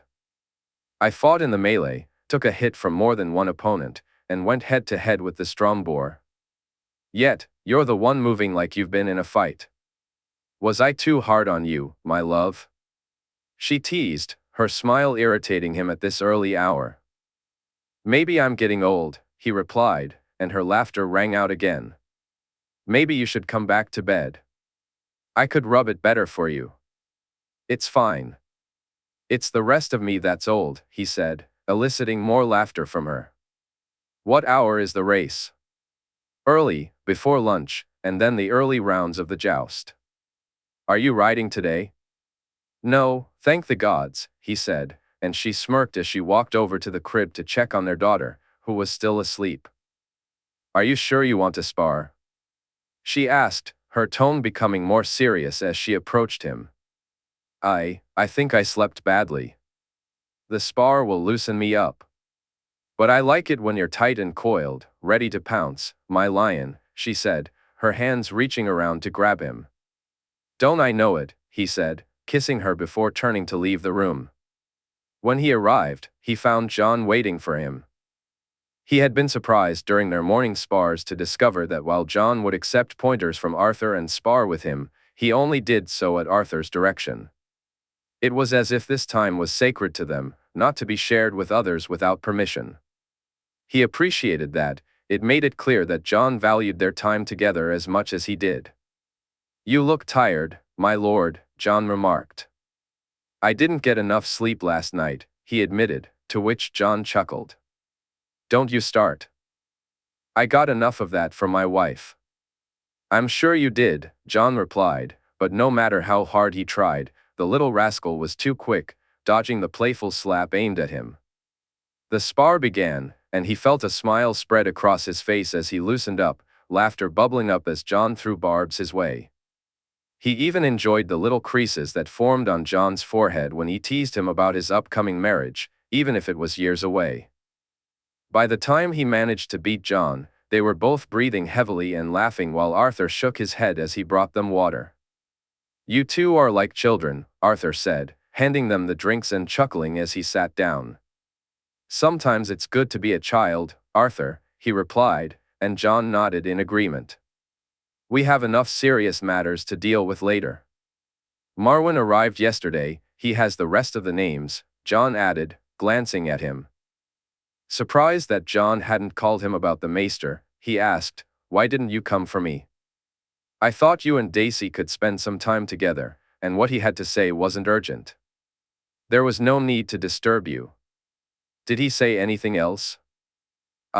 He spoke of Summerhall," Jon said, and Arthur turned his head to look at them both. "What did he say?" "That the egg came from there. My father found it among the rubble, and I need to speak to the woman who sent him there."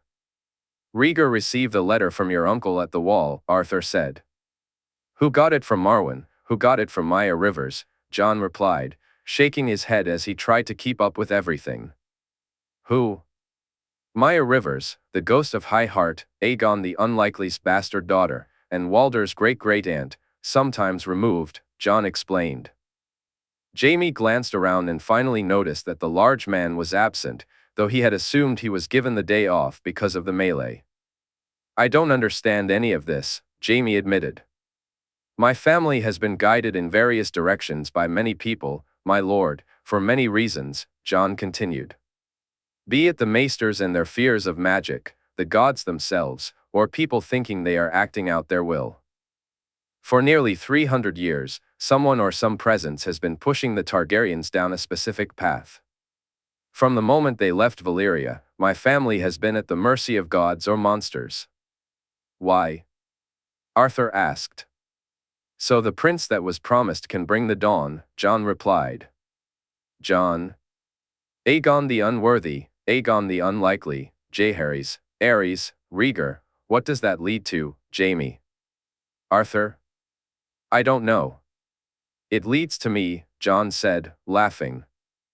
"I know how both of you are looking at me, how crazy I sound right now, how mad this seems. I didn't see it at first, it was talking with Rhaenix that made it clear.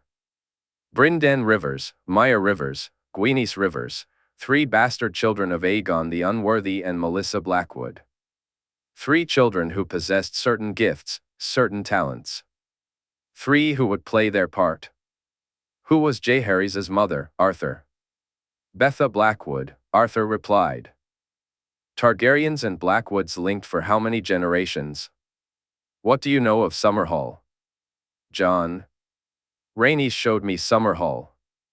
I saw a dragon fly, it circled and circled but didn't stay, and then a dragon was born, but that was not the right dragon."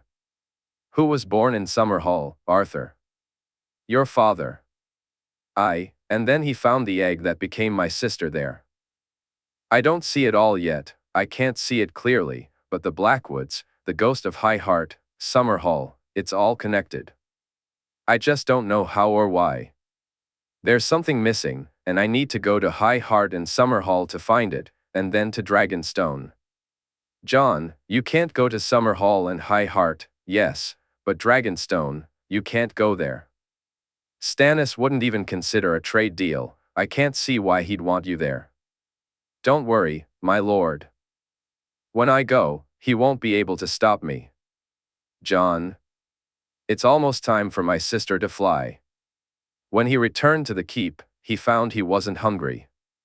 His appetite had vanished, both from the strangeness of the conversation with Jon and the knowledge that they would be meeting later that night to discuss the future. Both he and Arthur had advised Jon to keep their discussion private, and while Jon agreed for now, he mentioned he would be speaking to Margaery about it. Jaime knew he couldn't stop that. As the time for the race approached, he tried to push the memories of the morning from his mind and focus on enjoying the event itself. Seeing the competitors lined up, he couldn't help but smirk. At least he could enjoy watching Jon ride Winter and maybe make some coin along the way. For a brief moment, his mind felt clear. Highgarden, 295 AC. Margaery sat with her family as the race prepared to begin. Willis was almost as excited as she was. Her brother had several of his horses in this race, one of which he had gifted to Renly Baratheon, who was riding it. But for Margaery, there was only one rider she was focused on, one horse. Looking down at Jon, she thought he appeared so very small compared to some of the other competitors. Yet, she felt almost breathless when he stood up in the stirrups, the wind catching his hair, and when his jacket opened, she saw it tied to his belt. She had hoped he would come to her for a favor, to ask for something to bring him luck. As she watched the ribbon flutter in the air, she understood why he hadn't. The ribbon danced in the breeze, and when he glanced up, she noticed that, although he pretended not to look at her, he was subtly reminding her that he carried her favor always. "Your Graces, my lords and ladies," the herald announced, "we are about to witness a thrilling display of horsemanship, a race around Highgarden itself, with a prize of 1,000 gold dragons and a horse of the winner's choosing, courtesy of Lord Olenna Tyrell. Among the competitors are Lord Renly Baratheon, the king's own brother, Prince Oberyn Martell, Ser Baelor Hightower, Lord Mathis Rowan, and Lord Patrick Mallister." She found herself drifting off as the herald continued to list names, noting the king's growing agitation as he downed yet another mug of wine. "Get on with it," the king shouted, prompting laughter from the crowd. The herald nodded, and everyone turned their attention to the two men who raised the flags, signaling the start of the race. Eagerly, she watched as the horses took off, trying, and failing, to spot Jon among the clustered competitors. As they vanished from her sight, she chuckled to herself, realizing they were all just sitting there, looking at nothing. This created an awkward silence, which soon had her father hurriedly speaking to one of the servants. Moments later, they were entertained by the most ridiculous fools she had ever seen. "Father should have listened to me," Loras said from beside her. "Why?" she asked, intrigued, as one of the fools stumbled and tripped the other, eliciting stifled laughs from the crowd. "I told him how this should have been done." "This isn't it." "Then how?" she asked, genuinely curious. "When we were in the north, Jon and Lord Jaime had a race. They raced to a set of trees half a mile away, turned around them, and then raced back. We could see them take off in. The distance seemed endless, and then, as they turned, they were coming toward us. But all the while, we could see them ride," Loras said. She had to admit, it sounded far better than the current situation. Time dragged on, the fools had already outstayed any benefit they might have provided, and the crowd was growing restless. The king, even more so. She sensed he was about to speak when someone shouted, "They're coming." Like the rest of the crowd, she turned to see the dust rising in the distance. She could make out the horses but couldn't tell who was riding them. Closing her eyes, she prayed that Jon was safe, hoping he hadn't fallen or faced any accidents. Loras must have sensed her anxiety. "You have no need to worry, sis. Jon is the best horseman out there. He and Winter are unbeatable." "Did you bet on him?" she asked, and her brother laughed. "Of course I did." She smiled at that, her attention sharpened by Joy's excited yell of Jon's name. Winter wasn't just winning, she was so far ahead that it felt as if the other horses weren't even moving. The dust she had noticed earlier came from those chasing behind, each running their own race. As the Starks began to cheer, and as Joy and the Lannisters joined in, she too stood up to cheer for Jon. As he crossed the finish line, she saw the broad smile on his face and the favor tied to his belt. She found herself smiling just as widely. "I told you," Loras said, and then she heard the king's voice. "Ned, did you see that? By the gods, I've never seen anyone ride like your boy does." "Aye, a well-earned win, your grace," Ned Stark replied, his pride evident. She wanted nothing more than to rush to him and help him celebrate, watching with a twinge of jealousy as Sansa, her siblings, Joy, and Cregan all congratulated him. She was grateful that Loras stayed by her side, and by the time the last competitor finished, Jon was standing in front of the stands, soaking in the applause, something he seemed a bit embarrassed by. They took a break for lunch before the first joust began, and she managed to sneak away to meet him in the secluded garden. "You were amazing," she said, hugging him tightly. "My lady's favor is as lucky as ever, it seems," he replied, holding the token in his hand. She felt her cheeks flush. "I had thought to give you another," she said, and he smiled. "This one is special," he said. She looked into his eyes, focusing on his lips as he spoke, the very lips she had kissed and longed to kiss again. "Your grandmother wishes me to speak to your mother," Jon said, catching her gaze. "Why?" she asked, her heart racing. "I believe she wants me to tell her about us." "I think she may know already," he admitted. Panic and eagerness surged within her at the thought of speaking to her mother as well. "Should we go together?" she suggested, only to feel disappointment when he shook his head. "I think your grandmother wants your mother to assess me, to see if she approves. If we both go, she may not speak as freely." "My mother likes you, she will approve," she insisted, her determination unwavering. "I will make it my mission to ensure she does, my lady," he said with a bow. She playfully slapped him on the shoulder. "Jon," she giggled. "Margaery," he replied, joining in her laughter. He took her hand and pulled her close, leaning in. Her eyes fluttered shut as she felt his lips on hers. Both of them were breathless, their kiss seeming to last forever. "Forgive me," he said, blushing. "Only if you promise to do that again." "I promise to do so often, just Margaery," he replied, and this time, she kissed him. "Then I shall hold you to your promise, just Jon." He walked her back to the keep, close enough to share a moment yet maintaining the guise of two people simply walking in the same direction. As she made her way to her rooms, Jon headed off to speak with her mother before the joust began. The jousts had begun.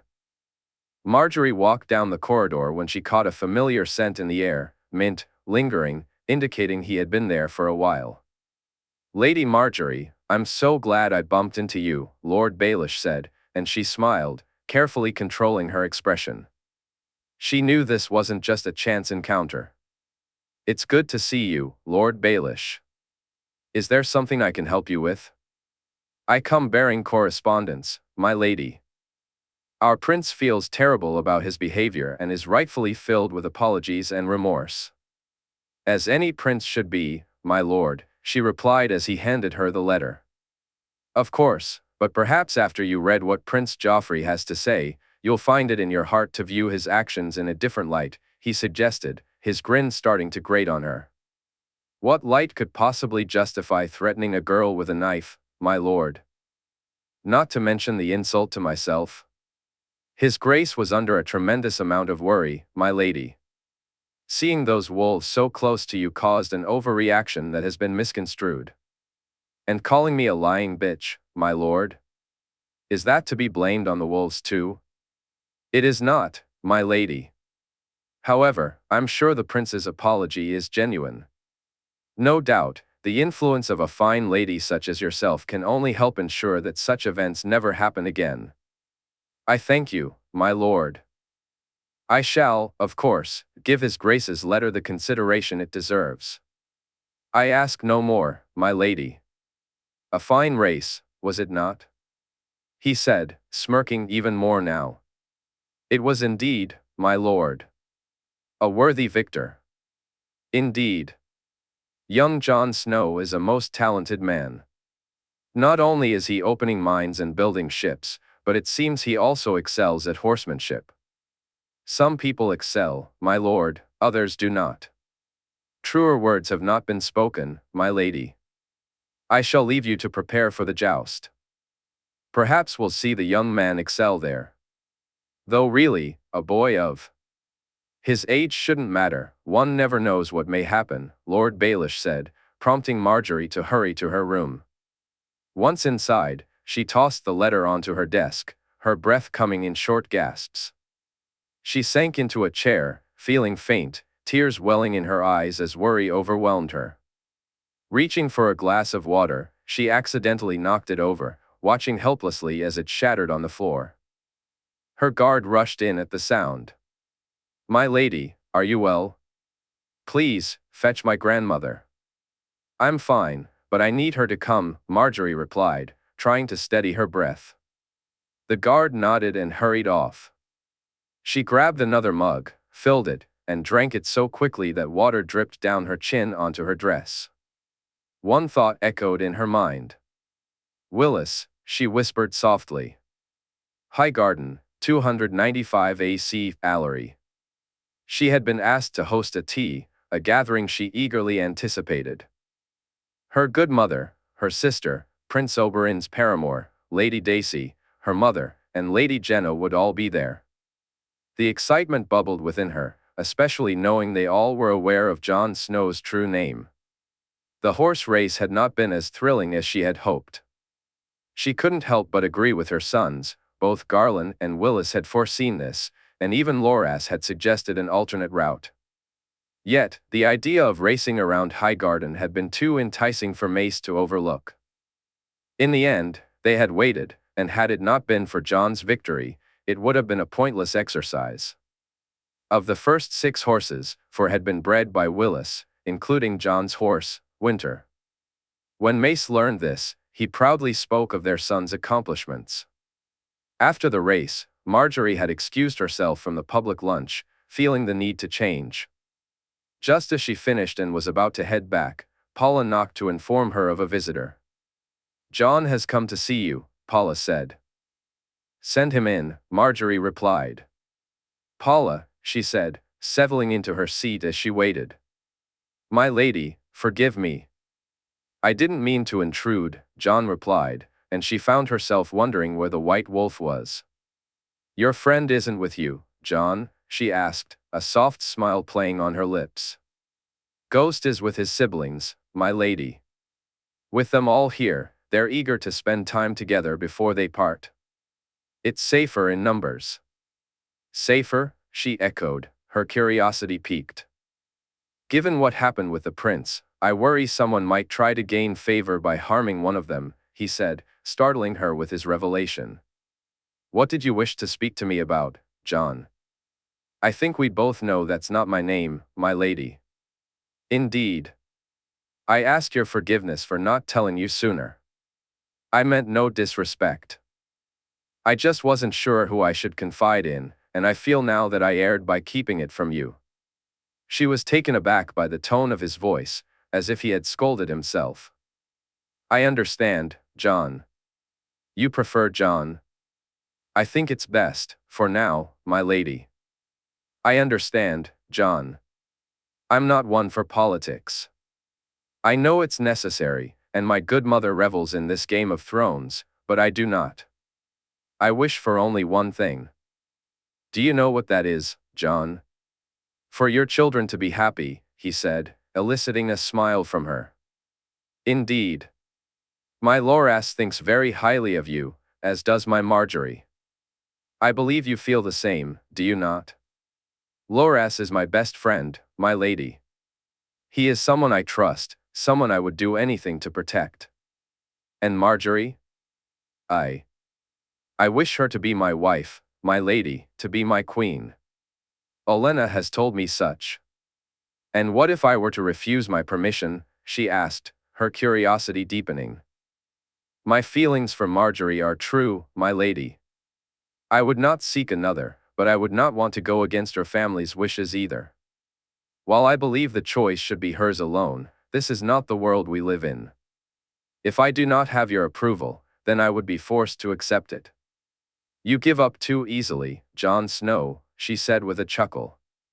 "I never said I'd give up, my lady. Only if I were forced to accept it. I would do everything in my power to show you that your refusal was a mistake, that my feelings, and Margaery's feelings, are what truly matter. I want my daughter to be happy, Jon. Can you promise me that?" "I promise I will never dishonor her, nor disrespect her, nor love another. For me, there is only Margaery. And for her, There is just Jon, she said with a laugh. You know about that? He asked, blushing. I am a mother, Jon. I know my daughter's heart. I care not for the crown. I can see why Robert is a bad king and why his son would be a terrible one, but I care not for it. My daughter's being queen is my husband's dream, my good mother's dream. All I wish for is her happiness, and I believe you will make her happy. You have my blessing and my support, Jon. I thank you, my lady, Jon said, his smile beaming. Now, if you'll escort me, I believe we have a joust to attend to. The joust was just the early rounds, and she found most justs dull.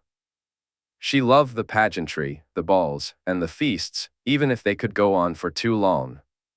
She particularly looked forward to Margaery's name day. But the jousting, with the riding down the tilt and the crashing of lances, was not to her taste. She was relieved when the day came to an end, eager to join the ladies for tea, and even more so after speaking with Jon. It was clear he had her daughter's affections. It had been evident since King's Landing, perhaps even before that, as she recalled the gifts he sent to Margaery and her delighted reactions. The depth of their feelings for each other was unmistakable now. She worried about the fight to come, about war and what it might mean. But she had no doubts about Jon. He would be a fine husband for her girl, one she would be more than happy to call a good son one day. As she sat in the room, she watched as they arrived. Each of the ladies she had spoken to, though briefly, held power in their own right. As they settled in, they looked to her and to her good mother, who had joined them. She felt a surge of eagerness to begin, to discuss plans for the future with women who could help shape the realm. Ladies, shall we have tea? She asked, smiling at their nods.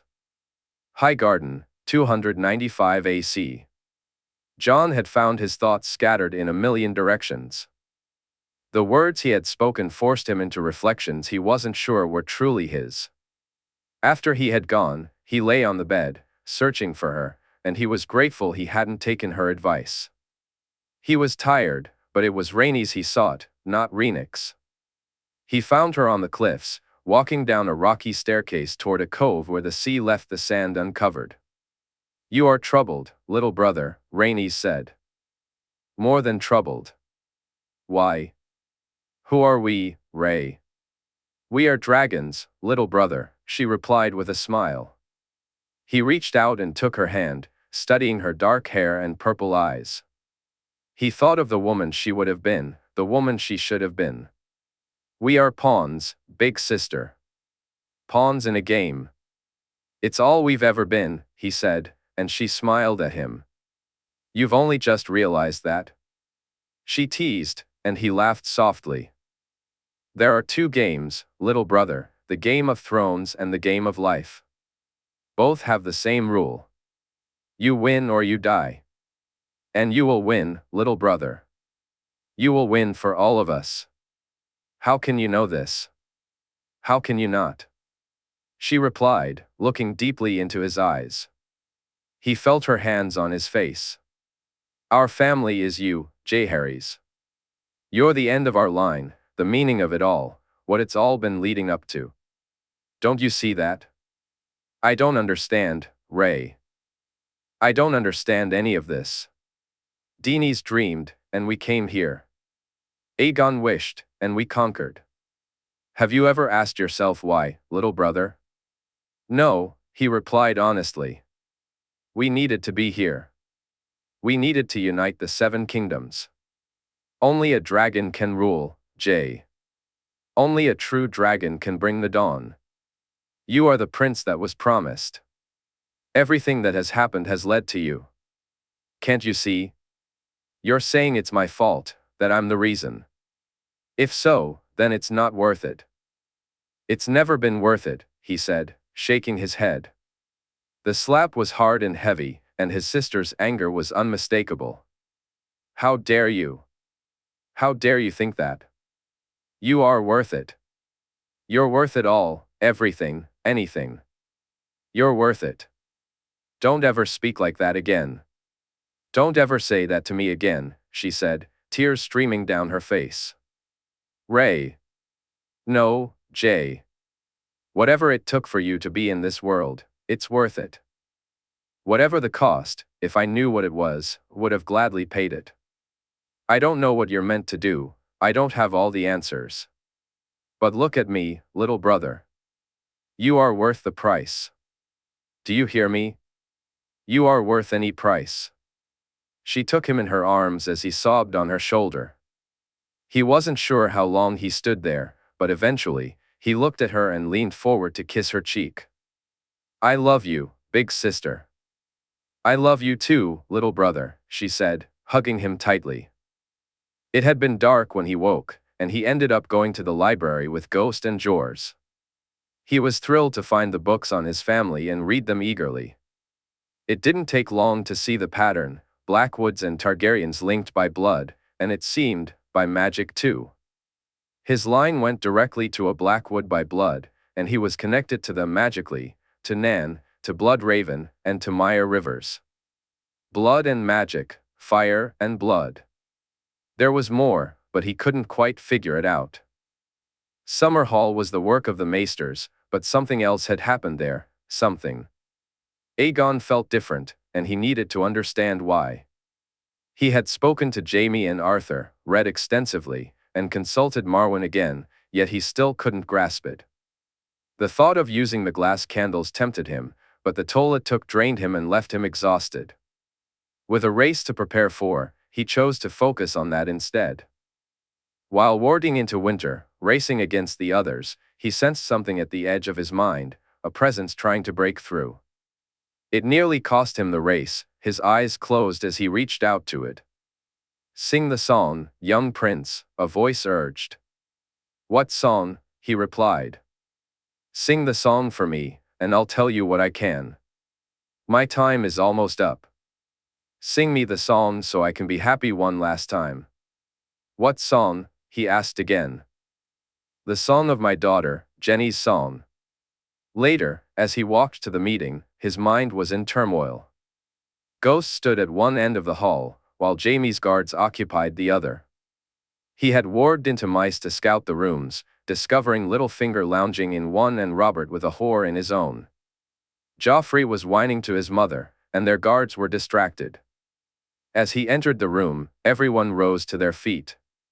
Please, take your seats, he said. His uncles and aunts were present, Lady Olenna, Lord Jaime, Lady Dacey, Lady Meege, Lord Howland, Lord Wyman, Ser Richard, and Ser Barristan, who wore a grey cloak that Aegon found amusing. Lady Jenna, Lord Gerion, and Lord Kevin were also there.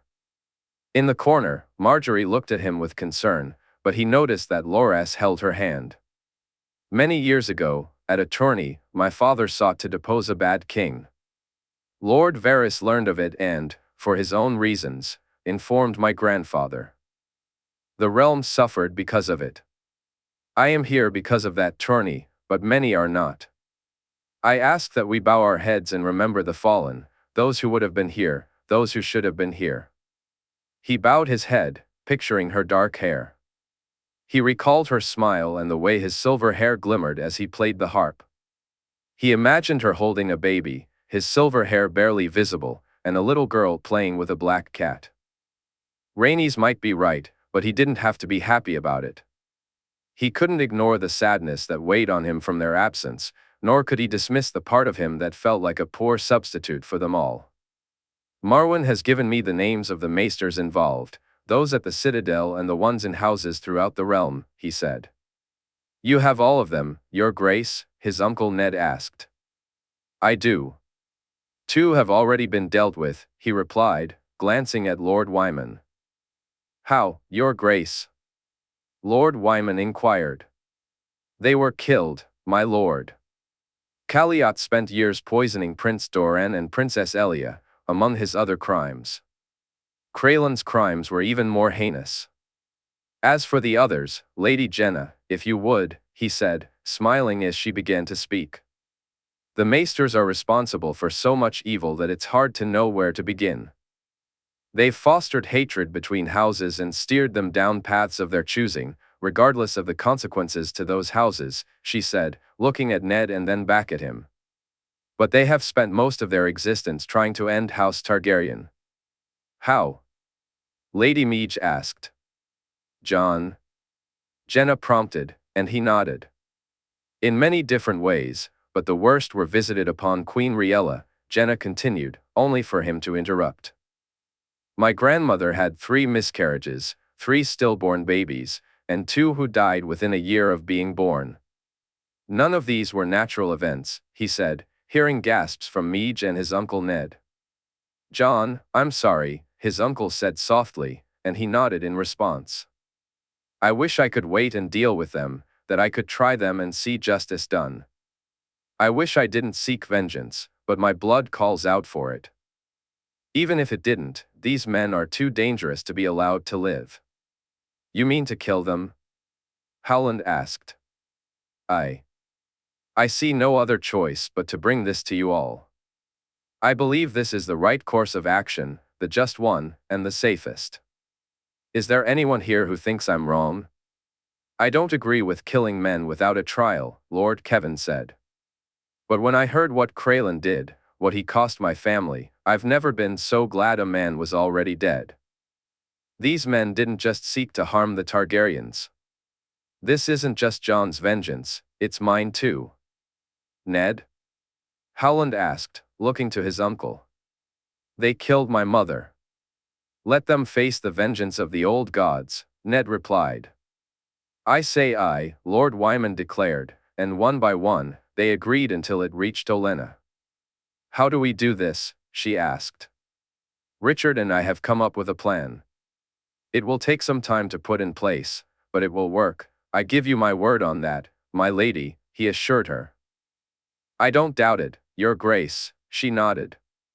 With the maesters dealt with, it was time to speak to Robert, and he found himself surprised by what his uncle Ned told him. He did what? Jon asked, astonished after Ned explained.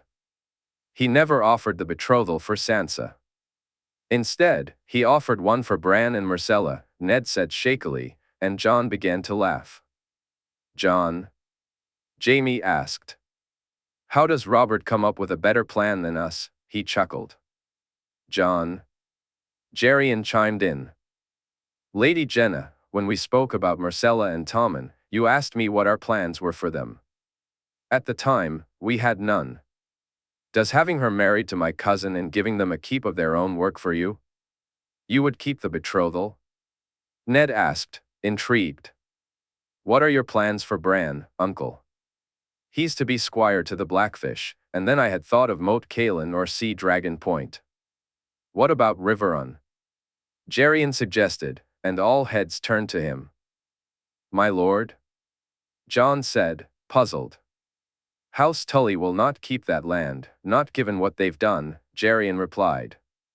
Gerion, he said angrily, only to be shocked to realize it was too late. What have they done?